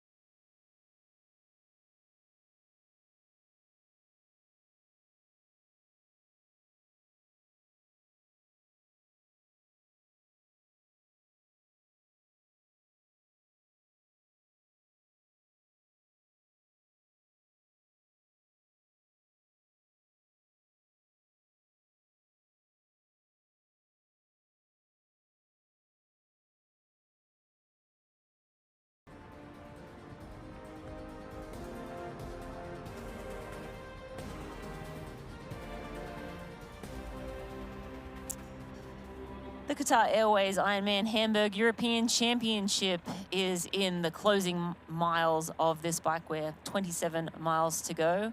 I am Marina Carfrey, joined by Mikili Jones, and we are watching the chase pack here. This is Els Visser. She is riding along with Annie Reichman, and they are pushing hard here. They're around 5 minutes down from the lead trio of Loveset, Matthews, and Phillip. And we have four-time world champion, 3-time Olympian Tim Don on with us, joining us here again. And Tim, any further thoughts on the race and how it's unfolding?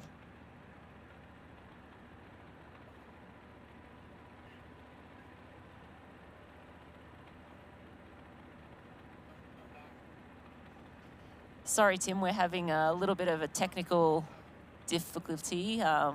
You were no sound, so we'll check back in with Tim in a few moments. Just hold that thought, Hold Tim. that thought. That was just a practice run. Els Visser is on our screen right now. And, like 10 minutes ago, we were saying how awesome she looked. And, she's charged to the front, looks so smooth, so relaxed. I would love to see just a slightly better angle on the aero helmet if I was going to be super picky. But, who am I to say when she is riding as fast as she's riding? But, if you are a perfectionist, that would probably be the only one thing. It's like, and then, when we look at Marjolaine Pierre, it's like, I'm like, that ponytail. It's blowing in the wind. Tuck it in. You got to save watts. Yes. Got to save watts. I remember my old, Jim Felt, our old sponsor from Felt. He used to go crazy when, the athletes would have their ponytails hanging out and numbers flapping around in the breeze. And, Well, sometimes the numbers flapping around, you can't control that. Yes. That's like a requirement. But that hair is definitely it's slowing it down. It's an extra watt. Maybe it's not. Maybe she went in the wind tunnel. Power. Maybe she went in the wind tunnel, and it's actually the total opposite. But no, she looks so good, and she's the youngest professional in our field at 25. Already done 3 Ironman distance races. Well, this is her third. This is her third. Yep. Yeah, sorry, this is number 3. Just looks so smooth, and you see her every now and again just sitting up, getting out of the saddle, and there's only like 1 or 2 small little pinches on this course. Most of it is like relatively flat, and obviously when we get into town the roads get a little bit rougher, but yeah, this is something that you'll probably see a few of the more athletes doing as we get to the closing stages. We have 41.6 kilometers left to ride, so that's gonna be right around an hour left. Particularly if they're riding around that 40 kilometers an hour, which they were earlier. I mean, it has dipped down a couple of times to 25, 26. That's just telling you the nature of the course. So, yeah, she looks very, very good. As I said, our youngest athlete on course right now. And, she's one that, you're going to watch. I mean, she's already been so successful in the 2 other Ironmans she's done. Yep. Last year in Nice, actually led the Ironman World Championships for a long time. It actually took a long time for Kat Matthews and Laura Phillip to actually catch up to her. Obviously, hometown advantage, being in France. She knows those roads. Yeah, and that's I think that's the big difference when you go to races that are a little technical and quite hilly. It's definitely a different skill set. And I was talking to one of my athletes the other day, and we were talking about it, and it's like, well, genetically you have that I'll do anything gene, and then you have the gene that's a little bit more cautious. Which one are you? Are you the cautious gene, or are you the I'm going to go as fast as I can and I have no fear? I think it depends how old I was. 25-year-old, absolutely. 40-plus-year-old, I am way on the other end of the spectrum now. So I don't know. I've raced you a few times, Rinny, and I definitely know that you threw it down on those corners and those descents. Yes, I did. But once I had kids, I think everything changes. I must say, though, it's because, you know, your center of gravity is a little, yeah, just like, a little, yeah. I'm a little bit higher. I got got to get a bit lower sometimes on my bike. And yeah, just speaking of Marjolaine, for a moment here, since we're still on her, she's been a pro since 2021, so not too many years racing pro. She was a gymnast growing up and switched to triathlon and did her first 70.3 in 2019.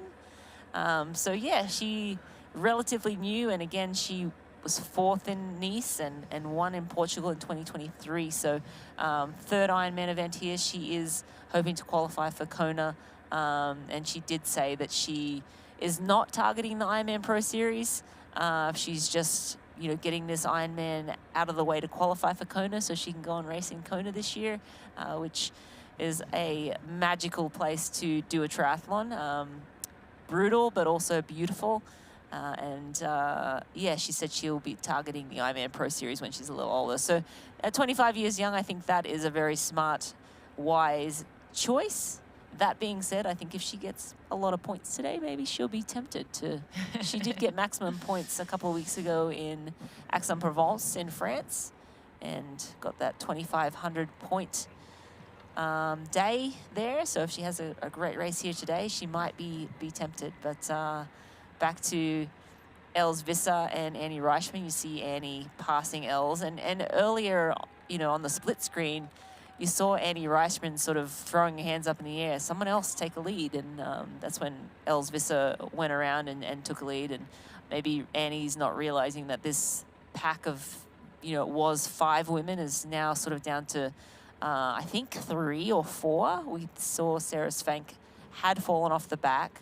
I believe Marjolaine Pierre is right behind these 2 women, so it's at least 3 strong, and there was 1 other woman in that group too. So, yeah, as we said, the last 40K, the last hour of racing is when the cracks start to show. The shoulders are starting to get a little tight. The saddle is not as comfortable as it was in the first hour and a half, 2 hours. Maybe, you know, and if you're starting to feel those things, that's sort of indicators of, okay, maybe I need a few more calories. I'm getting a little cranky. Little caffeine. Little caffeine might help at that time. So some of those, you know, those first 2 or 3 hours on the bike, maybe you were a little under fueled, if you're feeling that way. And honestly, I think everyone at this point is sort of starting to feel like, oh, I'd like to get off the bike. The only downside or tough thing is that now you got to run a marathon, so the pain does not stop yet. No, it doesn't. And you know, with this 2-loop bike course, it's sometimes frustrating when you have to go through the field, but then it's also motivating. It's like, you know, you can play these little mental games where you can start counting how many people you pass, and it's sort of like another distraction. I mean, even though you have this internal dialogue constantly going and asking yourself, how am I feeling? How's my pace? What do I need? And then it's like, you know, some people may count like how many pedal strokes they do. Some people may take like a deep belly breath all the way past their belly button. It's like, you know, it's these little games that you play with yourself. And I always laugh how I can often and every single time trick my brain when I'm out training. It's like, today I'm just going to go run an hour. And then I'm like, oh, I'll just run another mile. Just run another mile. And I mean, that's exactly the same things that go through these athletes' head. It's like, it's amazing how much you can trick the mind and do the same thing to it over and over again. But, you know, that's part of, I sort of laugh at myself every time I negotiate with myself. You know, it's a little bit like when you get up in the morning, it's like, you know, if I get up now, it's done. And then it's like, well, if I don't get up, I get to sleep in, I can do it later. And it's like, you know, you're constantly having this little conversation and this dialogue inside your head. And it doesn't matter if you're an age group athlete or you're a professional athlete, those negative thoughts are also going to creep in. Like, oh, if only I could slow down a little bit. If only I decided not to do this race. It's like, and you know, there's times when you're like, oh my goodness, my legs feel terrible. And you can still do really well. Absolutely. And we're rolling along with Marjolaine Pierre, and we do believe we have Tim Don back on the line. He's a 3-time Olympian, 4-time world champion. Tim, are you there? I am here. Hi. Excellent. Yes. We can hear you now. Yes. Oh, fantastic! I'm glad. Wow, the race is all not really changing so far. Those gaps are really staying constant. That second group is really riding well. I'm sure they must be getting splits on that on the course, because they're basically, the time they lost in the swim is the time they are behind Kat, Laura, and that lead group. So yeah, it's going to be an interesting run into transition.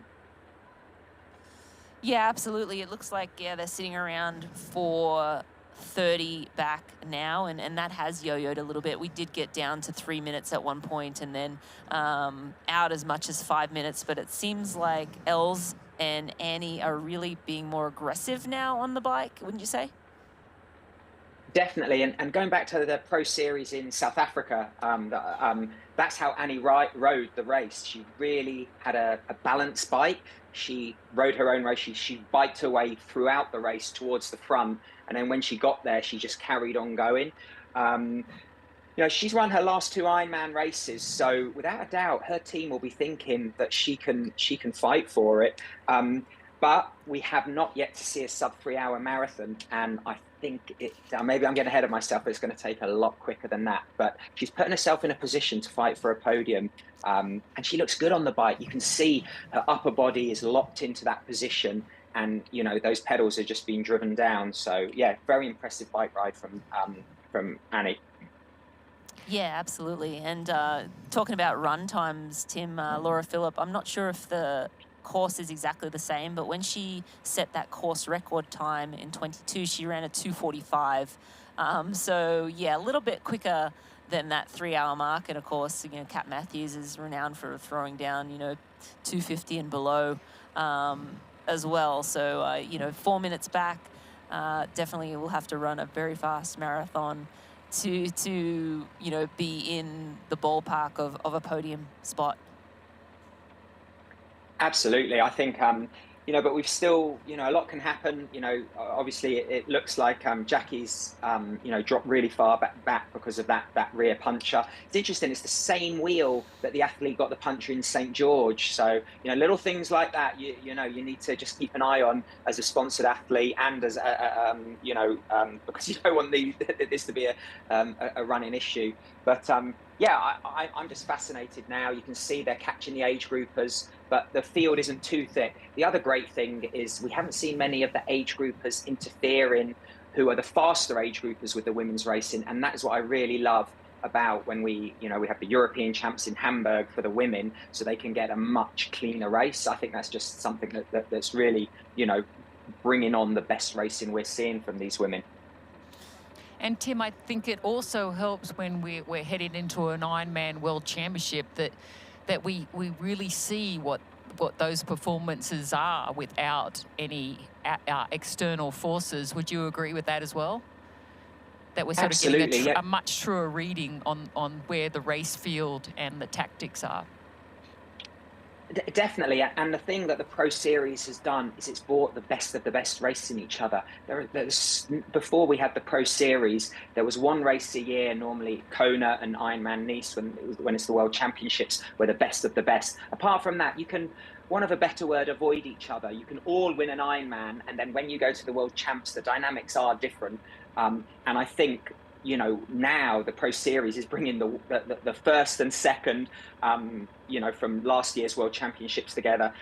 Someone's already won Ironman South Africa, and they're come here to the European Champs. They're not avoiding. I think we're getting smarter with our training and our fueling within our training. So athletes are racing a lot more. 5, 6, 7, 15 years ago, people would do 2 Ironmen a year, maybe 5 or 6 70.3s. Well, definitely now there's the capability and the methodology and the training where they can do, 3 Ironmen a year very, very competitively.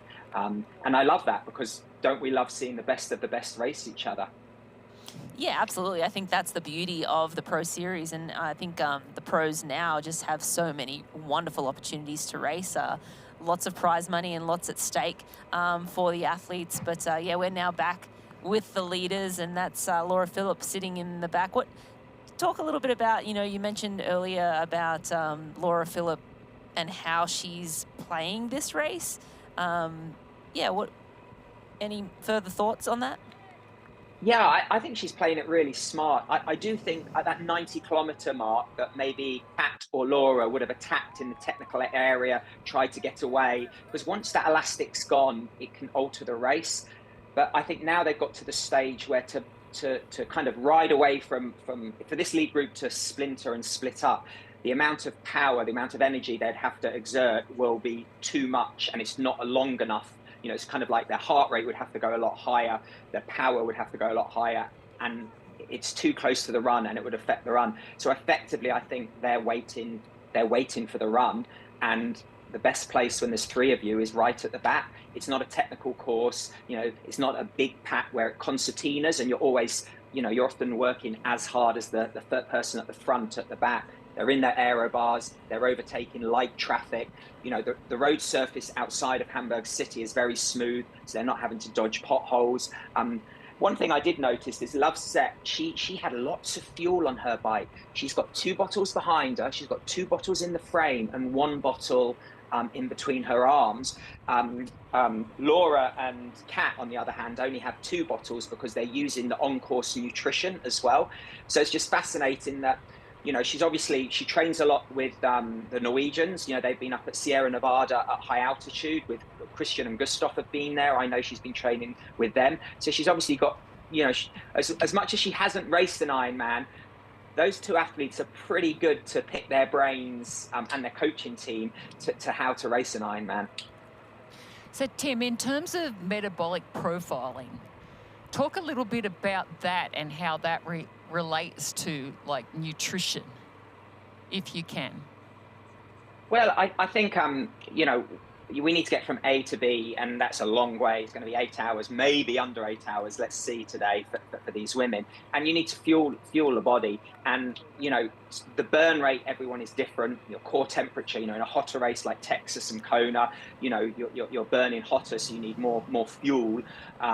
So I think here, the athletes, you know, not the golden rule, because everything's changing. You know, we saw Cam Worth in Ironman Texas have 200 grams of carbohydrate. I think he had 28 Morton gels on the bike, which is, I think, 1 every 8 minutes. I mean, golly gosh, I don't know how his body, you know, could tolerate that and process it. But but these athletes are definitely looking. It's like Kat's having a stretch there, but she's on the front. You don't really want to do that. She's looking back there. She's going, come on, come through. I do not want to sit on the front. Probably just press the bike computer, looking at her numbers, making sure, you know, she's not going too hard, too easy. But yeah, again, it's hydration as well as fueling. But these athletes will be looking at consuming 100 grams of carbohydrate per hour. So that's maybe 2 to 3 gels, but then they have a carbo mix in their bottles. Someone like Loveset, she maybe prefers the liquid form. That's why she's got lots of bottles. You know, obviously the problem with that is it's more volume. The gels or maybe an energy bar, some chews, you know, you can put it in your frame. You know, there are different storage solutions on various bike models. You can see the pace there has dropped off, so a change, but Laura Phillips is not biting. She is quite happy to sit there. Yeah, that's our read on it too, Tim. Just sat in the swim. Obviously, a very good swim from her sitting with Kat. She normally loses a little bit of time to Kat, but had a great swim today. And now she's sort of just keeping her nose out of the wind. And of course, you know, you can't completely. You do get a little bit of a benefit sitting behind, but it's not the same as riding up the front. But you know, she's just kind of in there, hanging in there, and like, hey ladies, I'm still here, and I'll be here for the whole race. And talking about Kat Matthews' comments before the race, she said, yeah, I don't want to see, I'd like to put some time into Laura. All she really was talking about was Laura. I want to put some time into Laura. I'd like to, in the swim, I don't want to see her on the bike. In fact, I'd love to put more time into her on the bike and hopefully never see her all day. This is exactly the opposite to what she was hoping. And I love that about Kat. She comes out and says how she wants to race, and she's not afraid to, you know, put a cat amongst the pigeons with you know, she's headstrong there. And yeah, that's how I would love to race. But I'm sure in her mind, you know, I often talk about this with the athletes, is bulletproof. You need to think of every scenario that might happen. And it might be you're behind in the swim, or it might be you're leading in the swim. But, you know, they say you can't often win a race in the swim, but you can lose it. And I think Laura's set herself up there. But the interesting thing is Kat has been a pro for only 6-7 years, and her run, her bike's improving, and her run hasn't dropped off. And that's fascinating. She did run very fast in Texas in hot and humid conditions. And obviously in Nice, the World Championships, she got the cramps on the run, some lower leg issues, so she got dropped. But it'll be interesting to see, if she's changed her fueling strategy, her pacing, plus another winter of training. She hasn't been a pro for 10-15 years. The first half of that run is gonna maybe set themselves up. Are they gonna kind of blow themselves to smithereens, or are they gonna let one go? Are they just gonna run on each other's shoulders, stick to their strategy? It's fascinating. But Laura Phillips hasn't put a foot wrong. They're saying that Nora's Kat because she's got confidence, and confidence is a powerful thing in Ironman. No, it certainly is, and I'm glad you sort of brought up a little bit about the run, because that was my next question. Because when they came out of the swim, Laura and Kat, it was like Laura did exactly what she was doing now. She just stayed right behind on the shoulder, and it's like these two athletes in Nice ran shoulder to shoulder for a long time, and it was Kat Matthews who started to struggle, and that's where Phillip gained so much. But yeah, I like the fact that you said that Kat Matthews hasn't lost anything, but her bike's getting better, because that's what's been happening. So who do you think's going to be the aggressor when we get off the bike? Do you think it's going to be, they're going to come into transition, and then they're just going to run together? I personally think there's going to be like a three show. And I think that's the X factor, is we don't know how Loveset's going to run. We know she's going to run hopefully well, or hopefully for the whole marathon, but she's definitely got the pedigree from her 70.3 performances to, oh gosh, that marker nearly took her out. She's definitely got the pedigree to run the first 10K, 15K, hopefully up to 21K. And if Loveset's still there with Kat and Laura, they're going to be looking at each other going, oh my gosh, if you focus on one element of a race, you can get blindsided by other people. And I think they're going to go for it. They're going to be on each other's shoulders, pushing each other. I think with Kat, they say if you don't win, you've got to learn. And I'm sure she learned a lot from Nice. And, this bike, I think, is going to be very much within Laura and Kat. I mean, Kat rode almost the same pace as Taylor Knibb, who went to the Olympics for time trialing, let alone Olympic distance triathlon, and is one of the most revered biker in the sport at the moment. So looks like Laura's still, she's always in her aero bars. She's not giving anything away. She's holding that position. I think all three of these women will be believing they can win right now, and so they should. And Tim, what's the danger in that? Coming, we'll actually hold that thought, because we are gonna go for a break, but we want you to stick around, and we'll chat with you again on the other side of this break. But right now we have the lead three women, 25 kilometers until the Ruvi T2, and we get to see an epic run battle, an exciting race on our hands, ladies and gentlemen. Here's Elizabeth in the middle of the perfect workout for her. To create it, we analyzed her biometrics and genetics, her recovery rate, injury risk, and aerobic potential, her recent training sessions, the temperature, humidity, and elevation, the demands of her next race, and billions of data points from athletes just like her. With TriDot, Elizabeth gets faster. And what does she have to do? I just opened TriDot and did my workout. TriDot. We do the technology, you do the training.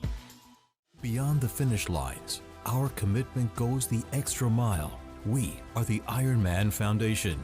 We've given back more than $55 million to support our mission of leaving a positive impact throughout race communities. Without our amazing athletes, volunteers, and givers, we wouldn't be where we are today. Together, let's continue this journey of impact. Join the Ironman Foundation and be a part of something extraordinary.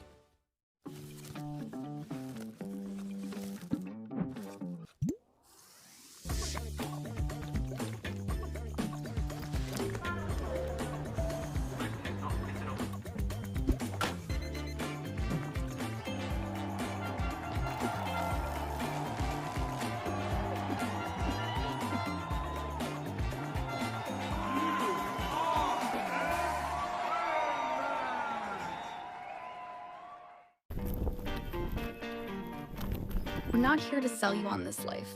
You already chose it. No shortcuts. No hype. Just work. Same as you. Built to outlast. Endure. 40 years in, and we're just getting warmed up. Welcome to the Ohana.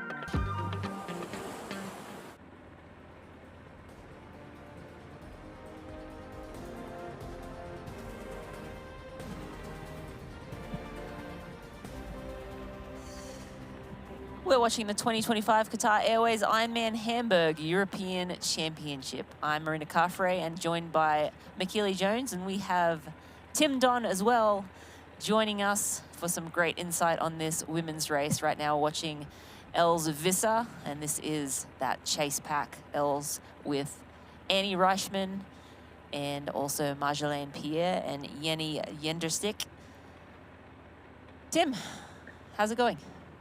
It's good. I mean, I think Marjolaine might have just rollen off the back of that group. So the pressure's definitely been put on, and it looks like the lead three have increased their lead as well. So they definitely saving some of that energy for the last 30 to 40K seems to be important on this course. Yeah, I was just saying, right, when we disappeared for a few seconds, that Els Visser was looking so strong. She was looking very comfortable, and she actually has a slightly faster marathon than Reichman. So it's going to be very interesting when those two get off the bike as well, because, I mean, I think there's maybe like 3 or 4 minutes difference in their PBs for the half marathon.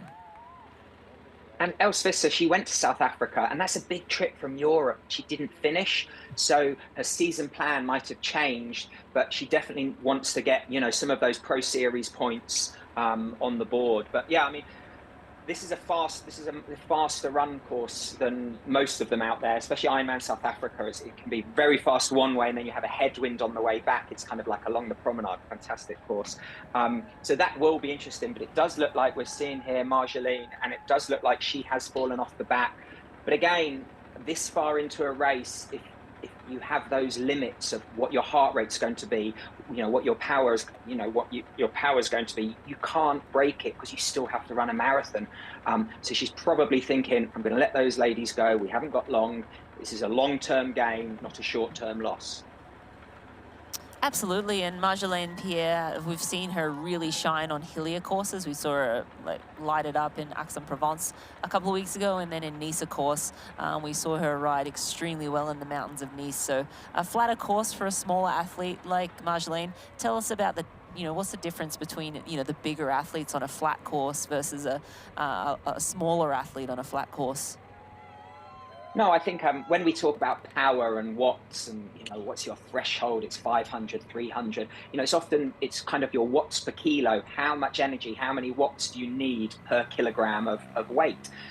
So when you are a lighter bike, then you need less watts per kilo to kind of push you up the mountain.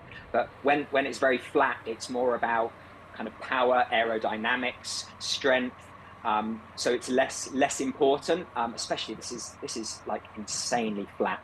I mean, they've really put together, the organisers in Hamburg, a fast course. You can see here, holding that position, that head, it could be a little bit lower, get that nice smooth line there from Loveset's back, helmet onto her back, just so the air kind of like hugs onto it, and then she can save some more energy.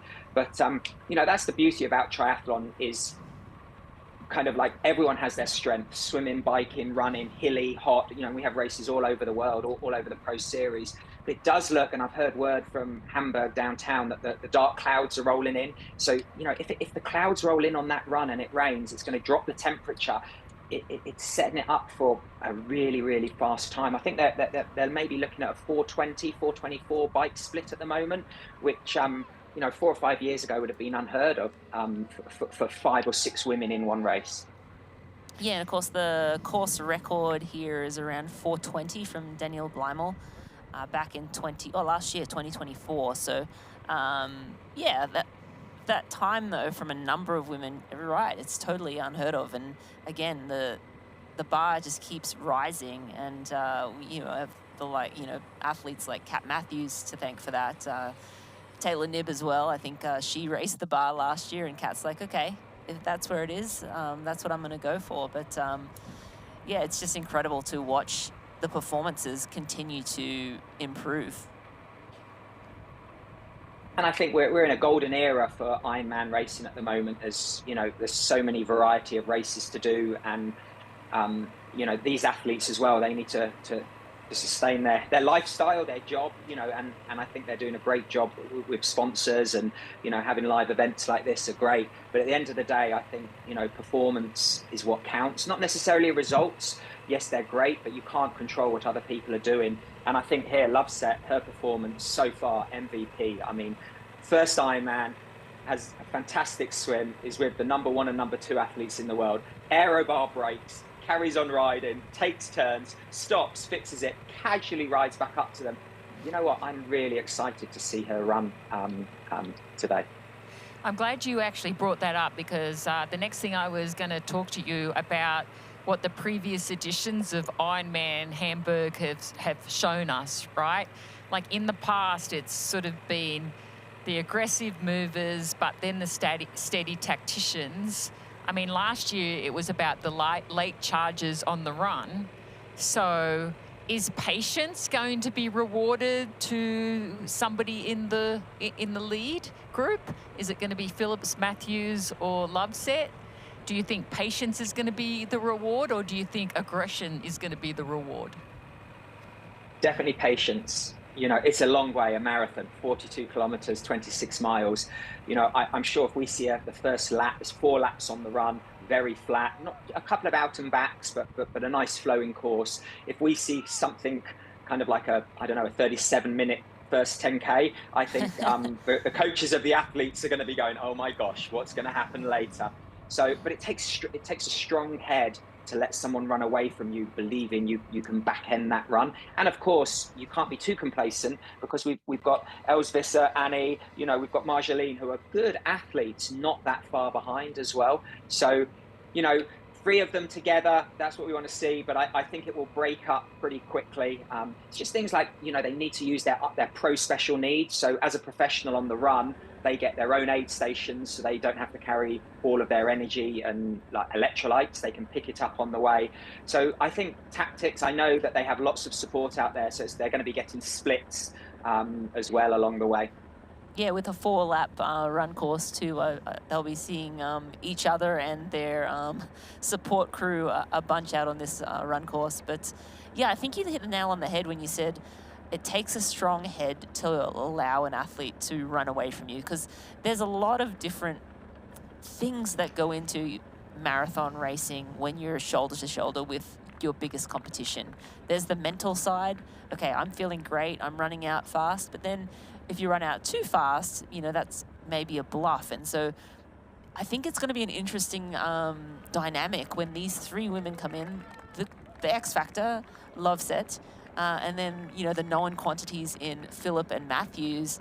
It's just going to be fascinating to see who is the patient athlete that sort of, okay, this is the pace, I know what I'm going to run, I can do this, confident that I can run down anyone. And then there's going to be the, you know, the athlete that, you know, maybe just goes out really tough and really fast and sort of tries to assert their authority on the other athletes. But yeah, I'm fascinated by this trio coming into T2.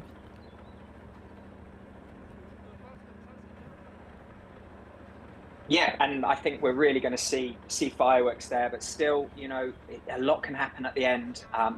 It's very technical towards the end. They still need to keep on top of their nutrition, their hydration. We can see here, you know, going through the aid stations, they're getting a little bit crowded with some of the age, you know, 3,000 age groupers, wow, on their first lap.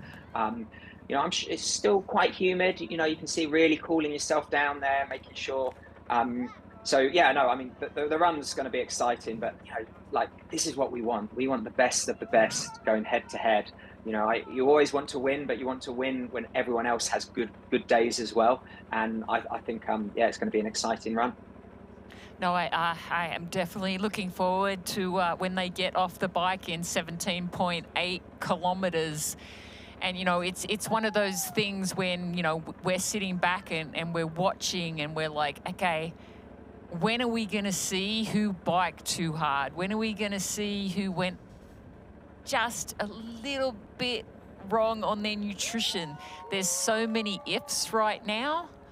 And it's like, I'm glad that we're getting your perspective, because I feel like when you used to race, you were so smart at reading other people.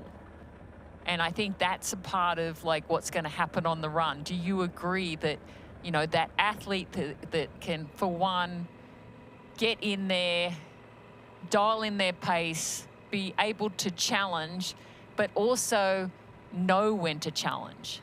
Because they know their competitors so well. They're reading not only what's happening to them, but they're also reading into what's happening into the other athletes. Talk a little bit about what you would do if you were running with 3 other people at the end of the bike and onto the marathon. What sort of things would you be focusing in on? Gosh, I mean, I think everyone has a different way of approaching a race, but I think Kat likes to be in front. You know, she's an aggressor. And Laura, so far today, she's always had, not always, most of the races she does, she has to chase from the swim to the bike and even on the run. So I think Kat's going to be the one that's more comfortable. You know, the world's 70.3s, when she's podium there, she's been in a run race, a foot race. We know that Kat this year, she ran a PB over 5,000 meters, 5 kilometers, on a fast course in the UK. But yeah, I think I would definitely want to set my own pace early on and not kind of burn too many matches by going hard. But then again, confidence is a powerful thing, but you can't run on gut and confidence for a whole marathon. That's just insane. You know, you have to have a strategy. You have to have ceilings. You have to know that you need to get X amount of fuel in, carbohydrates, liquid. And we all know they're all going to have their Garmin GPS watches on, whatever they are, so they're going to know that if this is too quick, it's like, well, are you going to slow down or am I going to slow down?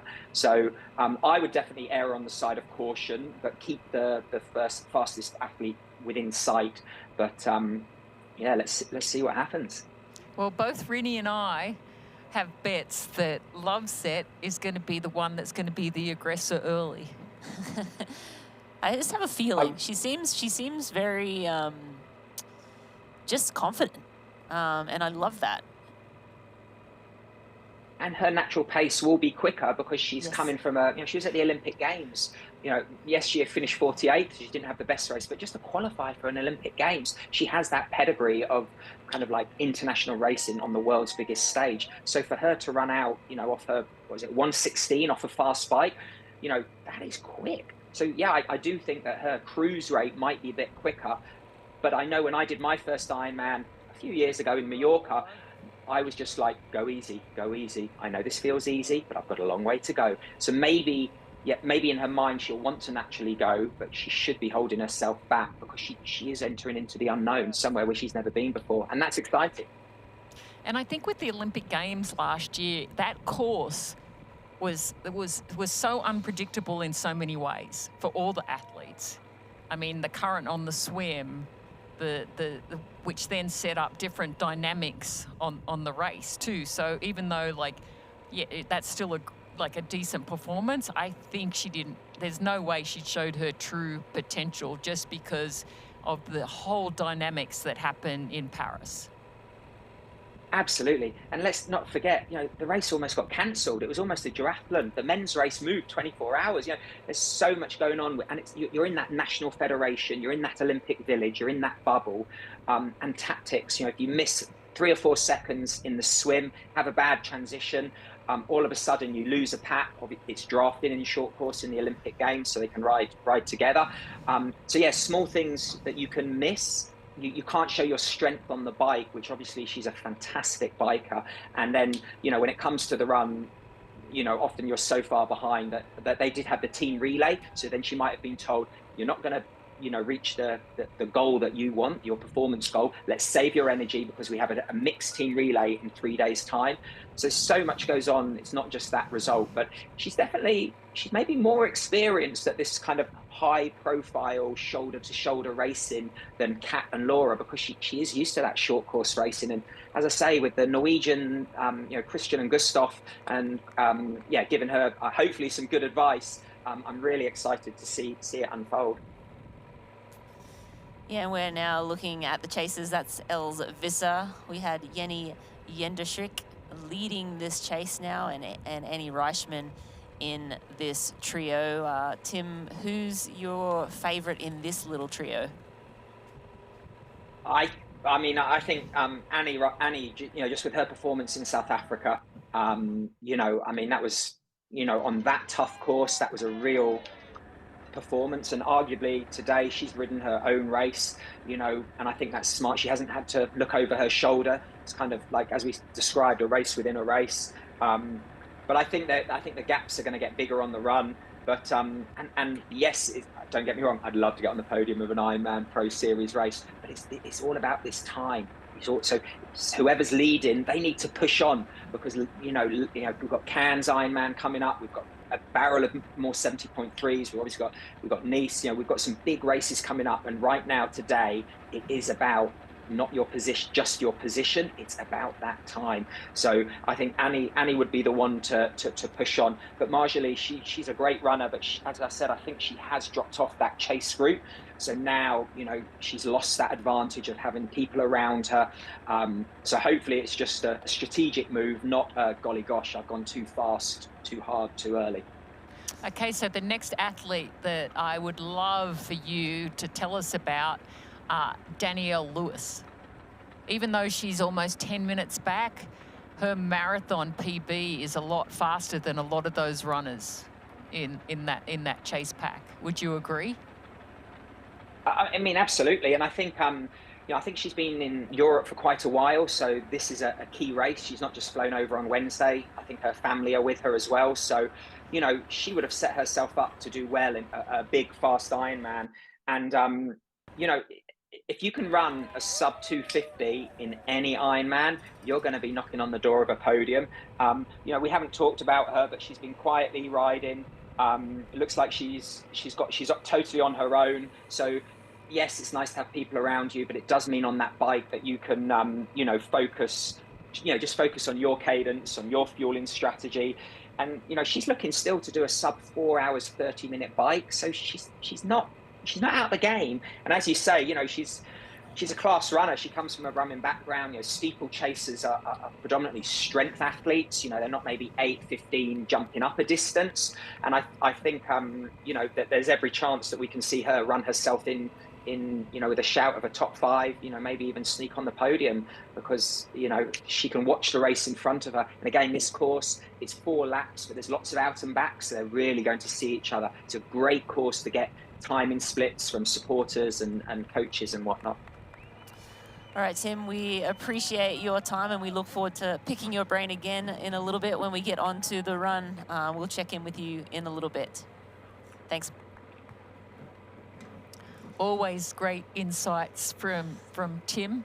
He definitely brings a nice perspective, and I like how we challenge him with some of the questions that we have. But, I think we did a pretty good job of covering, I think, a lot of the potentials, especially that top 5. Obviously right now in the lead is Kat Matthews, and then we have Loveset, and then we have Phillip, and then that chase group. They were at some point only 3 minutes behind. Now it's going out to 6:26. So we have Pfizer and Reichman, and then Ginny at around 6:30. And then, of course, we have Marjorie Pierre just dropping off. She's back now in 7:46. And then we go in the likes of Danielle Lewis, who has slipped back a little bit, but has that running potential.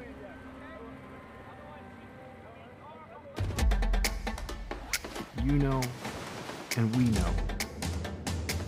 The thing about challenging yourself is, you're always looking for what's next.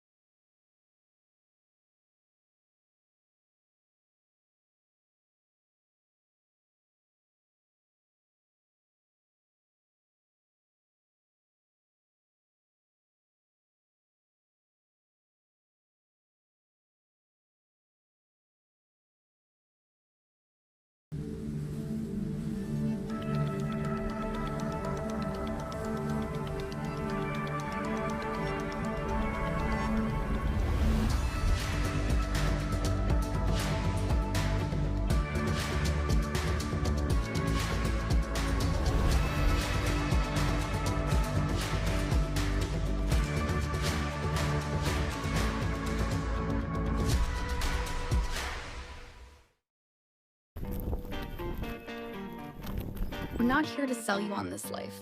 You already chose it. No shortcuts. No hype. Just work. Same as you. Built to outlast. Endure. 40 years in, and we're just getting warmed up. Welcome to the Ohana.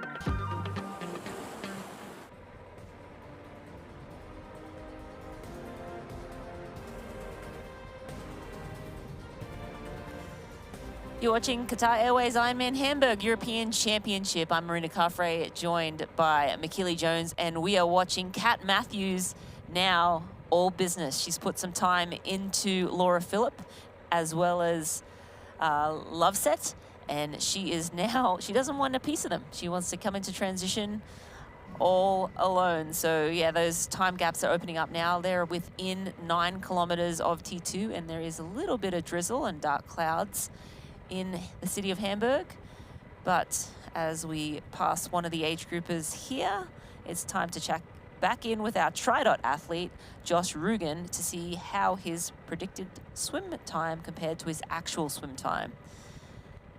And it looks like his predicted swim time was 1:20.48, and he swam a 1:18.19. So pretty close there, pretty accurate. MJ, I know you're a Tridot coach. Do you use the RaceX predicted times a lot with your athletes? Oh, I absolutely love it. I mean, it's all based on your threshold history, where you'll do a 5K threshold test, and then there's also a 200 and 400 swim test, and then, of course, you could do your FTP test of 20 minutes. No, what I like about it, it's not only is it looking at, like, the environment, but your threshold history, but it's also you can dial in the equipment that you're using as well.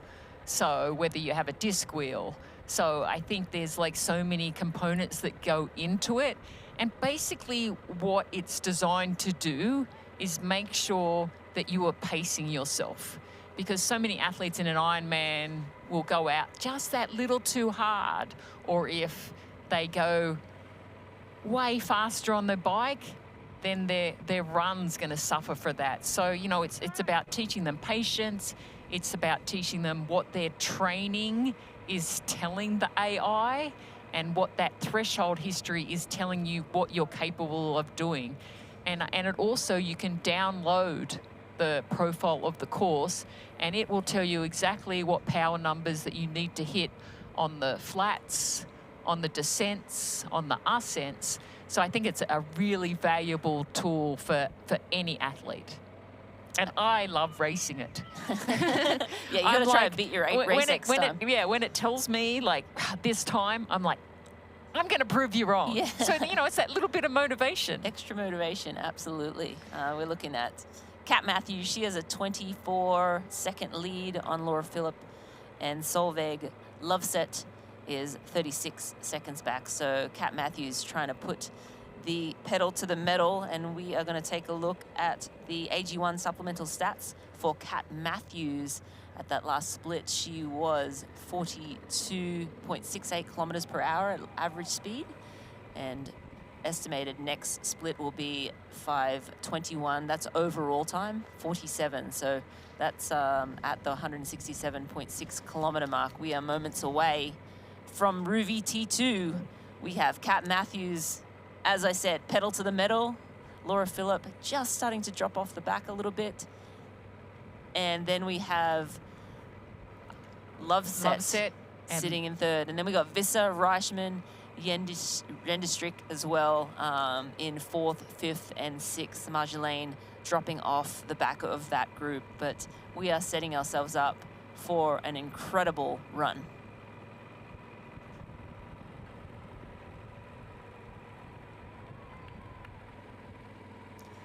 An incredible run. I think it's going to be an epic run. And, you know, I wonder if this was part of Kat Matthews' strategy, that, you know, when they were going over what the race plan was going to be.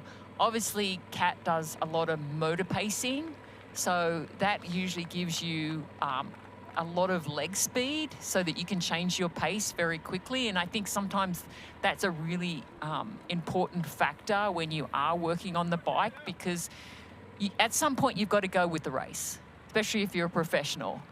As these athletes go around an emergency vehicle that's on course, hopefully everything's okay. But yeah, so with Kat, and I think motor pacing is like a very old cycling technique, but it has so much purpose.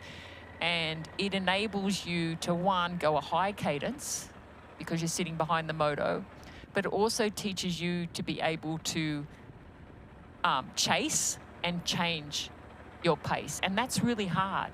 Really talk about like how hard it actually is. When you're dialed into pace, the effort it takes just to go that little bit harder. It's incredibly hard, yeah, especially this late in the race. We're talking at 170 kilometers, 10K to go. She decided to pick up the pace and put the hammer down. And that just shows how powerful and how strong Kat is. And yes, doing the motor pacing helps with that change of speed, but to put it in effect that late in the race, yeah, by then, usually you just don't have anything left in your legs to really increase that power output. So super impressive for Kat to be able to put that down. But yeah, she's like, you know what, this is my plan. I wonder if this was part of the plan or if she just got sick of having, company on the bike, and she's like, nope, I want to have transition all to myself. Again, this transition area is very long. It's a 550 meter run from bike entry to run exit. So again, another very long transition. And we all remember Kat and Laura Philipp getting off the bike together in Nice. I think that's probably fresh in her memory. Like, that was a world title that slipped out of her hands. She came into transition with Laura. She probably backed herself on the run, and then, she had some cramps, so she needed that little bit of extra time up her sleeve. And now she's like, you know what? That didn't work last time. I don't want a bar of it this time. I'm still feeling good. I know I can put a little bit of time in and get a little buffer. And, it's a small buffer right now, 20 plus seconds to Philipp and Loveset.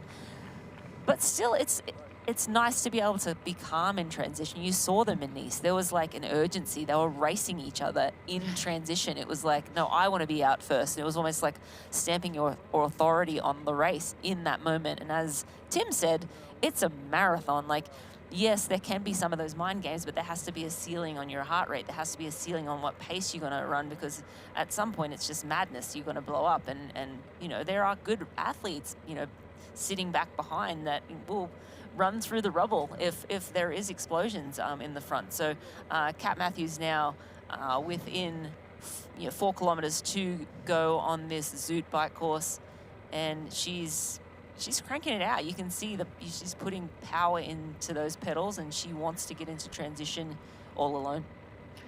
And I mean, I think the biggest toll right now is on Loveset. I mean, she's sitting, 36 seconds back, and that doesn't seem like much, but like when you're at the end of a 112-mile bike, 180-kilometer bike, and this is your first Ironman ever, it's like, you don't understand what that feels like anyway, and then all of a sudden somebody's attacking you so late in the race. And Loveset, has been aggressive. She was down like over a minute because she had to get those handlebars tightened back up. That one handlebar came undone. So perhaps that's playing into it. And then, I mean, Kat Matthews, if she can get into transition and relax a little tiny bit, not that she will, I think, she's always aggressive and she always likes to get out there, but I think it's giving her a little bit of room to breathe. And now it's up to see, well, what is Laura Philipp actually going to do? We have 3.2 kilometers, and 37 seconds can be nothing if you can have a really clean transition. And, we did see Loveset charge through the transition out of the water, coming from a short course background. So, I talked about earlier how transitions are the 5th discipline.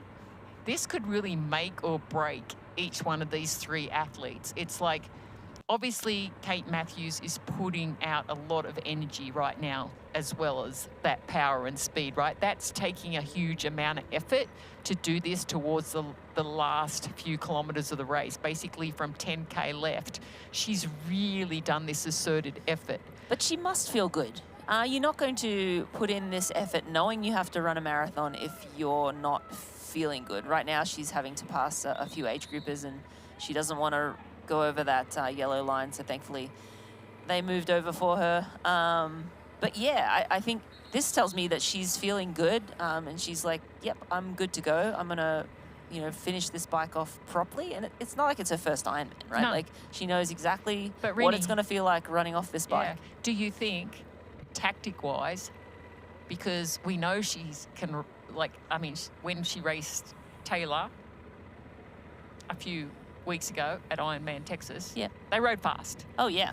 She's capable of riding fast. Do you think it was like she actually rode quite tactically and within herself after seeing what she's doing right now? Maybe, yeah, maybe she had something up her sleeve the whole time, and we did see her on the front a lot of this bike ride, but yeah, I feel like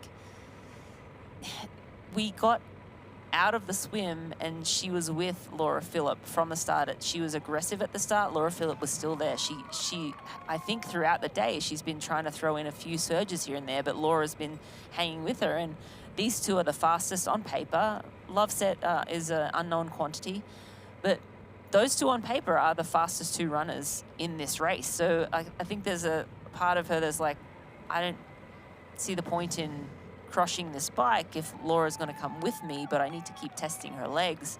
And now she's been able to blow it out, not blow it out, it's a 25 to 30 second lead on Laura Phillip, and Loveset is, sort of sitting right behind. But if you look down, Annie Reichman's now 8+ minutes back. So that time has really started to blow out. That tells me that Kat Matthews is really cranking it in this final 10 to 15 kilometers. And, Laura Phillip is somewhat going with her. We're sort of bouncing around between 20 and 25 seconds. So, Laura Phillip is still right there. They're both going to be in transition together. Remember, this is a long transition, but Kat will have the transition to herself for a moment. No, she definitely will. And if we go back and think about how the race happened, it's like when we looked at around 60K, I think the predicted bike finish time was around 4:30. And now this back half, they've made probably 10 minutes up. So, that's just shown you how tactical I think it was at the beginning, and now how aggressive it's getting. And Kat has been the aggressor from the start of this race. She's the one that sort of has controlled everything, and she's continuing to control it as we're about to go. We'll go through the tunnel, that nice dark tunnel, and then on the other side of that is the actual transition. Yeah, absolutely. And she's just about to enter that tunnel, and then she'll be exiting the other side and into transition. But yeah, Kat Matthews turning up the heat at the end of this bike ride. We did hear from the ground that there is a little bit of drizzle in downtown Hamburg. So the athletes, that's great news for the athletes. It cools it off a little bit. It's mild temperature anyway here in Hamburg, especially with the overcast skies, but it was high humidity earlier today, but it'll set up for a really fast run, and we'll see what Kat Matthews' bike split is. At this point, it's looking to be 422, 423, somewhere around there, which is not a course record, but it's very fast. When Laura set her course record here, she rode around a 430, I believe. So ahead of that pace. No, exactly, as she's about to get off her bike and head into T2. Let's see how far the gap is when we have Laura Phillip hitting that dismount line. But yeah, she's going to get off, run the 550 yards through the Ruby T2. And she looks, look how smooth she looks. I mean, she's being aggressive, just like we thought she was going to be. And we'll have a look at the Wahoo Element Bolt time. That's 4:22.45. Very fast riding from Kat Matthews. Well, considering how the prediction was 8 minutes Slower in the first lap. Yeah, so that's unbelievable to be able to make up that much time in really a short amount of time, because it was like, you know, even when we hit the halfway, she still was looking at about that 4:30 to 4:28. So significant effort by Kat Matthews. And now we see Laura Phillip making her way to Ruby T2. And she will dismount her bike right before that dismount line and head into that long transition. You see Kat with her helmet still on. She knows it's a long run all the way down, 550-meter run. Her legs look great. There's no limping. There wasn't any, it didn't look like there was any discomfort. And there was Loveset, who's transitioning right now into the Ruby Transition 2, where she will rack her bike and then she will run those 550 meters to get to her run gear. And it looks like 53-second gap from Kat to Laura Phillip, and then a 1:23 to Solveig Loveset. Over 10 kilometers. Yeah. So that's how much time she's put over both of them in 10 kilometers. Kat wants this win. She's not here to play around.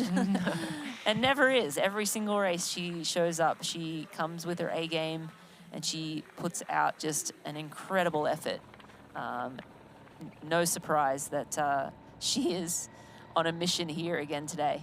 And this first part of the run course, you can sort of get out of sight, out of mind quite quickly, because they're going to head out and then you go around the lake area, and then you quickly make a right-hand turn, and then you'll end up underneath one of the bridges to go underneath the road where they were cycling. So if she can get out of this transition before they even enter, but you can just see Laura Phillip coming up right now. They're just going to be exchanging as she's leaving. Laura Phillip's going to grab her bag, and then we're going to see Kat Matthews head out as she puts the rest of her gear back in and then hangs it up, and then she is off. Kat Matthews heading out onto the Hoka run course, exiting Ruby T2. It's a 26.2 kilometer run, of course, 26.2 miles. That's 42.2 kilometers.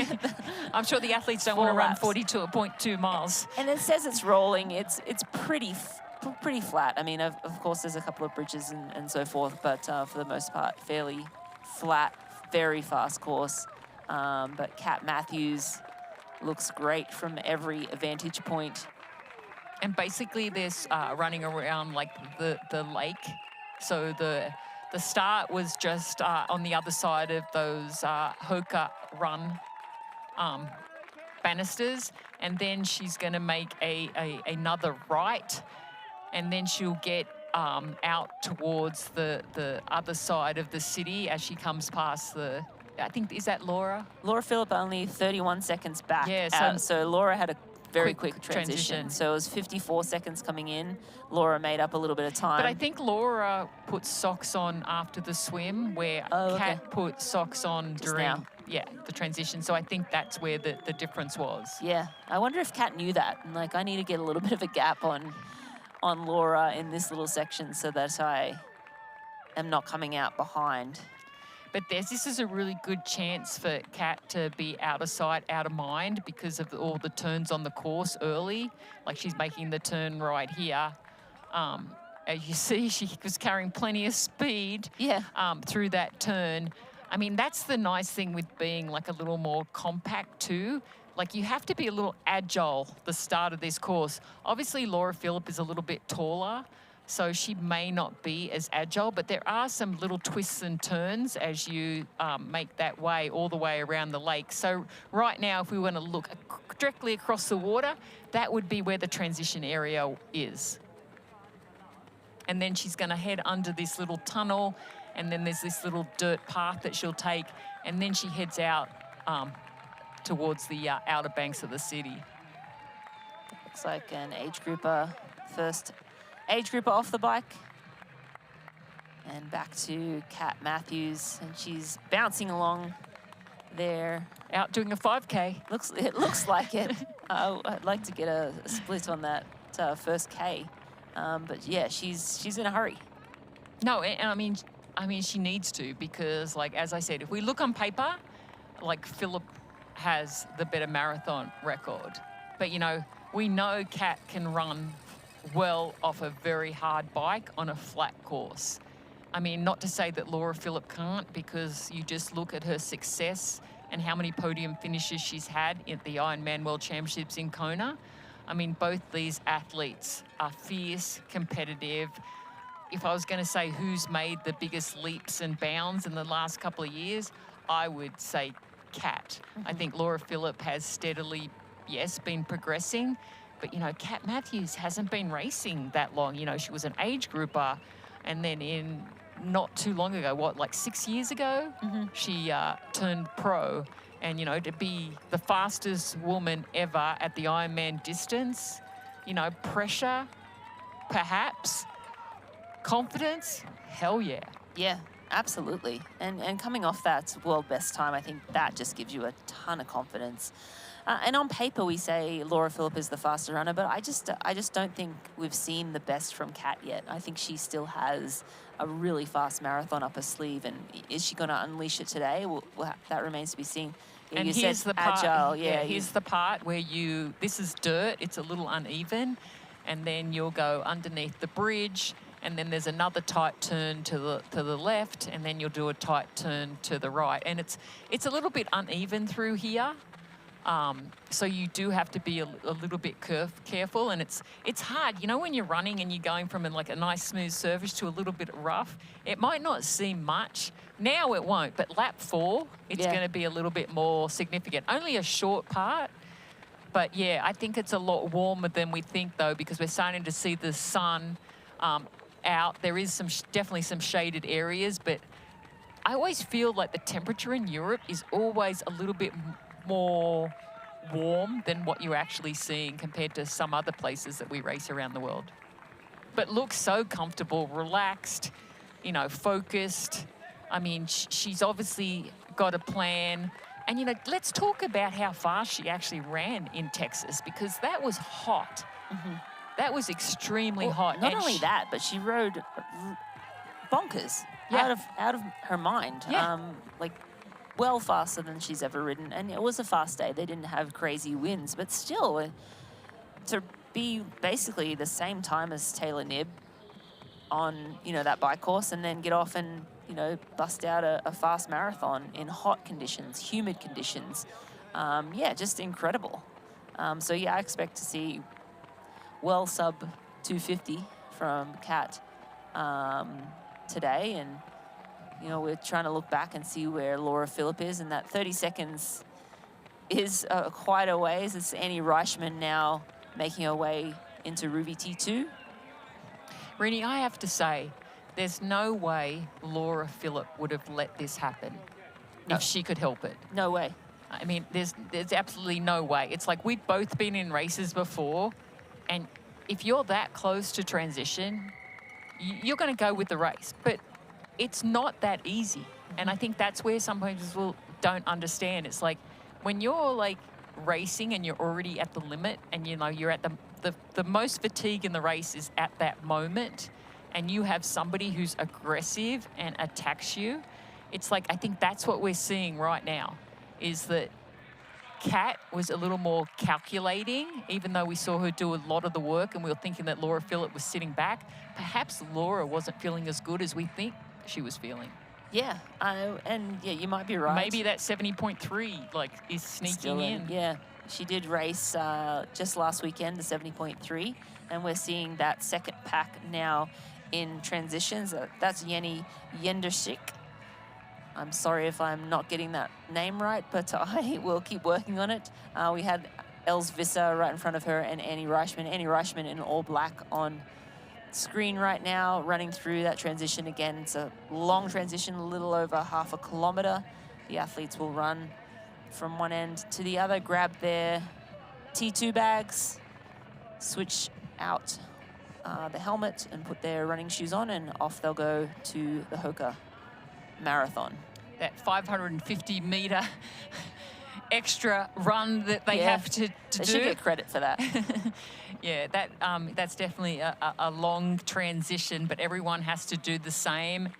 And we are back on our women's leader, Kat Matthews. And let's do a little review, because we have seen a lot of Kat Matthews today. Yeah. And I mean, there's a reason why. She is the fastest Ironman athlete ever, and was so aggressive in the swim. It was interesting to see the tactics in the swim, because there was a couple of times where she stopped and like, hey, what are you guys all doing, basically thing, or whatever was happening. And then, yeah, she was super aggressive on the bike.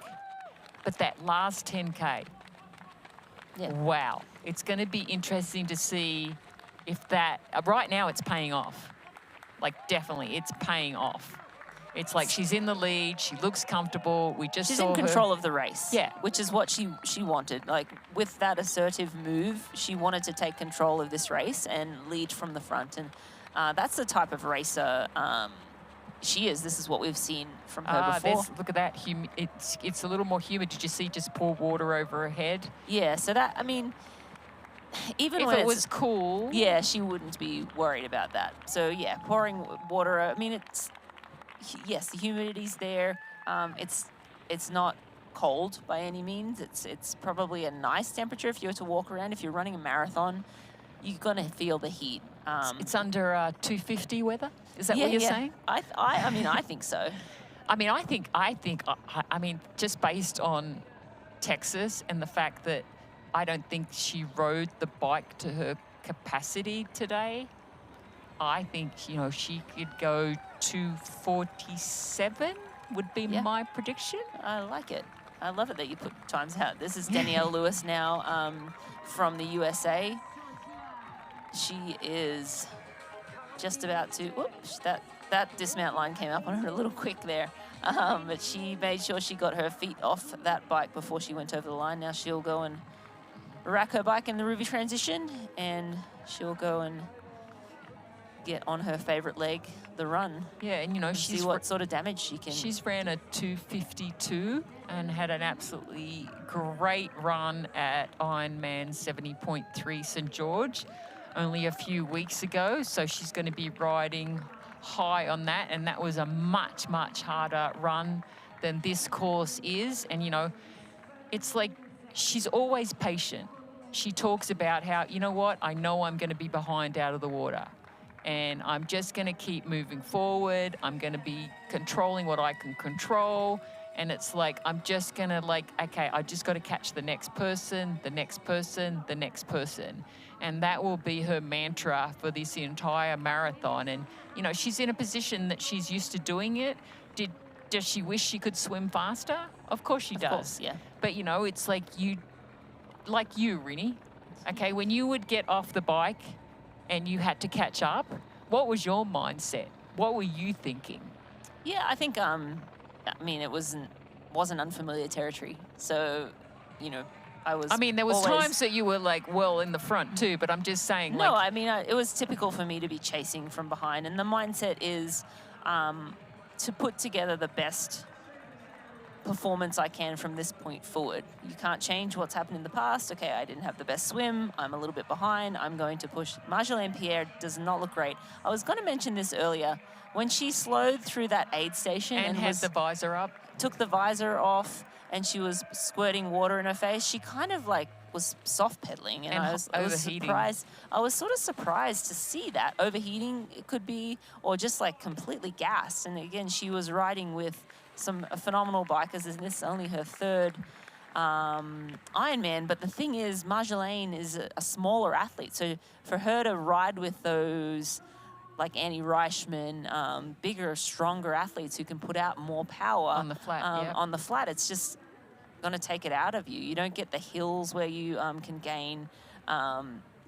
She's a lighter athlete, so she didn't get that at all in this race. Completely flat. So, yeah, I wondered. And she does not look that happy coming into transition, walking through. But we have Kat Matthews on the left and Danielle Lewis on the right.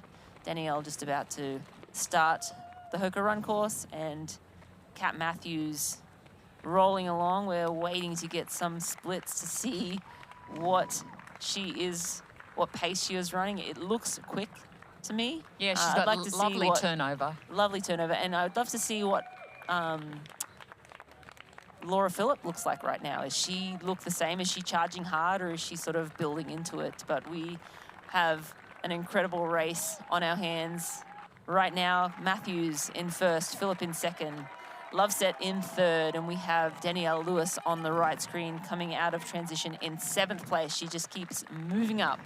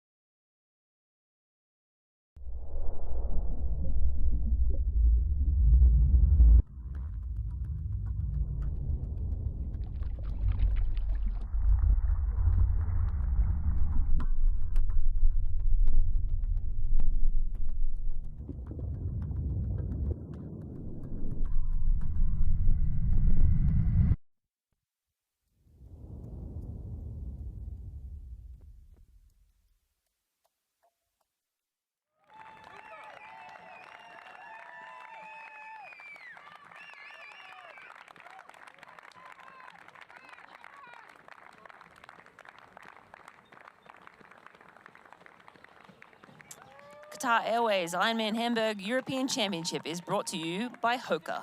Fly, human, fly. And by Precision Fuel and Hydration. Personalize your race hydration and precision fuel and hydration. And we are with 2nd place at the moment, Laura Phillip. She also looks fantastic. She has a slightly slower turnover than Kat Matthews, but that's because she's taller. A little bit taller. And we also have to update you. We just got word that Jackie Herring actually pulled out after about 90 kilometers. So she had that slow leak that she stopped and tried to put some CO2 in. It went flat again. She kept riding it, and then she pulled over and tried to remedy it, tried to fix it. But there were a number of gashes in her wheel, and she's had to pull out. It's not repairable. So really sad for the defending champion, Jackie Herring. She was riding along really well in that second group with Annie Reichman and a couple of other women. And she will, I'm no doubt, be looking at the calendar and figuring out where to find another Ironman event that she can add to her schedule. But yeah, bummer for the Jackie Herring fans. Yes, and she did mention that she had good legs. So she will be very, very disappointed with that, but at least she knows she has good form and she can carry that momentum on to her next race. And I'm glad that we got to see Laura Phillip because she looked really good. Danielle Lewis right now is just going under that bridge where she'll make that left-hand turn and then she'll make a right-hand turn. And head out on the Hoka Run course. But yeah, like, I'm interested to see what our split's going to be when we get to 3.9 kilometres. It's very close now. I mean, obviously, we know that both Kat and Laura are excellent runners. We were hoping for a little bit of a closer battle, but that's why we want to see what the split is. And Love Set is in third right now, and Reisman in fourth, Visor in fifth, Ginny Jenkinschik is in sixth. Danielle Lewis has now moved all the way into seventh place. And you can see from the GPS trackers the pace that the athletes are running at. It looks like Kat Matthews is around 4 minutes per K. Laura Philipp is 4:17 at the last information grab from those GPSs. Love Set 4 minute K pace, so and so forth. So yeah, I mean we'll see when they go past and we get a split. It looks that Laura Philipp is running a little slower than Kat Matthews right now. And we did get that split, 26 seconds. So Laura Philipp is running basically the same, if not maybe a little bit quicker than Kat Matthews. So that graphic, it kind of grabs it at separate times. And so it might grab it, you know, when she's going around a corner or something. So she was just slowing maybe in that section. Now Kat Matthews is at 3:30 per K pace, and then you see a drop back to sort of 5 minutes. So great to have those GPS trackers, but you always have to take them in context with where the athletes are at that moment. But Love Set moving back now. She's 2:26 behind Kat Matthews, so she is losing time. She was a 1:30 back at the start of the run, and now to 2:30. And Laura Philipp gaining a little bit of time. She was 31 seconds behind, and now she is just 26 seconds. So she's taken only 5 seconds back from Kat in those first 4 kilometers. Yeah, we definitely have a race on our hands. And yeah, I like really am praying for Laura to catch up to Kat for no other reason than it will fan be of the sport. Yeah, fan of the sport, and love the you know, love to see the battles out there. Yeah, and you know, just love watching women battle it out. And I think when you have two of the best in the sport going head to head, it just helps them raise to another level. In the moment, I'm sure they're like, I don't want to have to like run head to head, but these are the races that you remember when you're long and retired, I can tell you right now. So yeah, I'm excited to see that play out. We have Danielle Lewis on screen from the USA. She has been steadily making her way through the field, ticking off athletes. She was, I think, 10th-ish out of the water, moved up to moved up to 7th place onto the run. So now she'll be looking to move up a little further, but she has a little ways to go to catch up to 6th place.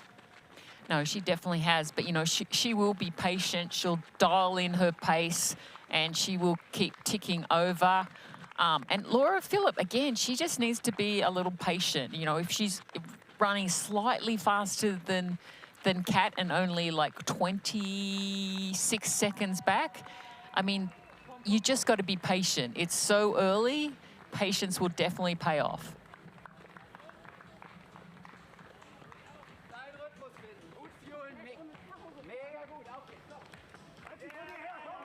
And we're just looking at Laura Philipp. She's getting some splits from,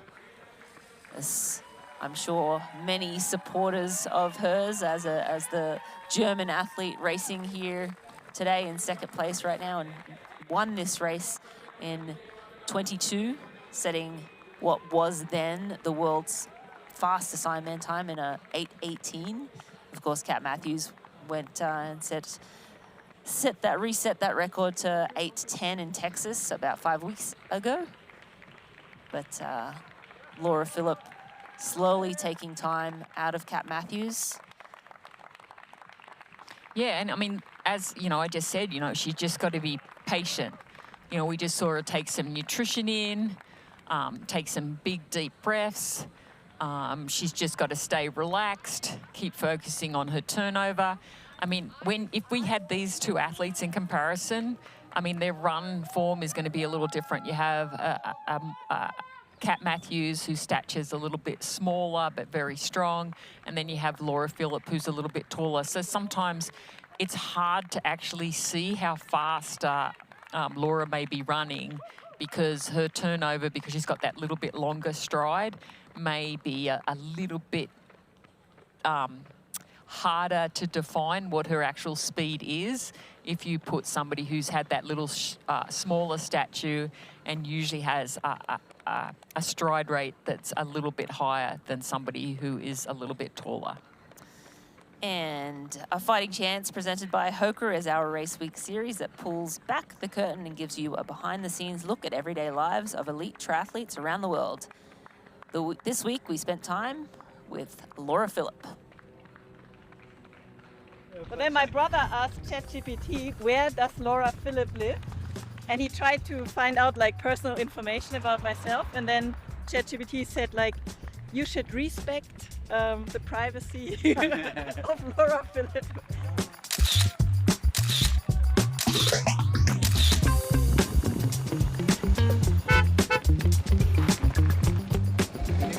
Hello. Hello. I'm happy to be back here in Hamburg. I have great personal memories from 3 years ago, and hopefully with a completely different field and level of competition, I can have a great day again. I mean, how cool is it to have like really big races in your own hometown country and to actually be able to race a strong field with a little bit of a home country advantage. I'm already qualified for Hawaii, like for the World Championships. I don't need to be here, like I don't need to validate, qualify or anything, and I think that definitely gives me some sort of freedom. I'm here because I want to race, and I want to enjoy, and you know, I want to build the season. A good ride. Thank you. People are saying it's the World Champs 2.0. You and Kat facing off. What's it going to take for another win this weekend?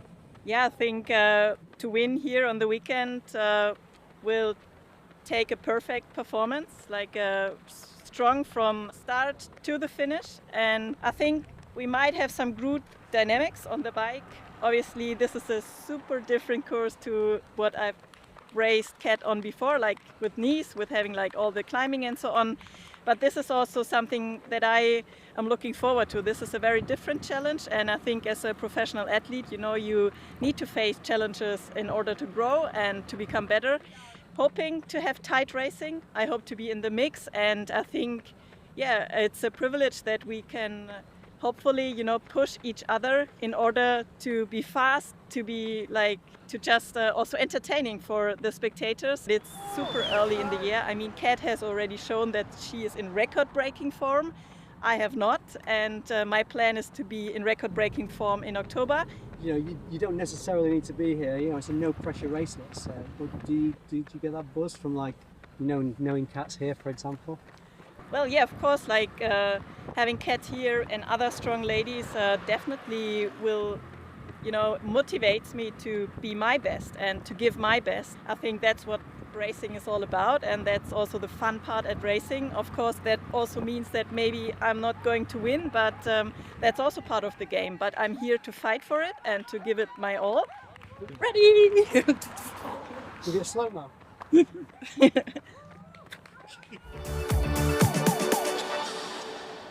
Thanks to Laura Phillip and A Fighting Chance presented by Hoka. For more, watch short AFC episodes on Instagram at Ironman Try and full AFC episodes on proseries.ironman.com and our Ironman Triathlon YouTube channel.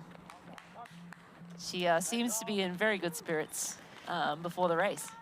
No, definitely really good spirits. And, you know, I think she understands how valuable it is to actually take the pressure off. You know, when you get to the top, it's like, you know, there is a lot of pressure, but, you know, there are ways that you can do that. And part of that is, you know, put the pressure on somebody else. Yeah, absolutely. It's a lot of tricks you can. Yeah, so I also asked Laura her thoughts about how she would feel after racing a 70.3 last weekend. So she sort of said it was a tight gamble to be fully recovered for Sunday, but I think giving the body a last hard hit out can also help to perform well on long distance. My main focus for recovery is plenty of good food, sleep, and often extra protein just a few minutes before protein. And also focusing on micronutrients like AG1. And of course, physical therapy goes a long way to keeping her healthy. Yeah, great to hear those things from Laura. But we look here at the Ruby transition 2 times. Anne Reichman was the fastest in transition at 2:45. Laura Philipp, 2:50. We saw her roll out pretty quick. Kat Matthews at 3:12. So Laura Philipp took 22 seconds out of Kat. And as you mentioned, Laura had her socks on prior to the bike. So that was a step she was able to skip. But we are moving up through the field. So we were on Danielle Lewis a moment ago, and now we're with Jenny Jenderschrick from Germany. And she is in the blue kit here, sitting in 6th place right now. Very strong bike from her. She rode with Els Visser and Annie Reichman. We had Marjolaine Pierre come into transition, and she did not look super great. I'm wondering, you know, if she did carry on or if she took a minute in transition to collect herself. And Ginny, this is actually her first Ironman by my records. Yeah. So, yeah, she has not done an Ironman before, so I'm sure she's thrilled to be in 6th place right now. But yeah, definitely her strongest discipline is the bike, and may struggle a little bit on the run. But, you know, right now she's just got to concentrate on getting good nutrition, concentrating on good form, getting those legs ticked over as quick as you can after riding a 180-kilometre bike. But, yeah, so great to see our rookies doing so well. Of course, our other rookie in the field is Loveset. Yep. So, and she's doing absolutely fantastic on the podium right now. Definitely noticed it when Kat Matthews really picked up the pace the last 10K of the 180-kilometre bike. But Loveset, this is her first ever Ironman. And doing a great job right now. We had predicted maybe she was going to be the aggressor, but I guess we didn't factor in how aggressive Kat Matthews was going to be. And when we had Tim Don on earlier, he definitely proved us wrong because he said Kat was going to be the aggressor, and she definitely wasn't just the aggressor in transition. She was definitely the aggressor that last 10K where she put over 30 seconds into Laura Philipp. Yeah, it was incredible by Kat. She just turned it on. And again, we mentioned earlier, not easy to just change the pace at, 10 to 15 kilometers left in that bike. Most people are sort of just hanging on at that final stage of the bike leg, but Kat Matthews saw that as her opportunity to put down a few extra watts and created some separation between herself, Laura, and Loveset. We have Matthews leading, Philipp in 2nd, Loveset in 3rd, Reichman in 4th, Visser currently in 5th.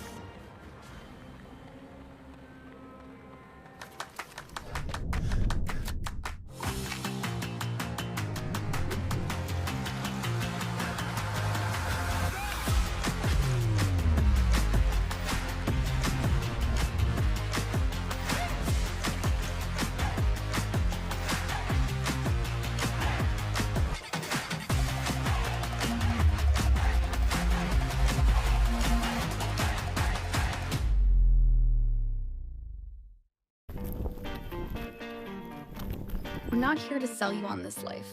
You already chose it. No shortcuts. No hype. Just work. Same as you. Built to outlast. Endure. 40 years in, and we're just getting warmed up. Welcome to the Ohana.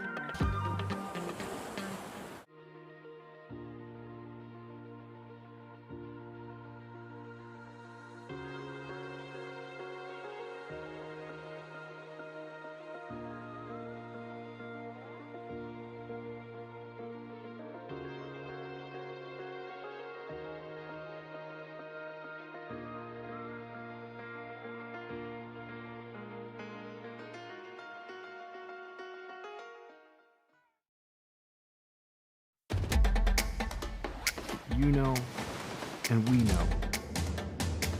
The thing about challenging yourself is, you're always looking for what's next.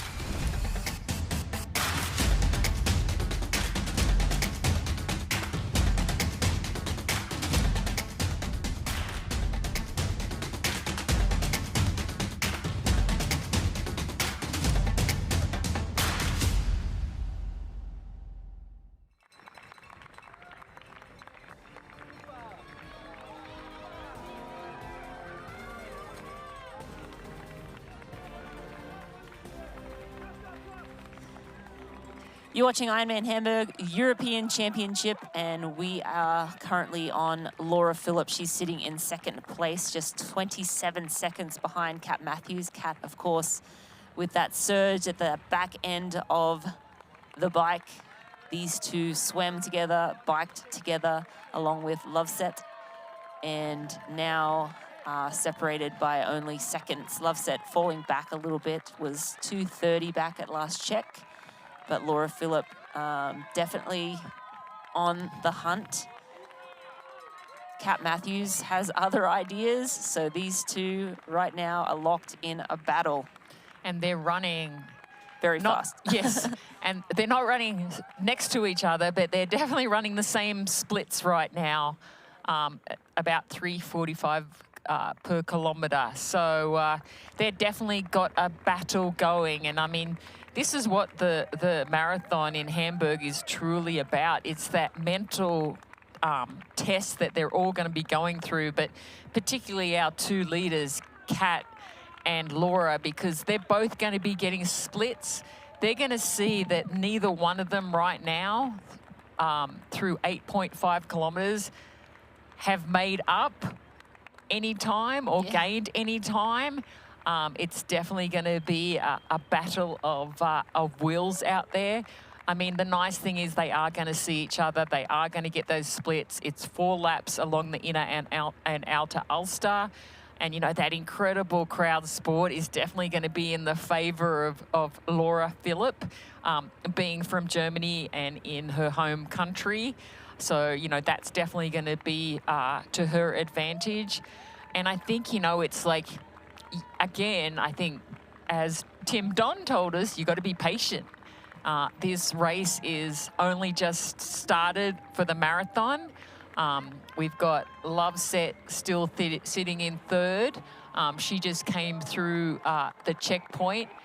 She's now down 3:49, so definitely feeling the effects of her aggressive ride where her handlebar came loose. She stopped. Oh, look, Kat's like giving high fives. Yeah, she looked absolutely fantastic and smiling as she got her band to say that she had been on that part of the course. But yeah, Loveset, like amazing day on the bike. Lost that minute when she was getting mechanical help. Rode up and went straight past Laura Philipp and Kat Matthews. Just feeling it a little bit, and I think, you know, that's Kat who put the pressure on Loveset with 10K to go. She really put the hammer down. You know, she talked about earlier how she wanted to be nowhere near Laura Philipp. Right now, she's sort of living that dream a tiny bit because she's out in the lead. But yeah, like what great energy and attitude that she has right now. I mean, obviously she's feeling good. Yeah. I mean, Laura Philipp is in a battle because they're running exactly the same time. So it's just basically a matter of who's going to lose that little bit of focus, who's going to be that one that starts to like get the little kinks in the armor. Yeah, just a replay of that bracelet. That's probably the first lap bracelet that she was picking up there. But yeah, just she has a lot of energy. She seems great. She's like happy. She's smiling. She's waving to the crowd. Well, last time she ran a marathon, it was really hot. It was really hot. This is probably just a real treat for her. This is like the AEST's on right now.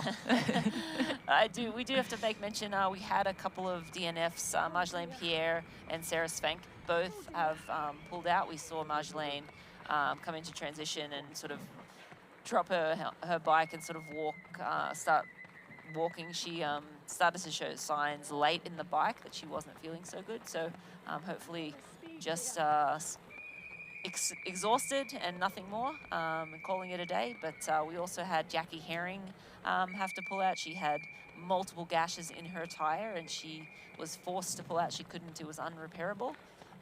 So she had to pull out, which is a real bummer for her. She'll be looking for most likely another Ironman event to add to her calendar to make sure she gets all those points to add up to another great season for her. But also, at the beginning of the day, Stephanie Clutterbuck was on the start list and she was not feeling well this morning. So a number of athletes pulling out for one reason or another, but no such trouble for these three athletes. This is Loveset here, sitting in third place.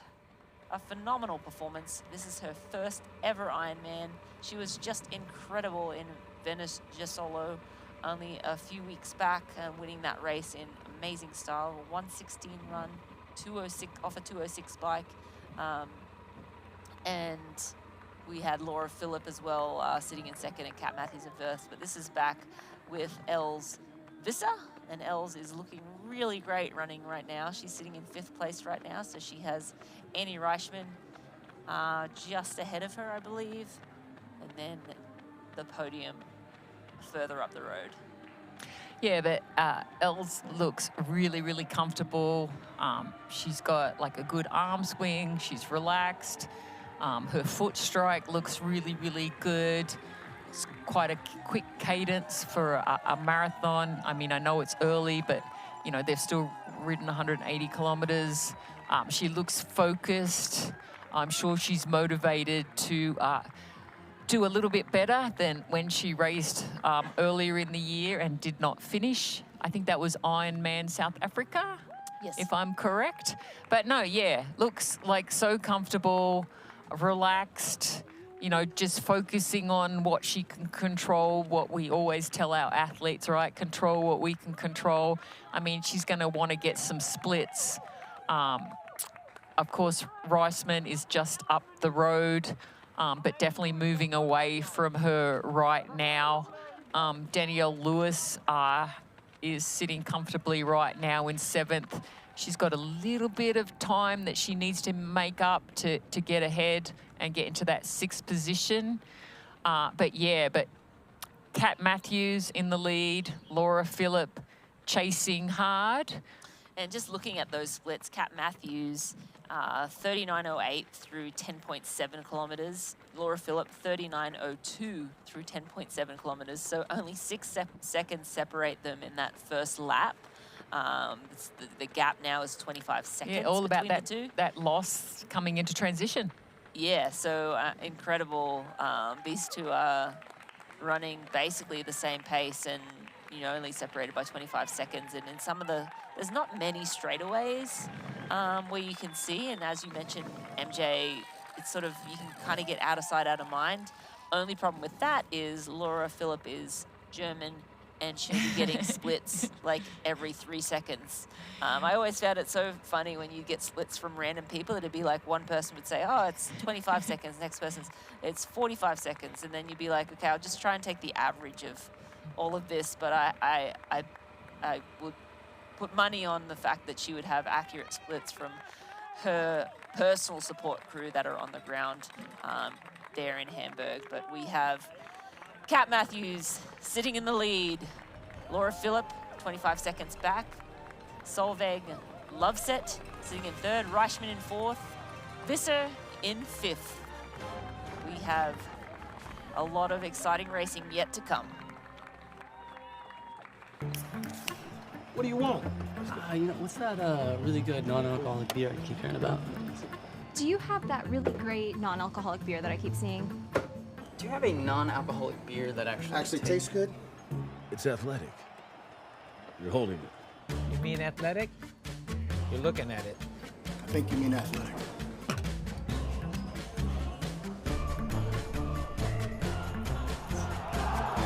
It's athletic. Ask for it.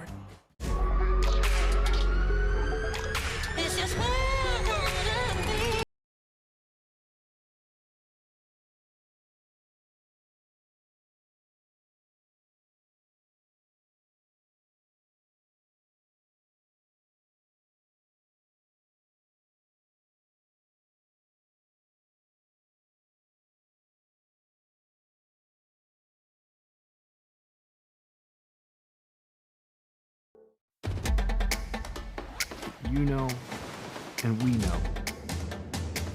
The thing about challenging yourself is, you're always looking for what's next.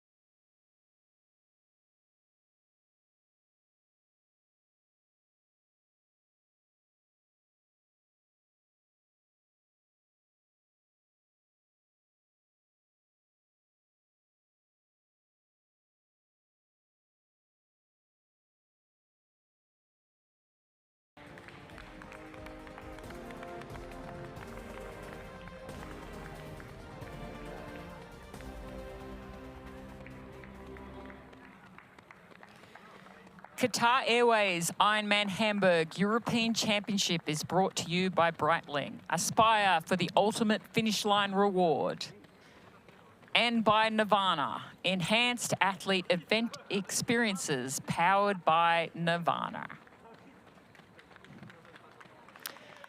And we are on schedule for possibly a sub 2:40 marathon, if you can believe that. No, these Kat Matthews and Laura Philipp are definitely throwing it down. What was it, 39-minute, 10-kilometre split? 10.7. Yeah. So through 10.7 and 10.7, yeah. So that's like so well under like 37-minute 10K pace. Yeah.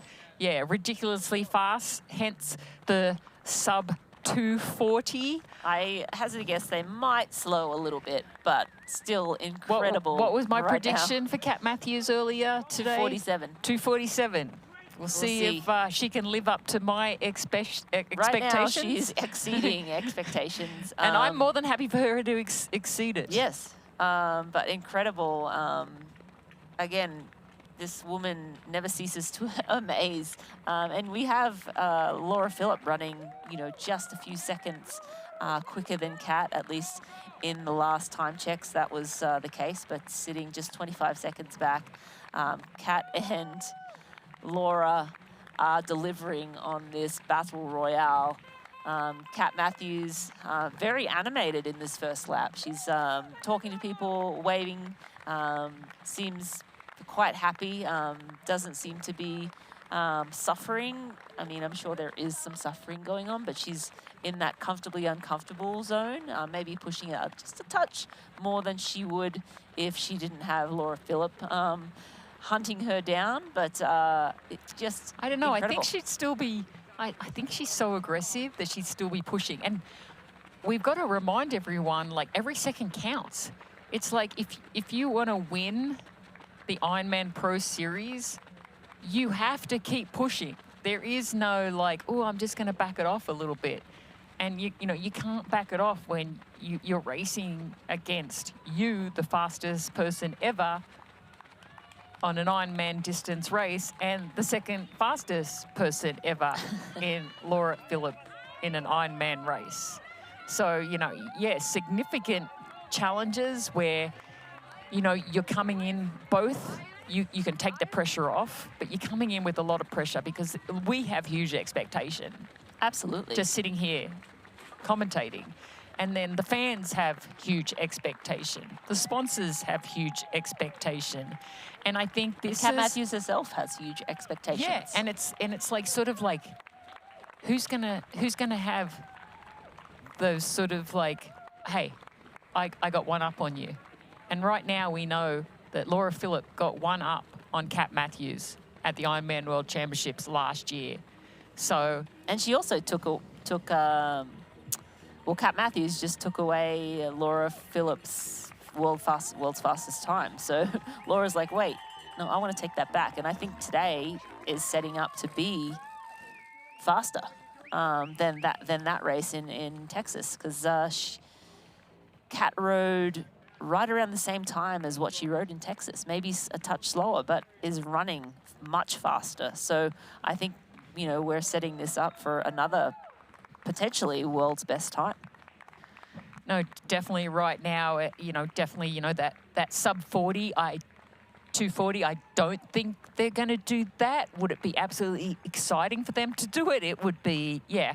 But I think if Kat can run in that 240 category and, you know, walk away with the win, I think it would be a double victory for her for sure. But, you know, it's like we know that Laura Philipp is strong in the second half of the marathon. So, and we know they're running very similar times. What I like is Kat Matthew is getting a lot of course support.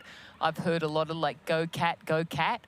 And I think that's absolutely amazing. And that little energy, even though you're sort of in that, as an athlete, you're in that tunnel vision and you really don't hear anything, right? You're just so zoned in. It's like, it wouldn't matter if the crowd was absolutely yelling your name like so loudly. You are so zoned in to the moment, to what you're trying to achieve. Again, you have that little chat that's going on in your head, like, how am I feeling? What do I need? What am I going to get at the next aid station? All those sort of things keep creeping into your head, and you have that tunnel vision. And I know, Rinny, you've experienced tunnel vision so many times, and it's amazing how you can just zone everything out and just be so focused, and it's like nobody's there. Yeah, absolutely. Like when you're in the zone, I think Kat Matthews seems to be, yes, she's in the zone. You see her collect herself, but she takes moments to wave to people, to see people. So she's using that crowd energy as well. Yeah, exactly. And I'm just, for a second, looking at the track. It looks like Els Visser has moved past Annie Reichman. So Els Visser has moved into 4th place. Solveig slipping back. She's now over 4 minutes behind Kat and you know, just under 4 minutes behind Laura Philipp. So Solveig Loveset, who is on screen right now, slipping back from the 2 leaders. Els Visser making some inroads, certainly on Solveig. If Solveig isn't careful, may lose that 3rd spot. But yeah, Els Visser moving really well in 4th right now. Yeah, Loveset's just got to like find that groove. She's got to settle in. You know, it's like she's never been in this position before. It's like she's obviously got goals that she set for herself that her coaches have set for her. And, you know, it's just one of those things like, can she handle the fatigue of that 180-kilometer bike and then still be able to run what she's potentially should be able to run based on the fact that she has run a 1:16. I mean, there's not many female athletes who have run a 1:16 and a 70.3. So, you know, but you've got to toughen those legs up. Sometimes it takes more than just a training plan. It's like racing. There's nothing like racing. It's that little bit of fitness that you get. It's that desire to push yourself even more than you can in a race. And I often talk about, you know, there's champion trainers and champion racers. And it's like those champion trainers, it's like they sort of show everything in training and they don't leave anything for the race. And I think it's really important, particularly when you've been in the sport for a long time. It's like, you know, when you want to go hard and you're feeling really good, particularly like those closing few weeks when you're in a prep phase for an Ironman, it's like, just don't do it. And, you know, I often preach that to a lot of my athletes that, you know, it's like, you know, when you're like feeling good and you're like, oh, I just want to see how I'm going. I'm like, just don't do it. And it takes like discipline. But, you know, that's what like running an Ironman marathon is about. It's discipline. Like, you've got to be disciplined to like stay within the moment that you're running in. Yeah, it's like you want to push the limits, because I say to my athletes, look, don't ever be tied down too much by what that pace is telling you on the day, because sometimes what the prediction is, maybe you're having the race of your life. I mean, like, look at Kat Matthews in Ironman Texas. race of her life, fastest time ever. But, you know, today she's not going to give up the thought that she can even push herself even harder, because she knows with Laura Philipp in the race, she's got to go just that little bit more, particularly on the marathon. Yeah, absolutely. And that's what I love about having the best of the best compete against each other. When you are racing against the best in the world, and Laura Philipp said this before the race. Now the gap's back at 31 seconds between Kat and Laura. So basically, Kat's taken back 6 seconds. You know, so the 6 seconds that Laura had taken out of Kat's now taken back. So we're back to 31 seconds between these two women. Gosh, I wish they got off the bike together. I'm sure they don't. Well, Kat doesn't wish they got off the bike together. Or maybe she does. But right now, they are running exactly the same pace. They are on pace, like within a second of one another at 14K, which is just bonkers. But yeah, what I love about them racing against each other, they know that they have to have a magical performance. And Laura Philipp said it in her AFC episode. It will make a magical performance. It will take a magical performance to win this race. And she said, I don't know if I have a magical performance in me. It'll take a perfect race. I'm hoping for a magical performance in Kona. I think that was her husband, and I think he just said settle down, because she's running extremely fast, but she's just matching what Kat's doing right now. No, you're exactly right. And I think it's sort of going to be fast, and it's sort of going to be like brutally honest. You know, it's one of those things like who got the nutrition right, who got the pacing right, who was patient. You know, that honesty of racing, that truth serum's going to come out as we just see them pass each other. It's like just they both put their head down. They didn't even glance. Didn't like acknowledge each other. But, you know, this is what it's going to take. It's like they knew going into this race it wasn't going to be easy. I mean, the flat course is another element of that was going to make it hard. And then, you got to show up with your A game. And, I mean, Laura Philipp has talked it down that, you know, she's not as fit. She hasn't done any of those key big workouts that she would typically do, that she's preparing herself for the Ironman World Championships in October. But when you toe a line as a world champion, you're towing a line for a reason. And it's like, it's really nice to see that they are challenging each other and they're pushing the limits of what women can actually do.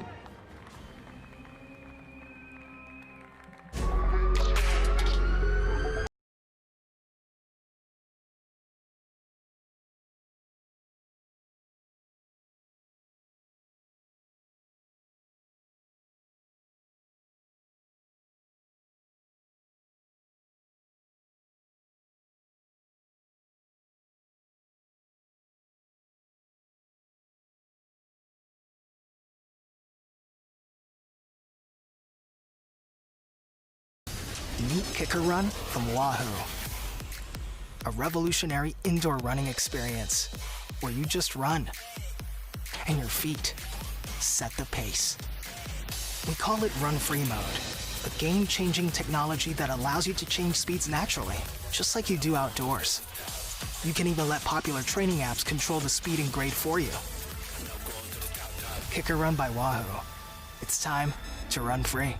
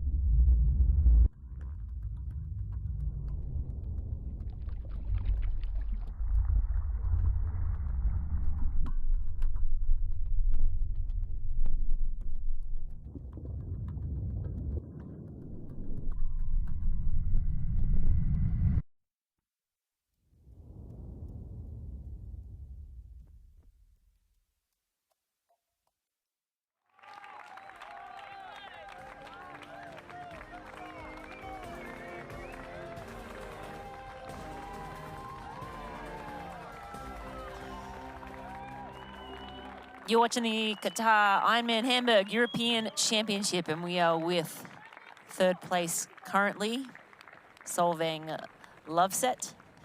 She is cruising along here on the Hoka run course. The athletes are around 15 kilometers in to this marathon, and this young woman is about to get into unknown territory. Well, she kind of is already after a 112-mile bike, 180-kilometer bike, running off that bike. This is her first ever Ironman event. Just a year ago, she was getting ready for Paris at the Olympic Games. So moving up a couple of distances and doing it very well, racing two of the best in the world, Kat Matthews and Laura Philipp, currently 1 and 2 as it stands right now. Of course, Laura Philipp, the reigning Ironman world champion. Kat Matthews was second at the Ironman World Championships in Nice last year and currently holds the fastest ever time for an Ironman event. And, you know, she is starting to find her groove. Like, I mean, definitely she lost quite a bit of time, but now I feel like she's settling in. Like, Kat and Laura are running like around 3:43 per kilometre, and she's now dialed in about 3:53, and she did blow out to about over 4-minute kilometre pace. So, you know, she's done a really good job to regroup, refocus, and, you know, she's hanging on to that podium slot right now, and that's what she's got to do. You know, use the aid stations, stay focused on the training that she did to get her to this point. You know, it's like she's gone through that bad patch, and, you know, we know that during an Ironman, there's a time, doesn't matter who you are, you know, you're not going to be feeling great. And, you know, we know she's been through that. We saw her struggle the final 10 kilometre of the bike just because Kat Matthews, like, just threw it down and go, okay, let's see what you've got. Let's see if you can actually compete with me. And I think, you know, the strength in her maturity, I mean, yeah, we could go back and go, you know, on the bike, it's like, you know, you should have settled in a little bit more. But, you know, that's not the type of racer she is. It's like, you know, she's used to aggressive short course racing, and she's just looking better and better and better, Rinny. I think so too, yeah. She, you know, is losing time to Kat and Laura, and again, they are running really, really fast, on pace for a sub 2:40 marathon. We'll see how they slow through this second and third lap, but still looking phenomenally good and still moving very quickly, both of them. So, you know, it's not like she's running slowly. She's just not running as bonkers as Laura Philipp and Kat Matthews are right now. And it's her first marathon off the bike. You know, you know, there is a little bit of hesitation when you do your first. It's a little bit of ignorance is bliss, but it's a little bit of, I actually want to make sure I make it to the finish line. And, you know, at this point, defend that third place on the podium. So she has Els Visser behind her. She has a nice buffer between her and Els, almost 5 minutes. But she still needs to be careful, you know, the wheels can fall off. You know, 30, 35 kilometers in, things start to get really, really hard. And that's, you know, that 7th, 8th hour of an Ironman. Yeah, everything hurts. And so unknown territory for Loveset, but I think she's having a pretty incredible debut. No, she definitely is. And I think it comes down from short course. You're so used to that raw speed versus strategy sometimes, even though short course racing does have some strategy for sure. But Ironman racing is about strategy.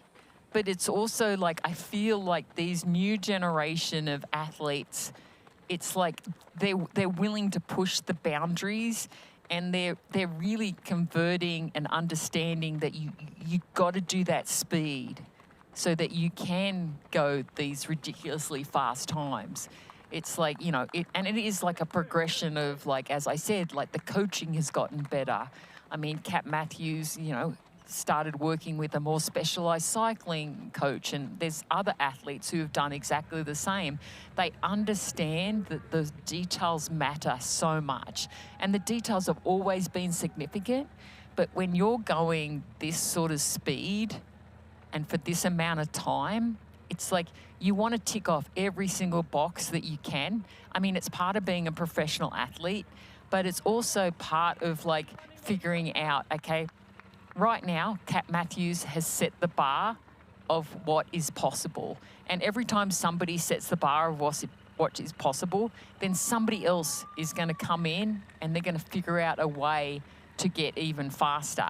And, you know, you've got athletes like Loveset, who's come into this race as a rookie, was not afraid at all on the bike, despite all the chaos that happened of the mechanical, riding straight past, and then dropping some time that last 10 kilometres. It's like I think the new generation of athletes really know what it's like to race. And I think, you know, we're still getting these specialised athletes that are coming in. And, you know, you see every Olympic cycle, you see this fresh, young sort of blood come into the sport. And not every athlete is going to be successful. It's just, it doesn't work like that. I think because you've got to give a little bit of who you are away as a speed demon and become a little bit of a diesel engine. But, you know, the way these athletes race, and really, I say that because one question that I want to ask you, in 5 years, if we were sitting here, what do you think the best time for an Ironman marathon is going to be? Like, I had a little chat to somebody the other day, and we were wondering who the first male athlete was going to break 2:30. What do you think the possibilities are for female athletes in the next 5 years? How fast do you think they're going to be running the marathon? I think, yeah, like sub 2:44. I mean, Laura Phillip ran a 2:45 here, but it was a kilometre short that year. So you got to take that into account. I mean, I think probably around that sub 2:45 mark is where we're headed sooner than later, and maybe today on this course and these conditions and with this competition, right? Like, the thing is, usually we only have the best of the best race like in Kona or Nice. And Nice, yes, they ran very fast in Nice. In Kona, you don't get to run that fast because it's too hot. So now with the Pro Series, we're getting the best of the best racing on fast courses, and that's just going to drive the pace even quicker. So yeah, I think sub 2:45. Can a woman break sub 2:40? Probably. But yeah, it's incredible what we're seeing. Just the chunks of time, bike splits are coming down. It's not like, you know, obviously run technology in the shoes has come a really long way in the last sort of 5 to 10 years. Nutrition is incredible. Over 100 grams of carbohydrate per hour. And as Tim Don said, you know, Cam Worth was taking in 200 grams of carbohydrate per hour. That's just unheard of. You know, 10 years ago, we didn't have the products that could be absorbed. And now you can. And so if you think about it, you have shoes that delay that drop dead fatigue an extra hour, you know, 40 minutes. You have nutrition that keeps you topped up the whole way. I mean, it's just amazing what the athletes are able to do now. And just the competition, again, I think when you have the best of the best lining up and racing against each other, they're going to continue to raise the bar. When the bar gets risen, when the bar rises, athletes then train for that new level. And so, you know, 15 years ago, the bar was much lower, and so everyone was aiming for that. Now the bar is at a different level, and so in the training, what's possible, you reset in your mind what's possible, and then, you know, it's incredible. It's like, you know, the age-old, you know, 4-minute mile barrier that, you know, used to be the magical barrier. Now everyone in high schools running 4-minute miles, just about. You know, like it's amazing. Evolution of sport is incredible, and the mind as well. No, and I think we would be very disappointed if the sport wasn't progressing. And, you know, it is a combination of technology. I still believe we've got a lot of talented athletes that are coming into the sport. And you know, there's always that argument, you know, if we had the technology back in the day, could have we done, you know, all this? But, you know, unfortunately, it's like that's not the way it works. It's like you've got to go, okay, well, this is all the information that we have. How can we make ourselves better? And I think it's great when the sport keeps progressing and progressing and progressing. We got Laura Phillip on screen right now as she's coming back through that tunnel, where she's going to go through the tunnel and head back to where the crowd is going to be going absolutely nuts. I mean, that's what's so awesome about the fans in Germany. It's like they're so passionate. They love triathlon. They love Ironman.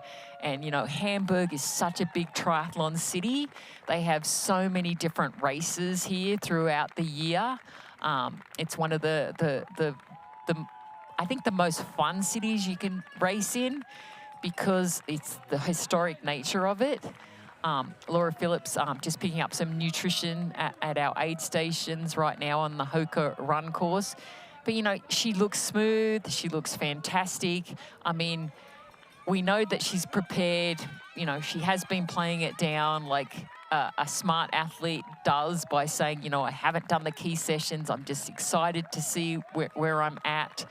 And, you know, we know from their previous races together that Kat Matthews and Laura Phillip, as she's just stopping to get her personal aid right now, we know that they are pretty even for a lot of the marathon. And, you know, I think in Nice, you know, Kat, you know, had some nutrition issues. So she really struggled the back half of the marathon. And, you know, after seeing what she did in Texas, I think that big question mark now has gone.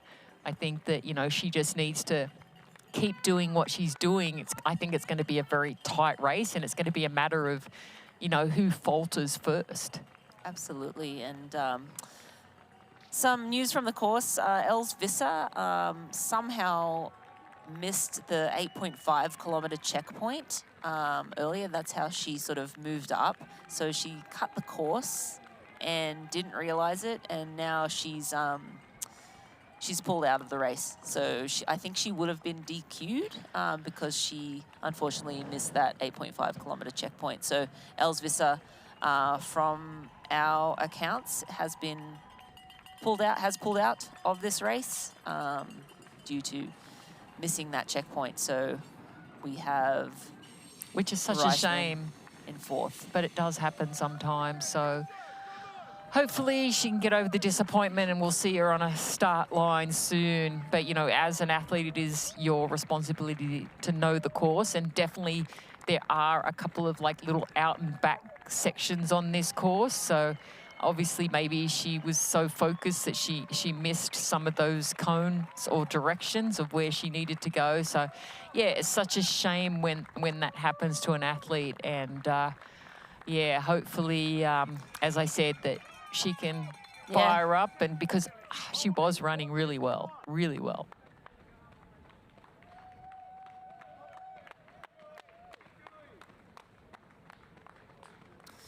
Yeah, and Els Visser needed that Kona qualification too, so she will need to sort of figure out. The plus side is she didn't run too far, so the damage in her legs, that's the big thing, right? Like, she'll get the stimulus, training stimulus from a hard bike ride, a good hard swim.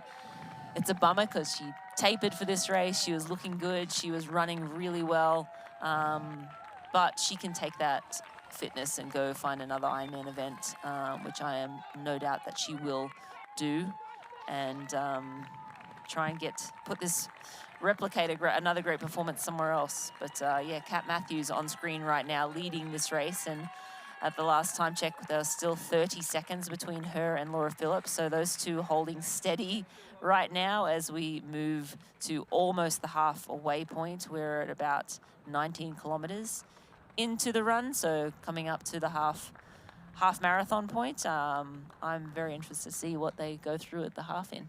No, for sure. I think that's another going to be a super fast split. It's going to be sub 120. Oh, for sure. Yeah. That is crazy. Like 118. Okay, what was your fastest half marathon ever, Rini? Like a 116. Yeah.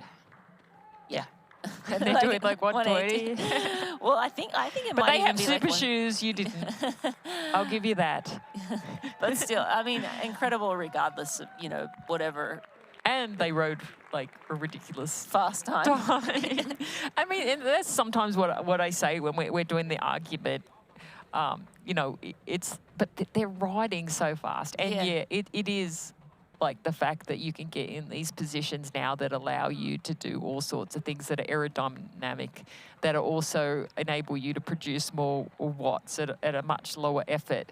But, you know, it's like, it's just unbelievable how much the sport has progressed. I think particularly in the women, because there was sort of like a time, like when we go back, I mean, Erin Baker, she ran some of the fastest times, like 2:45 back in the day. Yeah. I think it was Ironman Canada. She ran ridiculously fast. Yeah. And then you had Heather Few that was like consistently like, was one of the fastest runners, like always under like 3:07, which today now is like, it seems so slow. Slow, yeah. So slow. And then of course, Rini, you came in and changed the game.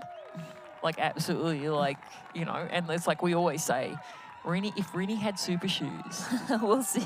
What could she run? Because they not only make an effort in terms of how fast she can go, it's the recovery and the fact you don't get the same muscle fiber breakdowns like during the race that you would in traditional running shoes. So, yeah, and now we look at the game changers right now. It's like, you know, these athletes are really pushing the limits, and it's, you know, it's great to see. And it's like, I get so excited when we have like the Ironman Pro Series, because like you sort of mentioned it a little bit, it's bringing up the level, because athletes are racing at a high level. And I always tell people, like, if you want to get better, go race against the best people in the world. And I think that's what we're seeing.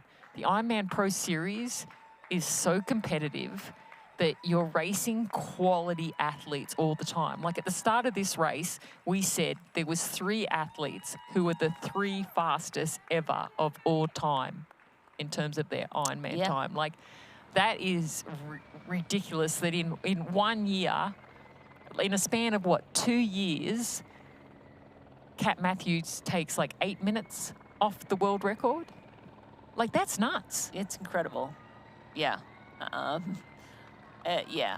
Every time I look at the times, they just kind of just keep getting better and better. But we have Laura Philipp on screen right now, and she is sitting in second place right now. The ladies are about to make it through their lap 2, so they're almost coming up to that halfway point of the marathon. And we'll see what time they go through that half in. But Laura Philipp, she looks the same as what she did at the start. I think, you know, it's really going to be the end of this 3rd lap and into the 4th lap where we'll start to see that fatigue start to creep in. But Laura looks great. Okay, Rini said 120 for the half marathon split. It might even be 118. Okay, well, 119. Okay, Rini's going with 119. Let's see if her prediction is correct. I love this. I always love doing predictions. What's to your see. prediction? I mean, I definitely think it's going to be pretty close to that. Yeah. I mean, these athletes, you know, there's this. I mean, backing off a little bit in terms of their pacing, because when we go to the 18.9 kilometre split, we saw Loveset, you know, is now at 3:57 and they're at 3:50. So you know, even... MJ, look at the race clock, though. 6:41, 6:42.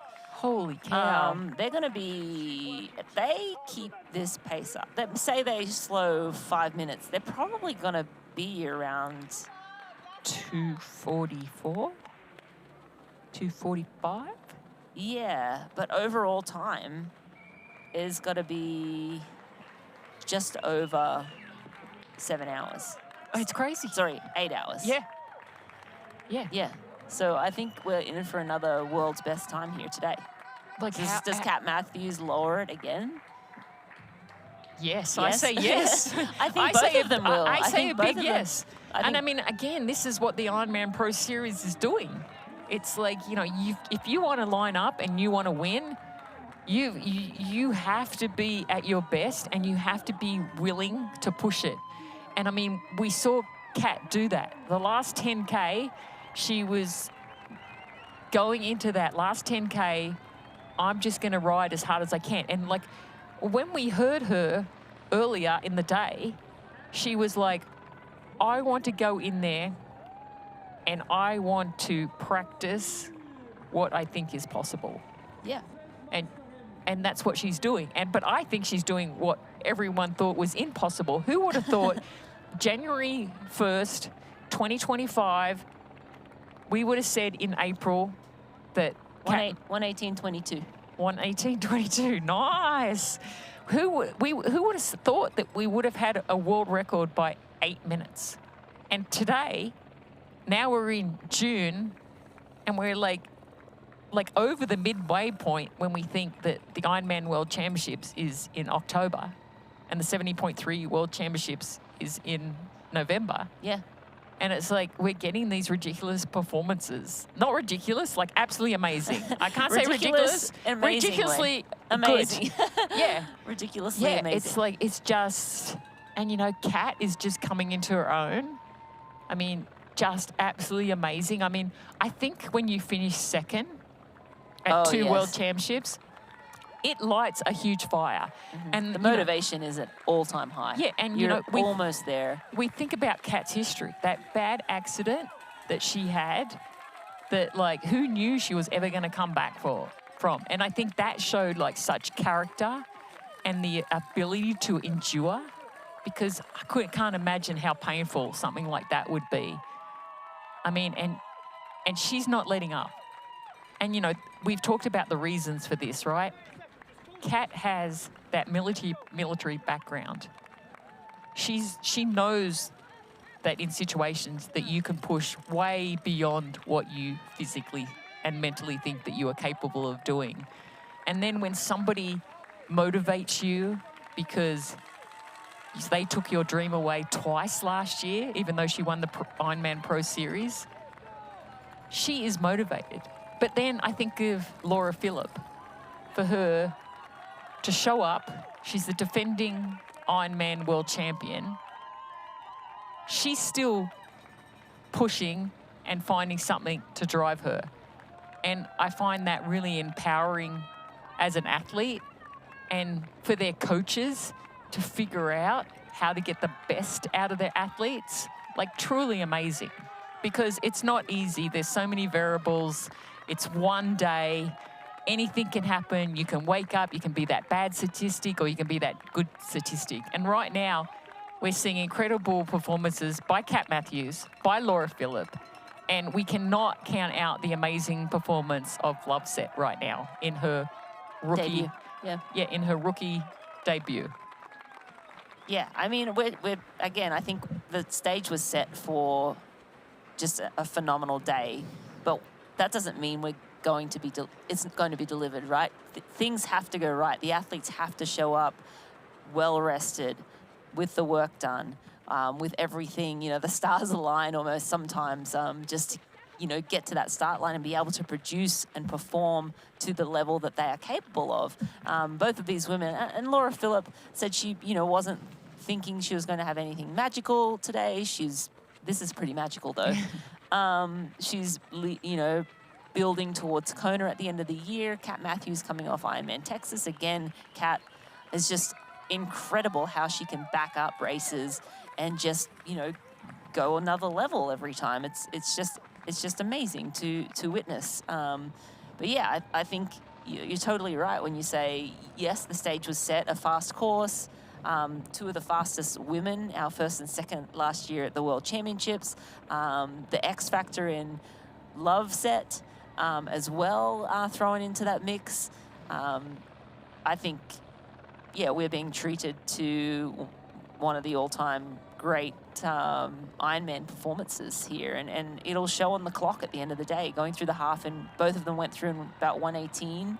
Kat 1:18.22, Laura Philipp 1:18.27, so well sub 2:40 marathon pace. I was just about to say that. Yeah, it's not. Yeah, so I mean, I expect they will slow a little bit, but right now it doesn't look like anyone's slowing at all. And we have Kat Matthews on screen right now. Again, Laura Philipp sitting in second, Loveset in third. We have Reichman in fourth. We have Lewis actually moving up through Jenny Jenderstrik, who's in fifth right now, but Lewis is looming. We are past halfway, the last half of this marathon, and we'll see who the champ is.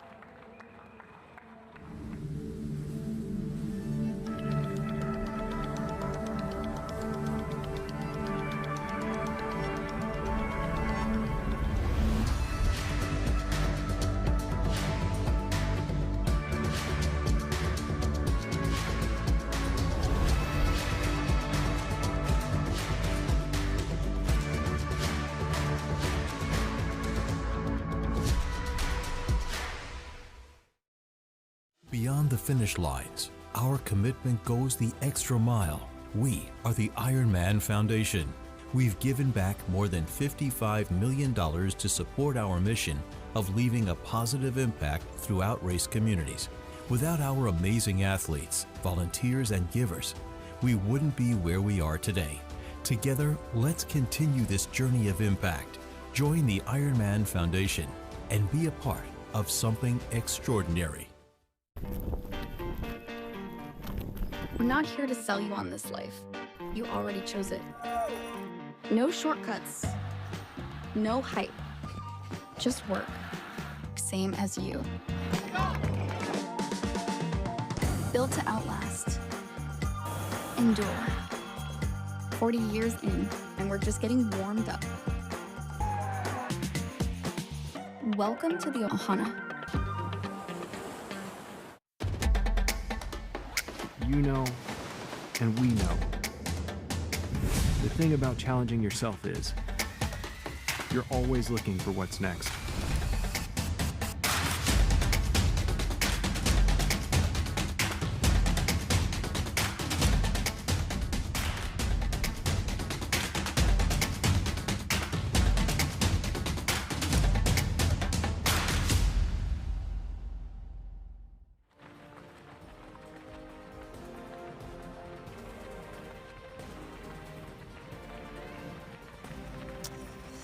Qatar Airways Ironman Hamburg European Championship, and I am Marina Carfrey, joined by Mikili Jones, and we are watching your women's leader right now. Kat Matthews is putting a masterclass performance together here in Hamburg. She has company though, Laura Philipp sitting 35 seconds behind at lap 1. These two women went through in 1:18 and change, so they are in a hurry today. They certainly are. And I feel like they're sort of in like a game of chess. Yeah. Because it's like they're just waiting to see who's going to make the next move. Like right now, nobody's making a move. Like that's how I feel. Like it's like neither one of them, I mean, yeah, a few seconds here and there, but like no one is really made the game-changing move or willing to give up anything. They're still committed to running super fast. They're both dialed in, unbelievable. I don't know if you can make a move in a marathon and you go through the first half in 1:18. That's kind of a move, but both of them have the same move. They're playing their card, right? Yeah. I think the card that was played with, that was the big one, was Kat Matthews in the last 15 kilometers of the bike. Yeah. Separating herself from Laura, she got a little over 30 seconds. more like 45 seconds, but then Laura had a quick transition, not having to worry about putting her socks on because she'd done that earlier. But basically, that was the move.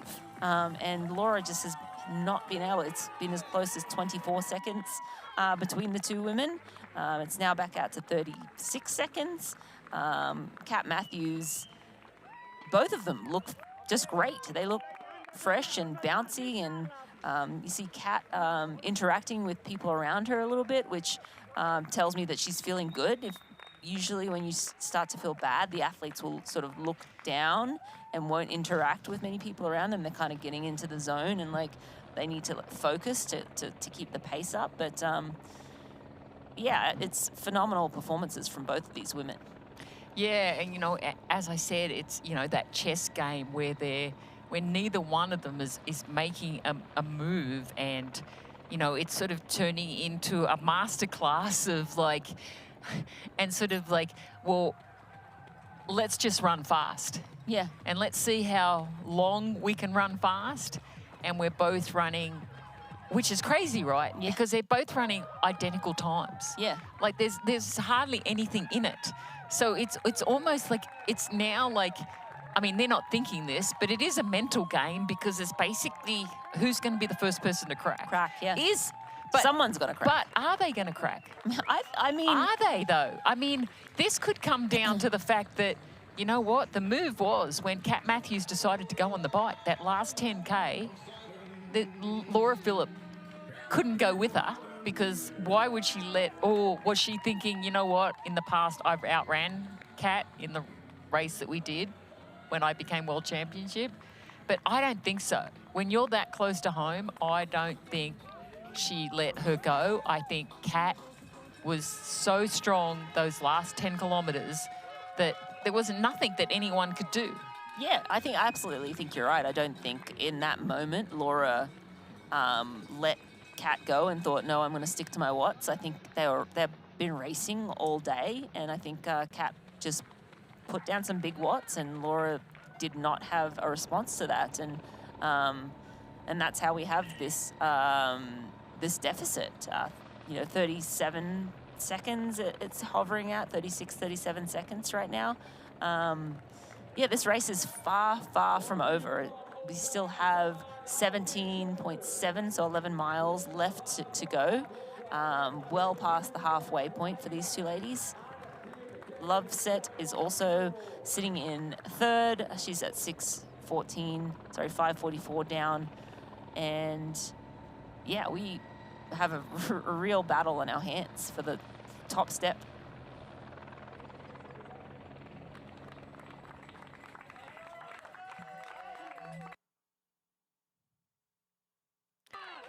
Yeah, we certainly do have a battle on our hands, although you can't see it right now because the two athletes that we are seeing trying to win this race, we have Laura Philipp, who you saw on screen, in second right now. Kat Matthews in first, running almost identical times, right now about 37 seconds back. We should get the next check at 24.8 kilometers, I believe.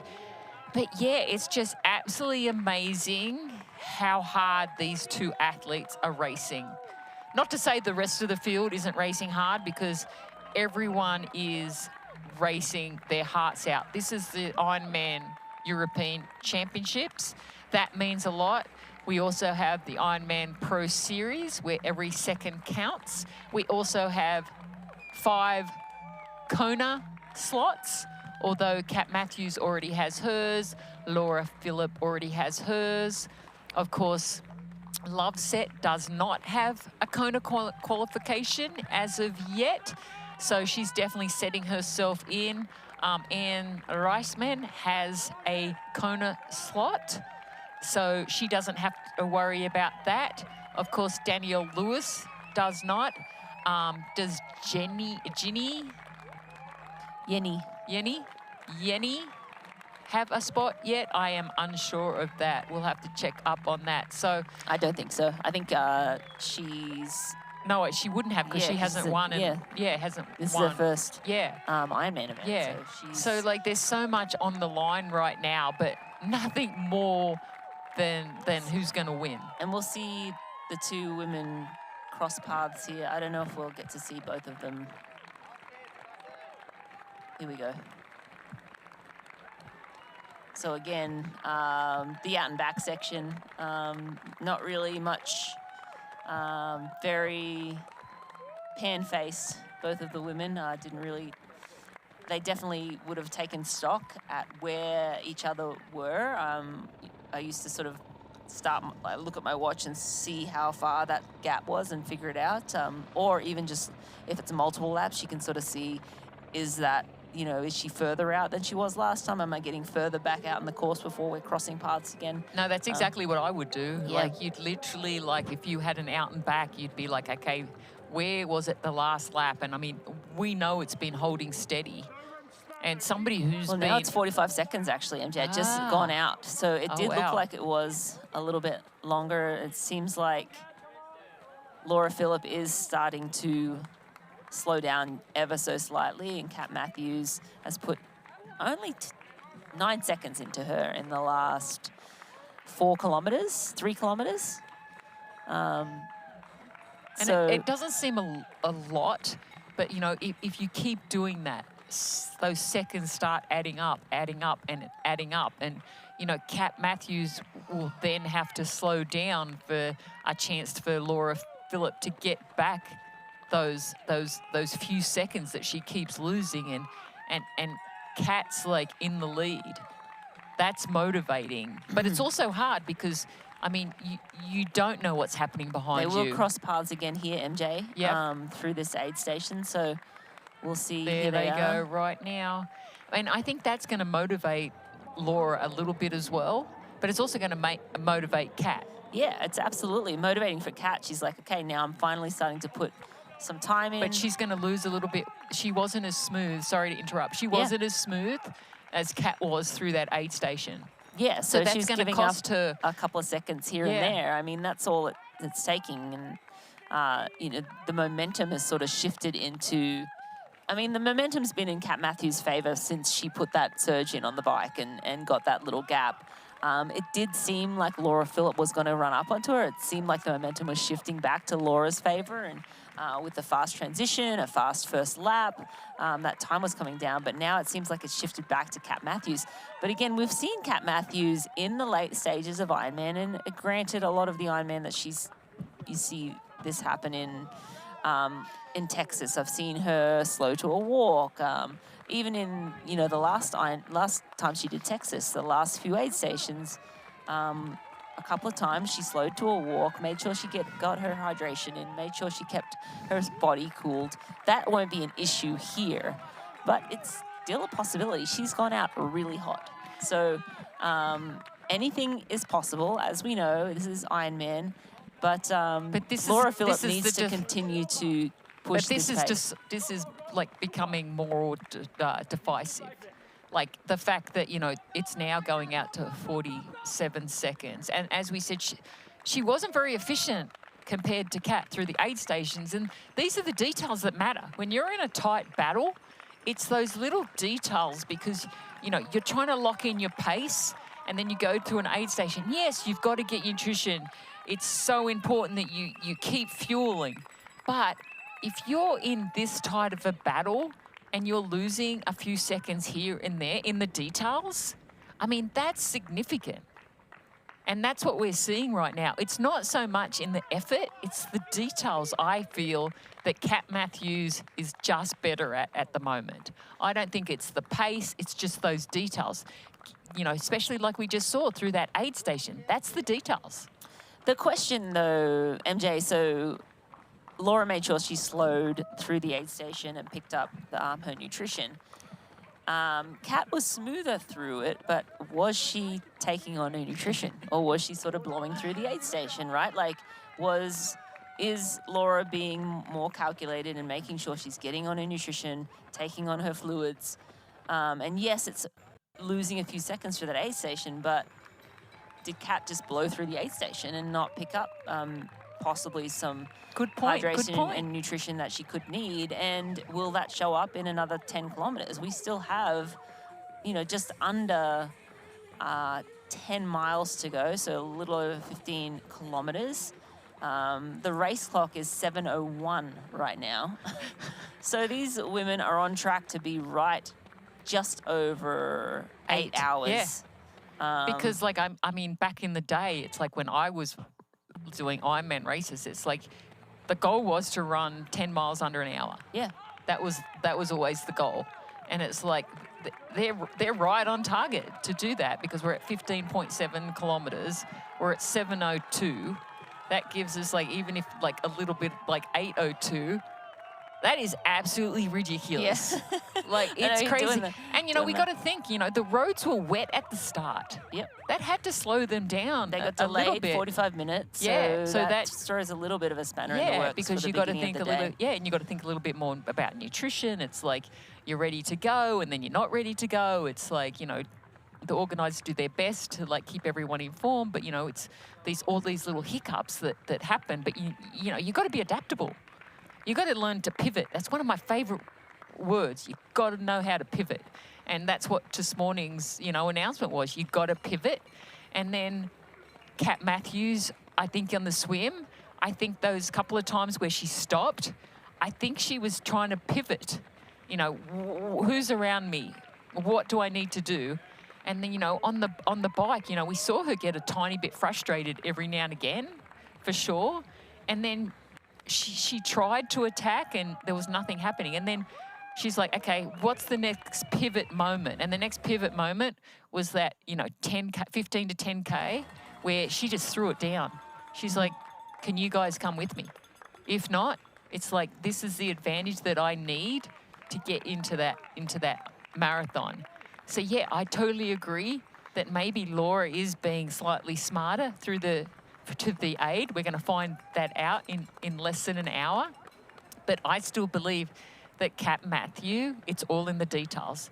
I think everything she's done today is in those finer details. Absolutely. Again, just phenomenal racing we are witnessing here in Hamburg today. And I'm just looking down. It looks like Danielle Lewis is right up with Jenny Jendestrick.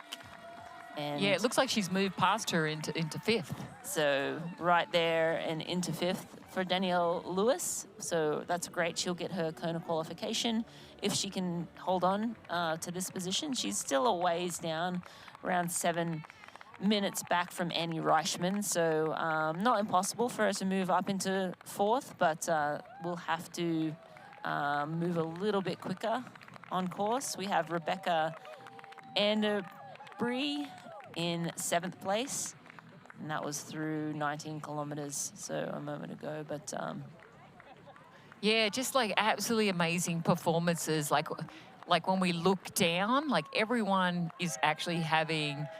We're going to go back and we're going to like see so many PBs today, and I mean this course is known to be fast. Oh yeah. But it was never known to be this fast. 8 hours fast. And I mean, if Kat starts to fall apart, Laura Phillips still can go 8:02 or whatever it's going to be.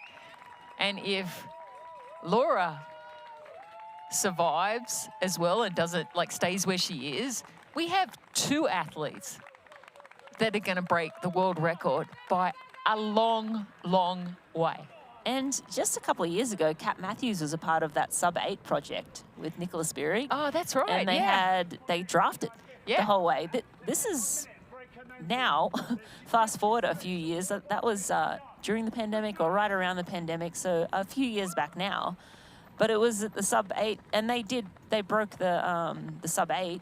But again, they had perfect conditions. They went and, you know, had... It's much easier when you can draft. And then they drafted. They sat in and drafted the your whole legs way. are going to feel a lot better than and then they do right now. Running off the bike when you've been able to draft the whole way on the bike. I mean, we are looking at, you know, athletes not drafting and not having perfect conditions, but putting together close to a sub-8 hour performance. So This is a race for the ages, and we have just under 15 kilometers, 9 miles to go in this marathon.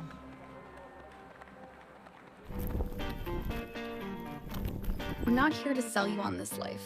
You already chose it. No shortcuts. No hype. Just work. Same as you. Built to outlast. Endure. 40 years in, and we're just getting warmed up. Welcome to the Ohana.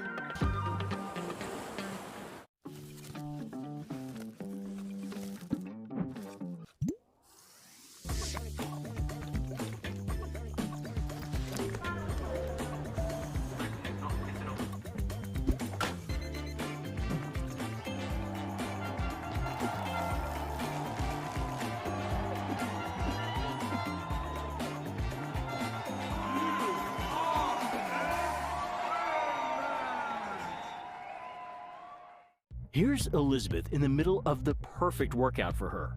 To create it, we analyzed her biometrics and genetics, her recovery rate, injury risk, and aerobic potential, her recent training sessions, the temperature, humidity, and elevation, the demands of her next race, and billions of data points from athletes just like her. With TriDot, Elizabeth gets faster. And what does she have to do? I just opened TriDot and did my workout. TriDot. We do the technology, you do the training.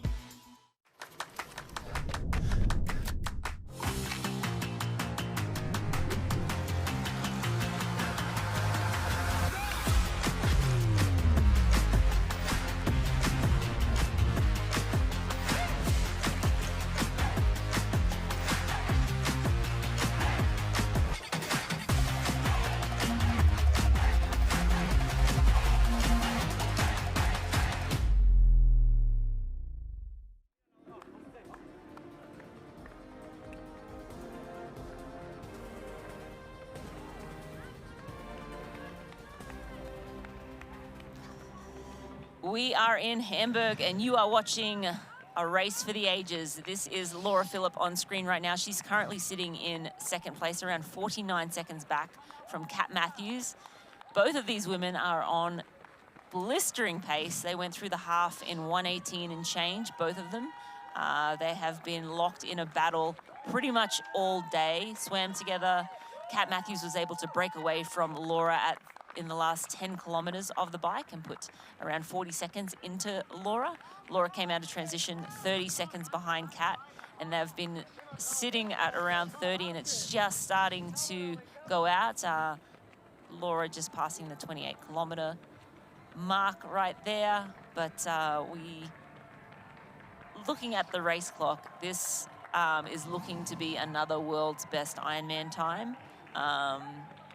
You know, we're on track for just over 8 hours for the women here today, which is unheard of. And don't forget, they also ran an extra kilometer and a bit with those super long transitions. So again, not super perfect conditions. We had a 45-minute delay this morning.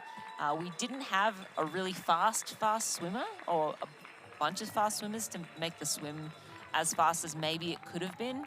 A little bit of water from the rain on the roads for the athletes as well. But they are still putting it together and making quick work of this Hoka run course. Okay, so I'm looking at Kat Matthews right now. Rini, do you think that inside shoulder just looks a little more dropped than normal? I mean, if I was going to be super critical and find if there's something that's not quite right now, that just looks different to what we've seen earlier. I don't know if she's just turning the corner and she's leaning, but I think you're right. I feel like that right shoulder looks like it's just dropped ever so slightly. I mean, definitely she's trying to cut the tangent, which is smart. Yep. And, you know, definitely, but I feel like that's not how she looked. Not to say that she still doesn't look, she's moving fast for sure. It's just okay, we want to see if there's anything that's is she going to start showing any weakness right now? You know, that's what I'm trying to see right now, because you know, it's ridiculous that they're still running. Not ridiculous, it's absolutely amazing. I keep saying ridiculous, but it is absolutely like amazing that they're still running like 2:36 pace. And like we have like under 55 minutes left to run. Yeah, that's a long time, but the pace they're going, it's going to go by really, really quick. Absolutely, and we are going to welcome Tim Don back into the studio. Tim Don, of course, 4-time world champion and 3-time Olympian. Tim, can you believe what you're seeing? I genuinely cannot. This is one of the most exciting Ironman races I've seen in such a long time. I just think what Kat Matthews did at the end of the bike was a masterclass tactically, whether it was intentional or deliberate, because when you're running on someone's shoulder, oh my, it's a different kind of race. And, you know, like, yeah, they've both got amazing poker faces right now. And the speeds they're running at, Rinny, this is just phenomenal. Absolutely, yeah, through the half in a 1:18 and change for both of them. Like, not one of these women, both of these women running those breakneck paces. That's a 70.3 pace. Not absolutely. I think, yeah, it's mad. I mean, we're seeing, you know, this is the new norm. I mean, this is what we, you know, we've had great battles in the past, way back in, you know, Mark and Dave and Crowe and Macca, you know, yourself and Daniela, and, you know, is this the start of a dynasty of two of the best athletes in the world? And, you know, to witness this on a fast course, you know, we're talking about going sub-8, where the transitions are kind of like 800 meters long each. It is just unheard of. And, you know, this is not, this kind of performance from both these women doesn't happen by chance. This is meticulous preparation, meticulous planning, you know, strategy, tactics. Yes, they did play a part on the bike, but they were still happening at such a fast speed. And, you know, I think, you know, when we get those close-ups of Kat and Laura, both of them still look totally laser focused. You know, their form, upper body looks good. They're slowing down through the aid stations. They're kind of like, I would call it service as normal. They're doing all the small things right. Yeah, it's, you know, it's not over yet. I mean, if it goes out between more than a minute, then, you know, maybe the string's, you know, broken, but let's see. Yeah, it was funny because I was just looking at Kat Matthews earlier, and it looked like she was dropping her shoulder, but now she looks back to like normal Kat. So Rinny was sort of saying that maybe she was just dropping that shoulder to lean into the corners to be racing, you know, the shortest route. And, you know, it's like two athletes racing. They both have one dream. It's like, I mean, it would be nice if they both could win, but that's not going to happen. But I think they're going to win in a lot of ways, right? They're going to be going like ridiculously fast again. They're both going to break a world record. And how amazing is that going to be going into the Ironman World Championships in Kona? I think every other pro woman who's not racing here is going to be watching this saying, what do I need to do to compete with these two? Because the levels just going up. And they say, you know, you know, you need that nemesis, you know, respectfully, you need that kind of, you know, someone to challenge you. And, you know, we saw them going, you know, blow for blow at Nice at the World Championships. And, you know, this is the first time they've come. I mean, look at Kat there. She is driven. You know, it was 2 years ago at the World 70.3 Champs. She had Emma Pallett-Brown chasing her down, who on paper is an international runner. And she said, I will not let her pass. She is so steadfast with her belief and ability. And I know the team that she surrounds herself, you know, believes in that. And, you know, Laura has the same kind of mindset. And, you know, to race each other in Germany for a European title in the Ironman Pro Series, you know, Kona will be a different animal because we've got the no wetsuit swim. You know, it's going to be a deeper field. But right now, these two women are raising the bar. And, you know, we thought Kat and Taylor Knibb, you know, they raised the bar in the USA at Texas at the Ironman Pro Series there. But now there's three of them. And, you know, I really think that people will be looking at them. You know, I've got a young daughter, and, you know, for her to watch these kind of women doing these things, it's just phenomenal for our sport. Absolutely. And looking at Kat's just facial expression now. The first 2 laps, it almost seemed like she was sort of having fun, sort of taking it all in a little bit. Now it's like the gloves are off. Like, she's in the hurt locker, for sure. It's hurting. But she is, as you said, like, resolved in her, you know, pursuit of excellence, and she will not yield to anyone. No, absolutely not. And you know, it just went out to 45 seconds. Now it looks like it's slowly coming back down to mid 30 seconds, 35, 37 seconds, 37 seconds. I know. You know, this is not over. Oh, one thing I remember when I raced in Hamburg is I had to look at my watch a lot, because under the trees at the far end and around the big buildings, my GPS wasn't always working. So, you know, and at this stage, it's playing playing tricks with your mind, but they need to both stay on task. They need to carry on that fueling, that hydration. They need to look ahead, know where the aid stations are, because the course is going to get more congested. I know the lead bikers normally go behind the athletes, but when it becomes congested, it does go in front of them to help clear a path. And the crowds out there, you know, I think they'll be right behind Laura, because, you know, she's it's a home race for her. You know, she's the current world champion, and she's looking to add a European title here.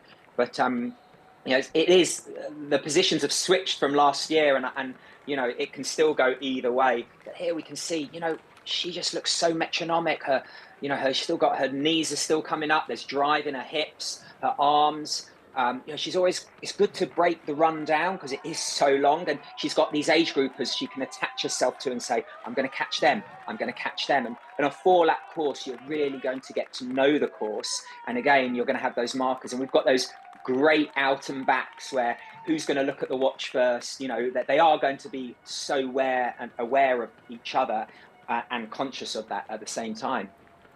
And Tim, with a course that's so windy like this, talk about like just how important it is to take the tangents. Yes, it's as the course gets more congested, it's a little bit hard to take those tangents. But how much time, and we're talking seconds between these 2 women. How important is that? Every second counts, and it really doesn't. Maybe if they're running kind of 250, 255, but when you're running 236, it's the loss of speed, it's that flow, it's that break in your stride, having to get back up to those faster speeds takes more energy. And yes, you will get a bit unlucky with age groupers, but no, I mean, you know, it's like swimming open water. You know, you need to get from A to B as quick as possible, and they measure the course, you know, with those tangents. So you can see there, Kat's running so fast. She's got her arm out round the barrier so she can help herself swing round it. You know, she's just following that lead biker. So yeah, I think that's Kat. When she gets tired, she does kind of lean to one shoulder, but you know, there's a Paula Radcliffe, one of the greatest marathon runners. Yes. Her head was all over the place, but then you look at the legs down, you look at the hips down there, you look at the, you know, her leg there looks metronomic. It really is great form. So and she's got these new crazy shoes on that weigh, I think, like 135 grams or something like that. So you know, it's technology, it's everything that is, you know, putting these women, you know, making them go faster and faster. Yeah, at every vantage point, it's incredible to watch, and I'm just eagerly awaiting the next time split. We saw Kat go through the 3rd lap. We're waiting for her time to come up, and then we'll see what that split is to Laura. And they have 1 lap to go to see who will be the Ironman Hamburg European champion. Stay with us, Tim. We'll come back with you after the break.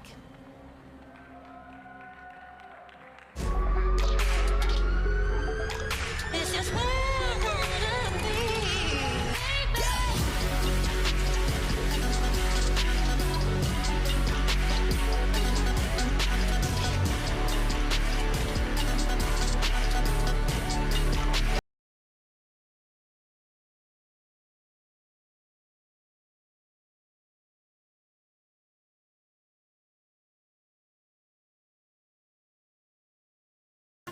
What do you want? You know, what's that really good non-alcoholic beer I keep hearing about? Do you have that really great non-alcoholic beer that I keep seeing? Do you have a non-alcoholic beer that actually tastes good? It's athletic. You're holding it. You mean athletic? You're looking at it. I think you mean athletic.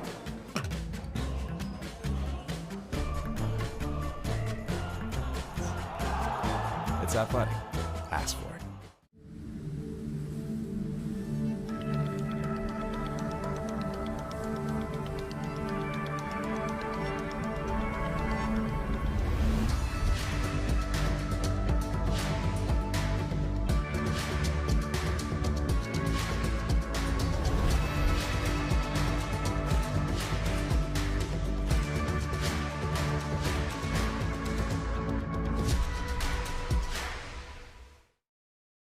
Beyond the finish lines, our commitment goes the extra mile. We are the IRONMAN Foundation. We've given back more than $55 million to support our mission of leaving a positive impact throughout race communities. Without our amazing athletes, volunteers, and givers, we wouldn't be where we are today. Together, let's continue this journey of impact. Join the IRONMAN Foundation and be a part of something extraordinary.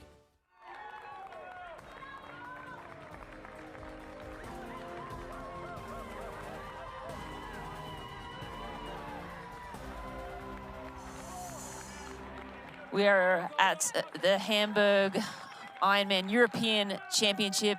We are on the final lap of this race today. We have Kat Matthews and Laura Philipp locked in a battle royale.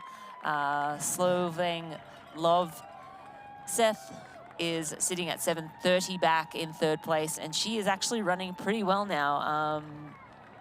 Tim Don we have with us. I'm Marina Carfrey along with Makili Jones, and we have Tim Don joining us in the studio. Tim, Solveig seems to have got her legs under her now. She's now running around 4-minute K pace, so she's looking to run a really fast marathon time as well for her debut. I think Loveset for her debut, to be told she was going to run a 2:45 and finish about 10 minutes coming off the bike, you know, a minute from the front, and going to finish 10 minutes behind the first and second place is just mind blowing. I think this performance is definitely going to go. It's going to go under the radar, and everyone's going to be talking, you know, about the great battle at the front, but.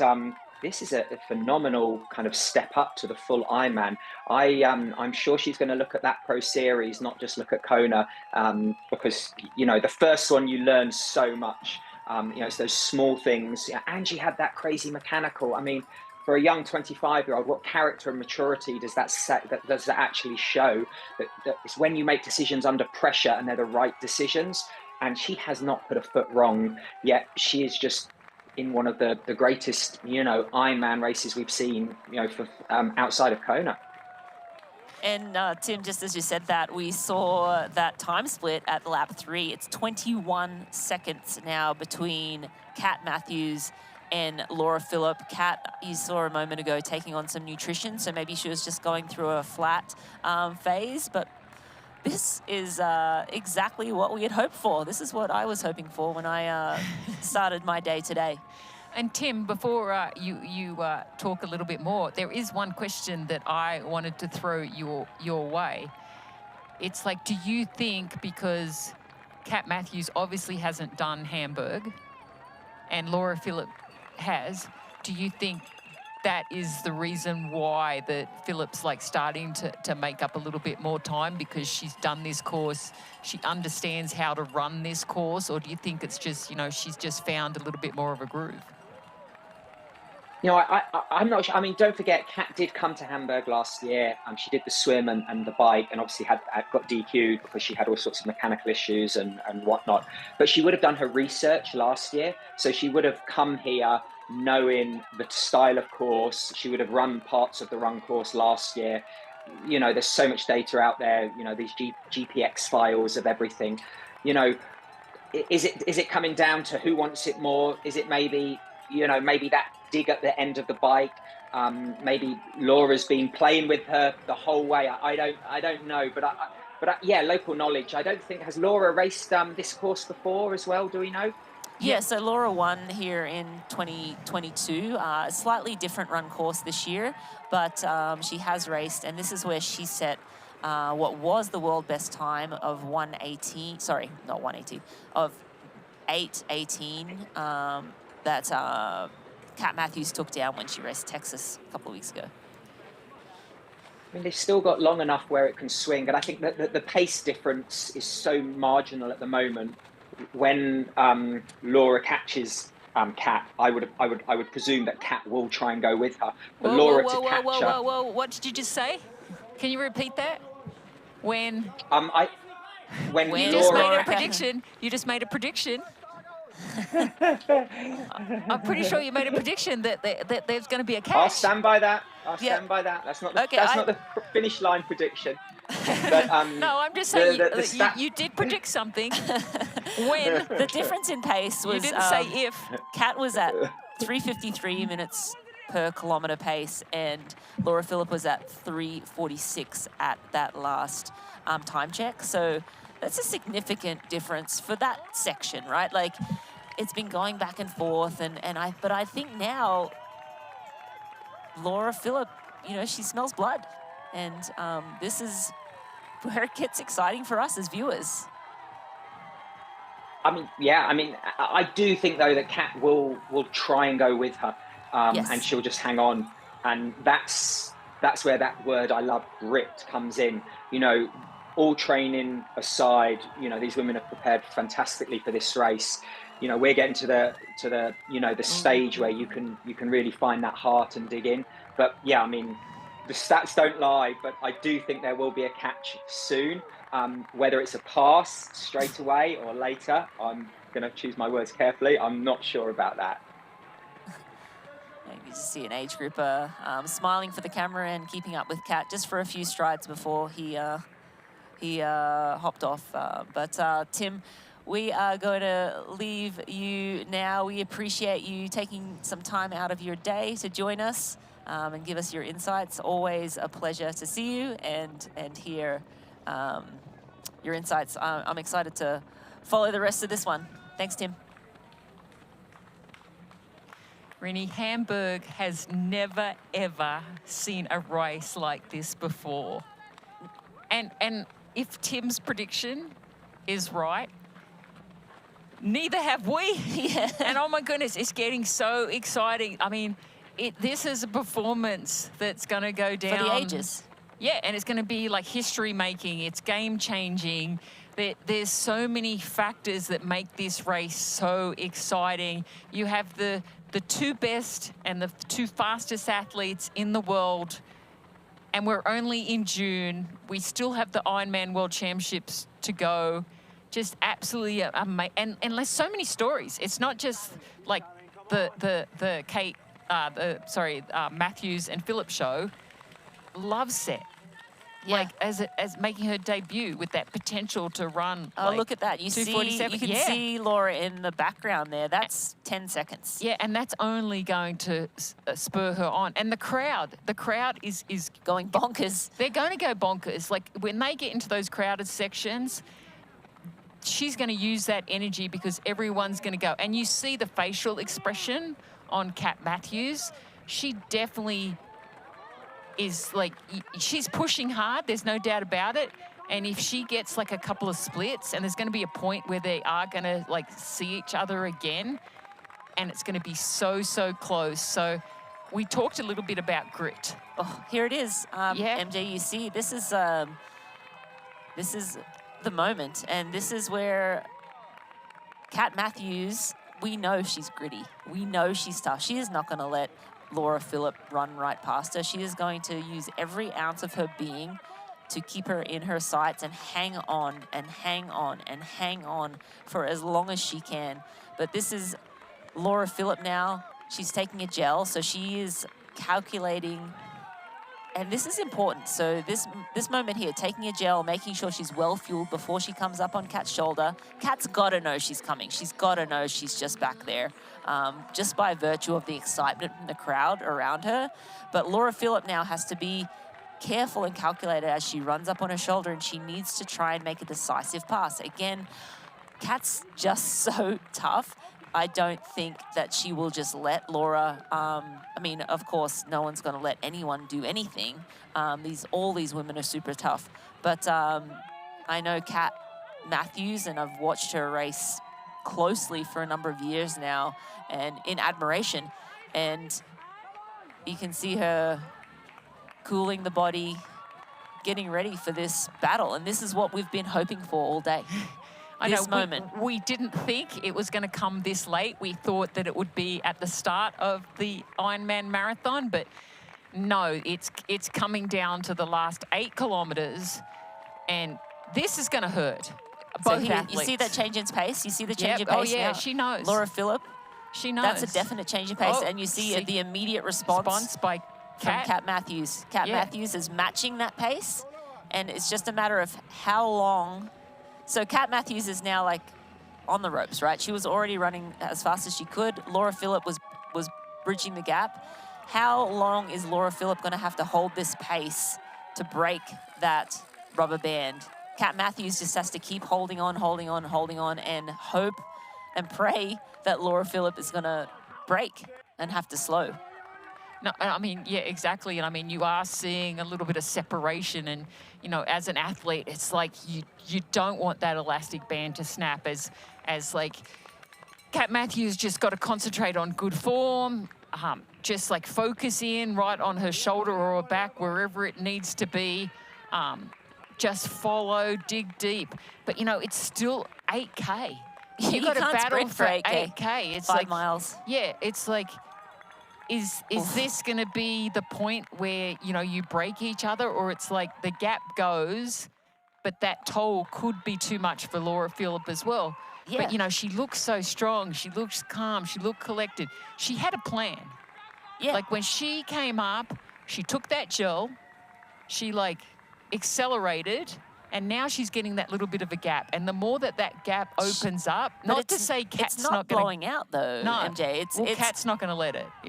If she's got the energy, she is going to keep the grind going. Yeah, I think, yeah.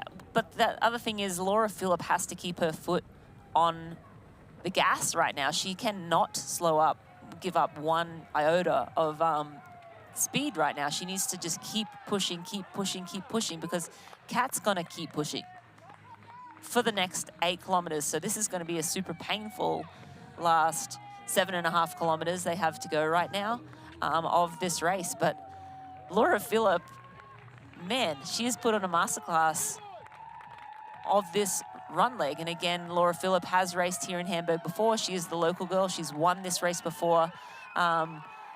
But it does look like Kat Matthews is now starting to give up a little bit of time. It isn't significant by any means. And again, 7.5K to go. I would never, ever, ever count out Kat Matthews. One of the toughest athletes, but Laura Philipp in her own right. And the crowd. Calculated in her approach. I mean, the crowd's going to be behind both athletes, obviously, but they're really going to be behind Laura Philipp. I mean, even the athletes racing are excited by what we're seeing. It's an unbelievable finish to an already unbelievable race so far. Here's Elizabeth in the middle of the perfect workout for her. To create it, we analyzed her biometrics and genetics, her recovery rate, injury risk, and aerobic potential, her recent training sessions, the temperature, humidity, and elevation, the demands of her next race, and billions of data points from athletes just like her. With TriDot, Elizabeth gets faster. And what does she have to do? I just opened TriDot and did my workout. TriDot. We do the technology, you do the training. We're not here to sell you on this life. You already chose it. No shortcuts. No hype. Just work. Same as you. Built to outlast. Endure. 40 years in, and we're just getting warmed up. Welcome to the Ohana.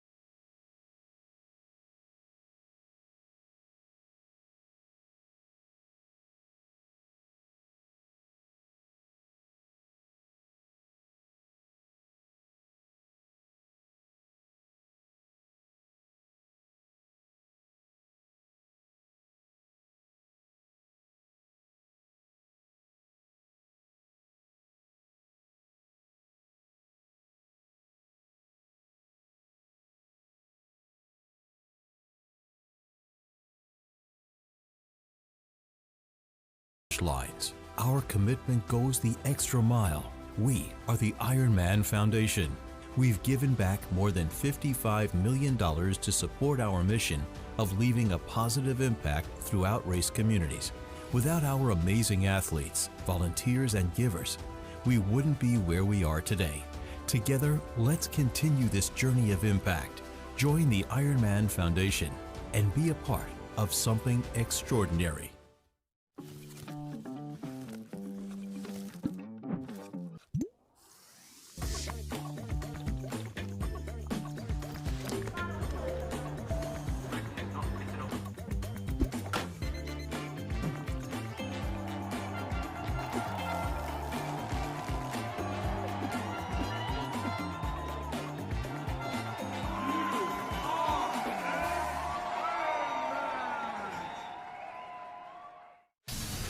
Meet Kicker Run from Wahoo, a revolutionary indoor running experience where you just run and your feet set the pace.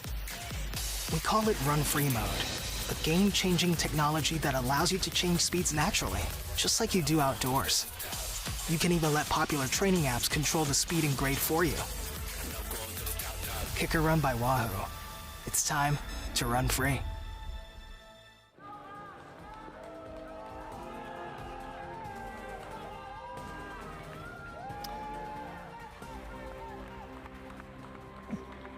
Qatar Airways Ironman Hamburg European Championship is brought to you by Hyperice. Keep moving, better than ever. And by Precision Fuel and Hydration. Personalize your race hydration with precision fuel and hydration. Well, Rini, this is a lesson that I've learnt today. That when you chase your limits, which is what's happening right now. And look at the rain coming down, MJ. Yeah, and sometimes you outrun those limits. And these two are certainly going far and beyond what I think they thought were possible. I mean, it looks like both of them are going to run under 2:40 for the Ironman Marathon. I mean, the only thing in super shoes, it can get very slick in the rain and you lose a little bit of traction. So that might be a little bit tricky, but at the end of a marathon, would you wish for rain? Yes. Exactly. It's like, it's perfect. I mean, it wasn't perfect conditions. The athletes had to wait 45 minutes with the delayed start, super humid conditions. The bike course was a little wet in places, and in the run, you've seen them have to dodge some puddles, but a little rain, overcast, it's going to be cooler for the athletes. And now in the closing few kilometers, 3 kilometers to go now for Laura Philipp. She's still sitting around 20 seconds up on Kat Matthews. And yeah, you kind of see her sort of slipping around a little bit with those super shoes in the wet and uneven surface there.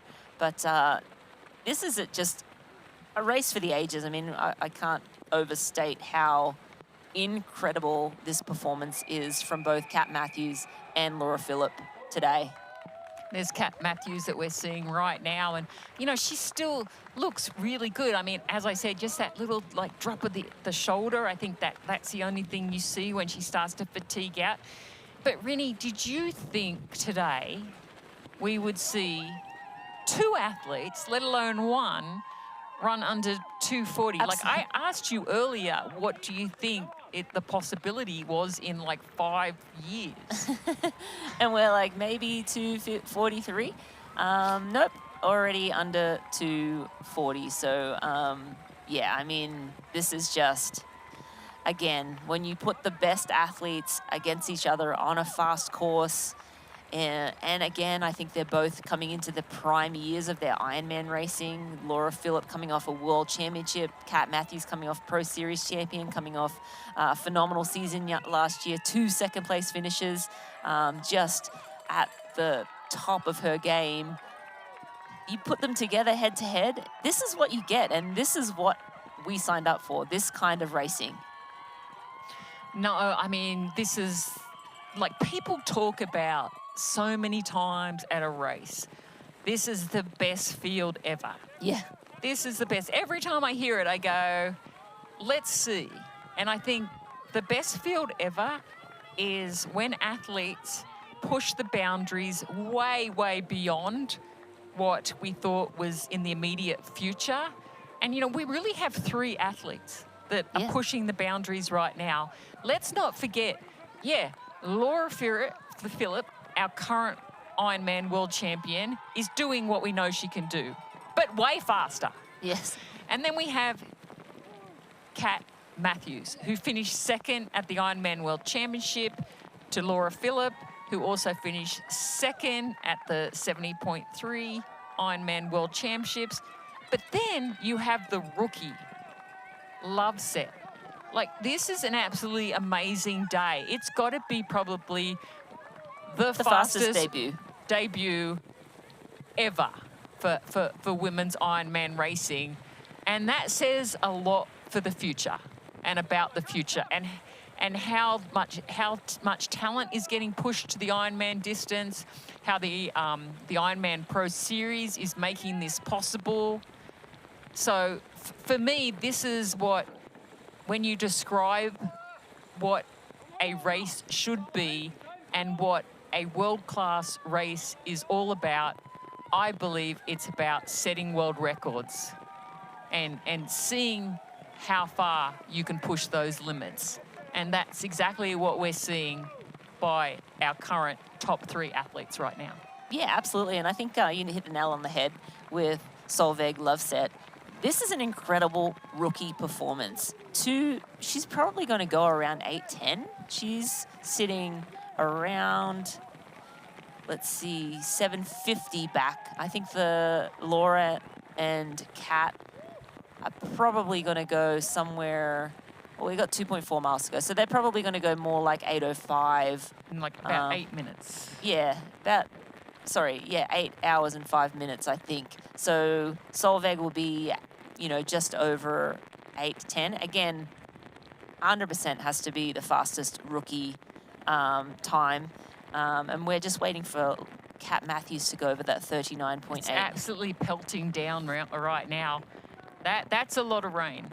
In you know, it's like we started the day and we had to delay, and now we're getting a significant amount of rain coming down. So it'll be interesting to see if this helps Kat Matthews or Laura Phillip is just way too strong right now. And, you know, we've only got 2.4 kilometers, so that's about 7.5 minutes left. I'm not going to say it's impossible because you never know, but yeah, it definitely looks like Laura Phillip is well on her way to winning the Ironman Hamburg European Championship. Yeah, that gap has blown out to 1:19 now. So Kat Matthews tried to go with it, and it did look like it was going through, you know, it was a masterclass move by her in the end of the bike to get that gap. She held that gap at 30 seconds. It came down to 25 seconds, went back out to 45 seconds, and then Laura Phillip started to bring it back down ever so slightly, and then made that pass, decisive pass, and Kat Matthews tried with all she had to go with her, and you could just see that elastic band just slipping out of her grasp. And a valiant performance from Kat Matthews, but this woman here, Laura Phillip, has paced this run to perfection, and it's going to be a sub 2:40 marathon by all accounts. We will see when she crosses that finish line, but certainly a world best time here in Hamburg. Yeah, hopefully that, you know, these wet conditions don't slow Laura Phillip down too much over the last mile, just under 1.5 kilometers, because look how deep the water is right now through this section. Oh, wow. Yeah, that just tells you how much rain. So hopefully it doesn't slow her down enough not to get that 2:38. I can't believe I am actually saying that, 2:38 Ironman marathon time. I knew that we were going to have an absolutely spectacular race with our former record holder and our record holder. We're seeing right now, it looks like our future record holder right now in Laura Phillip. I did not think that we were going to break another world record. I was hoping we would. This course is fast. It's one of those races where You hope that, you get this talent of athletes to see what they're capable of doing. But there's so many things about this that make it legendary. It's like a legendary performance by 3 athletes. I have to keep saying that. Yes, Laura Philipp, absolutely amazing. World class, we already know. Legendary class, yes, yes, yes. Just looks so amazing. And, winning in Germany, in your home country, I mean, she is just going to be in tears when she crosses that finish line. In disbelief as well, like to look at her watch at the end and think, wait, I just ran sub 2:40 and look at the clock. I'm under that world record time. So, yeah, I mean, just magical for her to be, the local girl. Home country, victory. This is setting up for an exciting Kona showdown for these 2 women. And I think every Ironman female who's vying for that world title in Kona has been put on notice. I mean, yes, Kona can be a different beast. But Laura Philipp knows how to race Kona. Laura Philipp has raced well in Kona before. She's been on the podium in Kona, obviously won in Nice last year, has yet to take the top step in Kona, but that's firmly in her sights. And I think a performance like this is only going to give her more confidence going into the second half of this season and into the championship season. But we're inside a K to go, MJ. Yeah, exactly. And I also think for Kat Matthews, that's going to continue to light a fire. Yes, I Perhaps agree. if she Second won place. here, maybe, the fire would be a little bit dimmer. But now that flame is going to be so strong. Kat Matthews knows that this was going to be her last Ironman before the Ironman World Championship. So she's going to go back to all the details like she always does. But they both do. Yeah, absolutely. Both of these athletes leave no stone unturned. Every detail is meticulously planned out. Training, fueling, equipment, mindset. They have it all going for them, and they have had it all going for them today in this race, putting together an incredible performance. Laura Philipp now in the last half a kilometre. She is within 2 minutes of crossing that finish line, so it's going to be well and truly a performance for the ages. Yeah, and from that first stroke to the final strides in this marathon, Ironman Hamburg has definitely delivered once again. We saw a world record here not too long ago, and now we're seeing another dream realized, another world record about to happen. I mean, 3 legends are born today for different reasons. Yeah, absolutely. I think Laura Philipp is already a legend, and so is sure. Kat Matthews. I think, But this is like extraordinary, legendary status. Absolutely, and as I said, these 2 women will remember this performance, along with their Nice performance, for many years to come, beyond retirement. These sort of battles are really what you live for. In the moment, so tough, so hard. You're like, why? I don't want to be in this battle.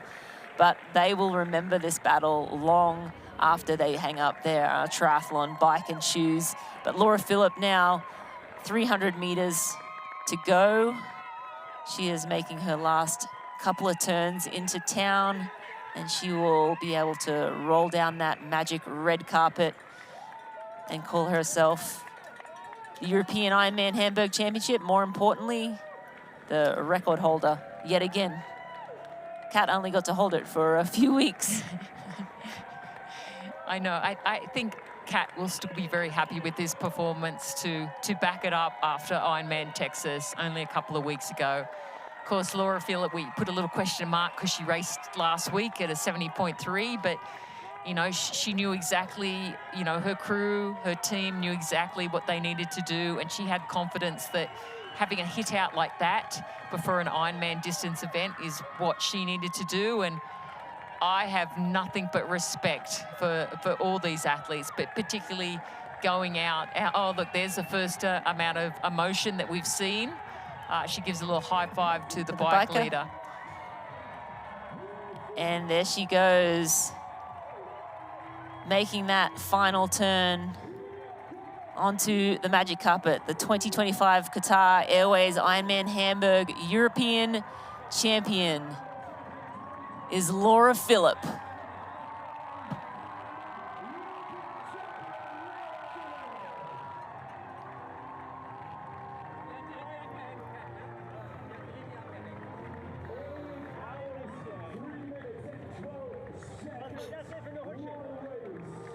McKeely, no words. I mean, the overall time, the run time, Laura Philipp and Kat Matthews are just on another level. This race was just incredible, and we'll see Kat Matthews around that bend shortly, and she is always a gracious champion, and she is always gracious in defeat too. So we will, I'm sure she'll be disappointed that she wasn't able to get the job done here, but in the Wahoo Element rival run time, 2:38.27. Yes, I said that correctly. That's the official run time for Laura Philipp, breaking 2:40. Again, unheard of. 2:38.27 for the marathon. Yeah. Incredible run. And I think Kat Matthews may scrape under that 2:40 or be very close to it as well. So here she comes. Kat Matthews is on her way to the red carpet. And, you know, she fought hard all day. She was the aggressor, had a fantastic swim. I think it's the first time I've ever seen her lead a swim basically out of the water. You know, aggressive on the bike, particularly that last 10K. You know, she threw down. She did everything she could to get to the finish line in first place. Unfortunately, Laura Philipp was just that little bit better today.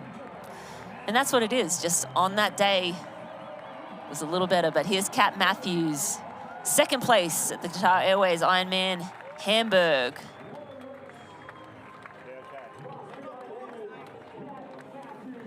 And tears of pain. Yeah, I think just agony after putting in such an effort to stay with Laura, going beyond what her body wanted to, absolutely. What her mind wanted to do, her body could not accomplish at the end of this race. And she ran a 2:40.58. So close to that 2:40, but I think when she looks back, as disappointing as she may be, as we see Laura Philipp, like, you know, this is the effort that it took.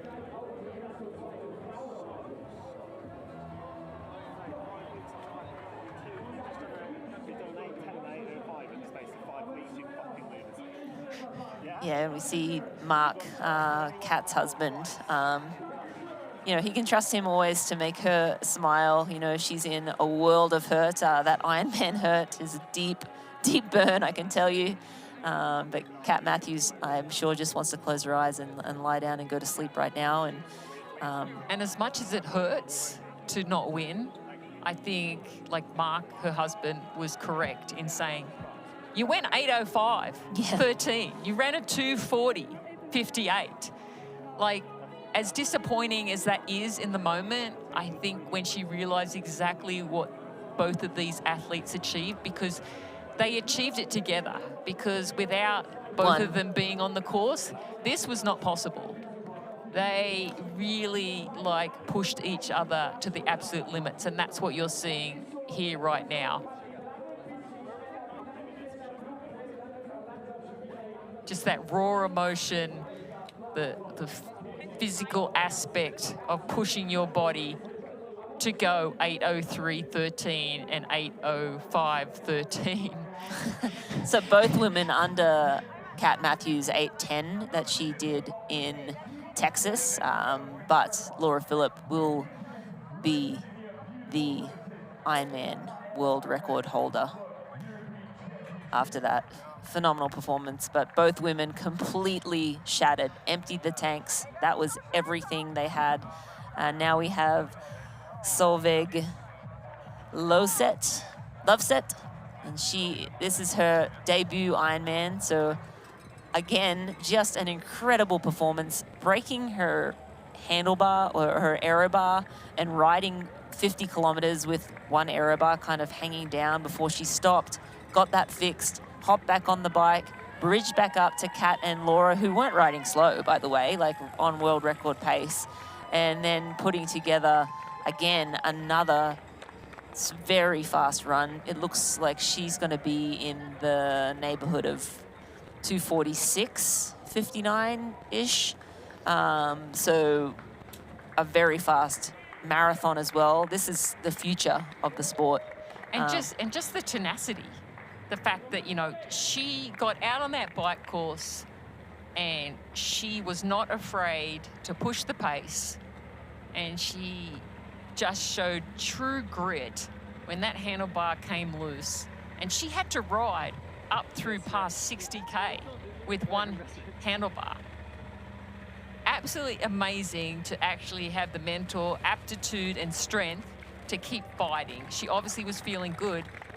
But then Rinny, to like fall back a minute to tighten up that handlebar and then ride back, not just up to Philip and Matthews, she rode past them and made them push to catch back up.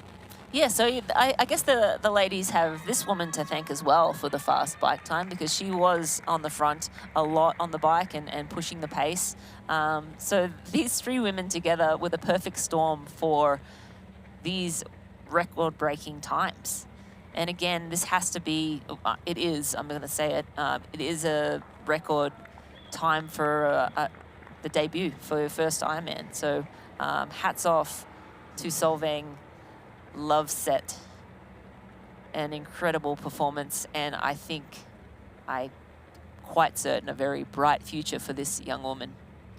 No, outstanding performance from her. And, you know, as I said, you know, there was so many things that went against her. And, you know, when she got off that bike and she started the marathon, you know, it's like, I think patience was perfect way to describe those first few miles.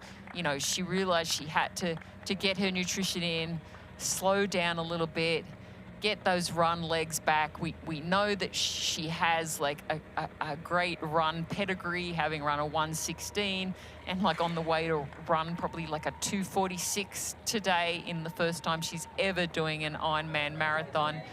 Like so many exciting things for her in the future, and she's going to also punch her ticket to the Ironman World Championships in Kona in October. So she's going to be the first athlete to get the first slot, as our two athletes before her, Philip and Matthews, already have their Kona slots.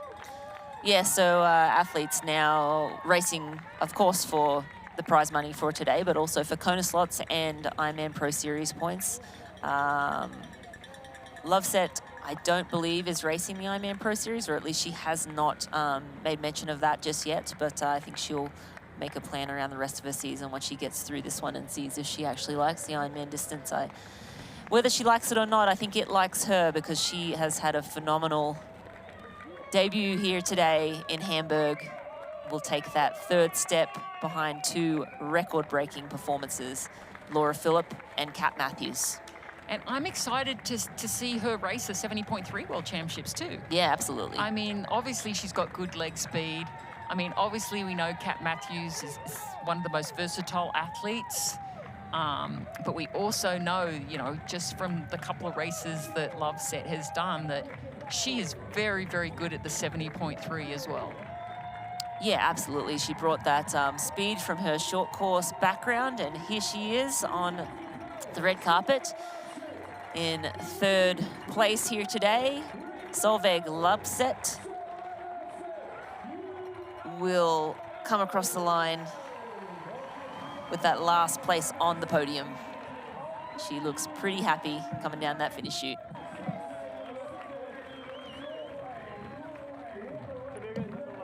Yeah, so she's going to walk away with a time of 8:12.28 and a 2:46.40. Just absolutely amazing performance. First time ever racing the Ironman distance, just stepping up after competing at the Paris Olympics last year.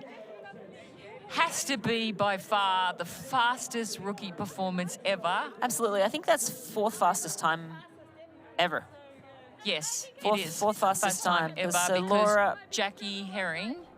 No, slower than No, that. slower. Jackie and Laura's times were 8, 18 and 19 respectively. So Laura yes. Phillip, Kat Matthews, Gets two. Solveig.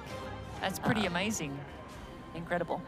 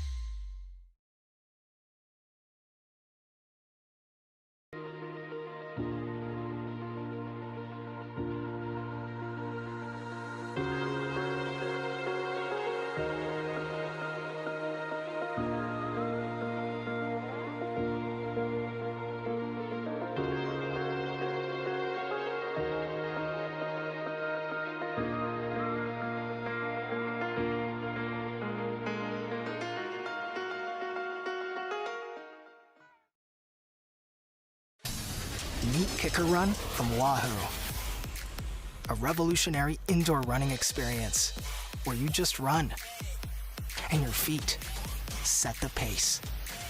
We call it Run Free Mode, a game-changing technology that allows you to change speeds naturally, just like you do outdoors. You can even let popular training apps control the speed and grade for you. Kicker Run by Wahoo. It's time to run free.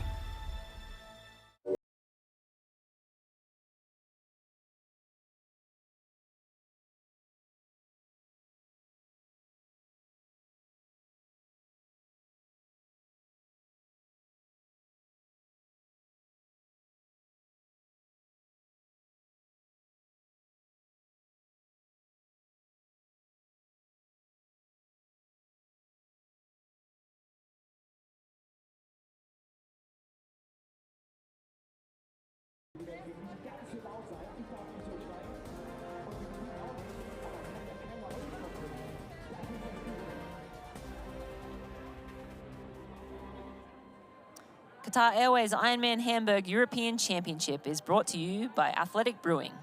Brew without compromise. And by Wahoo.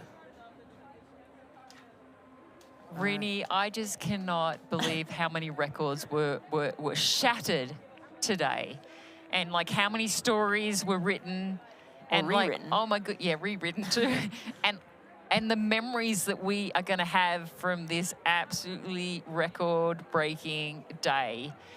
You know, it's just so amazing when you get to see such outstanding performances. And I know that I am going to walk away from this and go, I can't believe. We're going to go down to the high-priced recovery zone with Paul K. Airways Ironman Hamburg European Championship. As if you didn't know that already, what a race you've been treated to. I'm with our champion, a winner again here in Hamburg. She won in 2022, our reigning Ironman world champion, but it feels like it was another world championship today between you and Kat. Yeah, it was absolutely mental. Like, I think we were glued together for like the entire race, and I imagine for like 8 hours, like being glued together. And yeah, it was super tough. And for a long time, it looked like Kat would run away with it. And I just tried to be calm, be patient, because you know a marathon is a long game, and luckily, it paid off that I let her go a little bit and just did my own thing. And I really, you know, that the crowd was crazy. I hope you guys could see it from back home. Like, they were screaming so loud. I think it was really next level cheering here on the course. So that definitely helped me big time to try and, you know, go all out on the last lap. And when I overtook Kat, or first caught her, I couldn't believe it. And right now I'm still speechless. I'm close to, you know, need to lie down. Like, I'm really done, but also like super, super proud. Laura, 8:03 potentially, well, firstly, the fastest time for an Ironman in the world, beating Kat's 8:10 just from the other day, 8:10. But it could have been sub-8 without our long transition. Yeah, I think so, Hamburg. If you want us to go sub-8, you have to do something about the long transition zones. But a phenomenal battle. You must be extremely proud. This positions you very well for October. Absolutely. Like, I mean, I said beforehand, it's still very early, but of course this is like a big boost, and I will take it, and yeah, hopefully recover well, and then continue to build strong towards Kona in October. Thank you so much, Laura Philipp. Your champion in first place. Now we bring second place. What a battle she gave us. What a day it was. Kat Matthews, you never fail to impress and entertain. Talk us through what has been one of the best battles we've watched in years. Oh, do you think that was better than Nice? I'm glad. Well, I'm really proud about that, thank you. Talk you through it. I couldn't shake her all day, and she got the better of me at 10k to go, or whenever it was. I mean, did you feel like you had it under control? No, I don't think if an athlete of the calibre of Laura Philipp and current world champion is in your eyesight, you're not in control.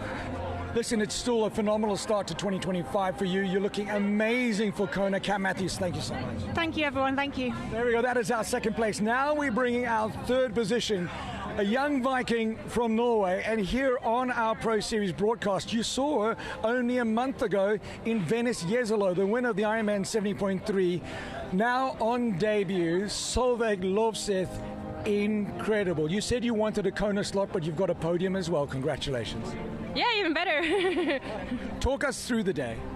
Oh, really eventful. Well, you had a really eventful time on the bike with your aero bars. Yeah, I didn't know Ironmans was that eventful. I sort of had a feeling that they would be a bit boring since they're so long, right? Like, at least parts of it, but I felt like it was happening things all the time. So I was really happy in my swim. I really early tried to get onto Kat's feet and managed to do that, and she was great and was pulling basically the whole swim, so I was just really happy that I managed to hang on, really. And on the bike, I was starting with Laura and Kat right away, and I was thinking like, this is really cool. I felt really cool riding with them. Yeah, and then obviously my aero bar started spinning around. And I think I sort of jinxed myself, because like on the pro panel 2 days ago, I said that like my biggest challenge with moving to long distance is that I just never feel like I have like my bike sorted out properly. So I guess that's still true. So I need to, for me it's like triathlon is swim, bike, run, mechanic. So I need to improve on that as well.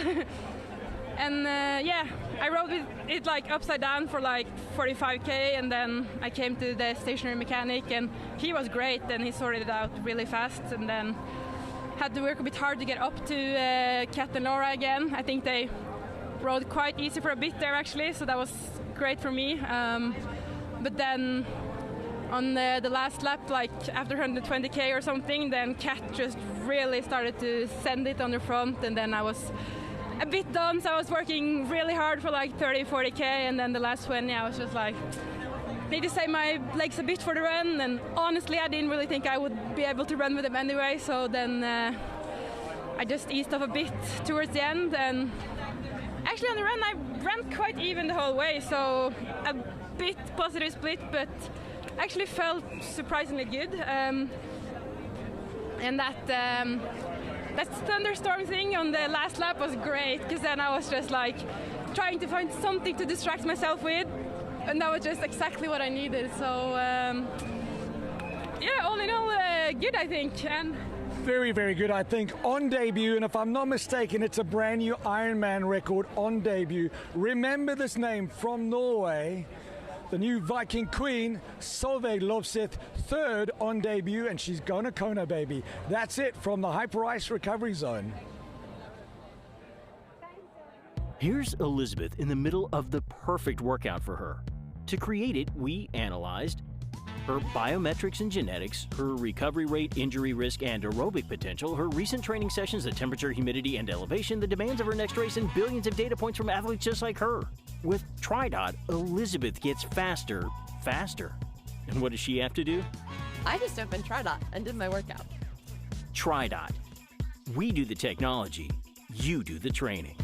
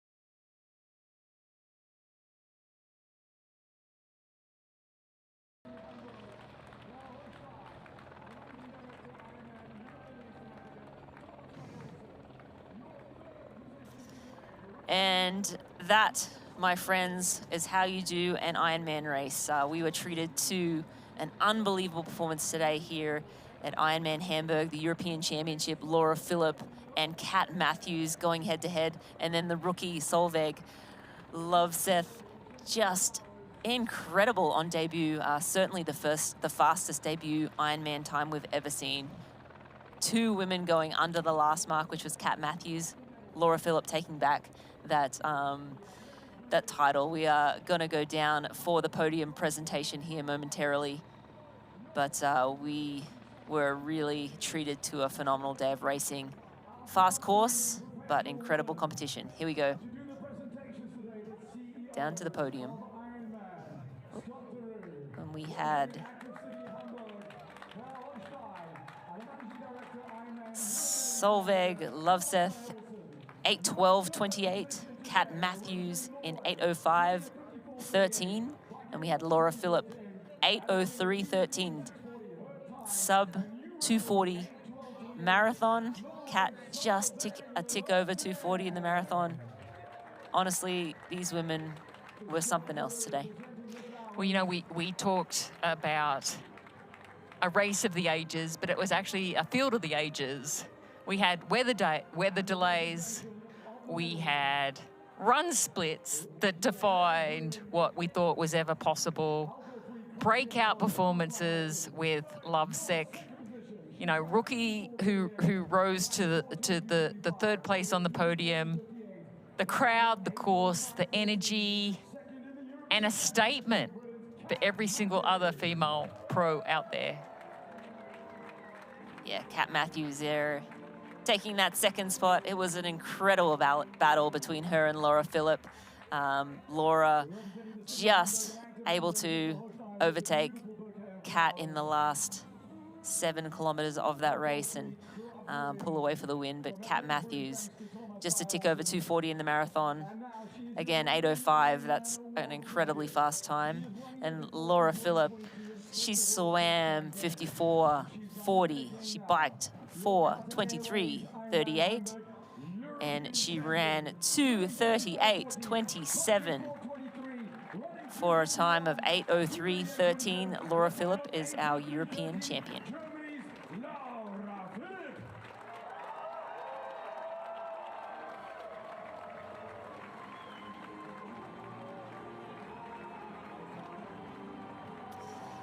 For Ironman World Champion McKeely Jones, I'm Marinda Carfrey. Thanks for watching Qatar Airways Ironman Hamburg European Championship. Watch on demand replays of all Ironman Pro Series broadcasts exclusively in the US and Canada. Sign up for Outside Plus today. Globally, watch proseries.ironman.com, Ironman Try YouTube channel, or any of our global distributors.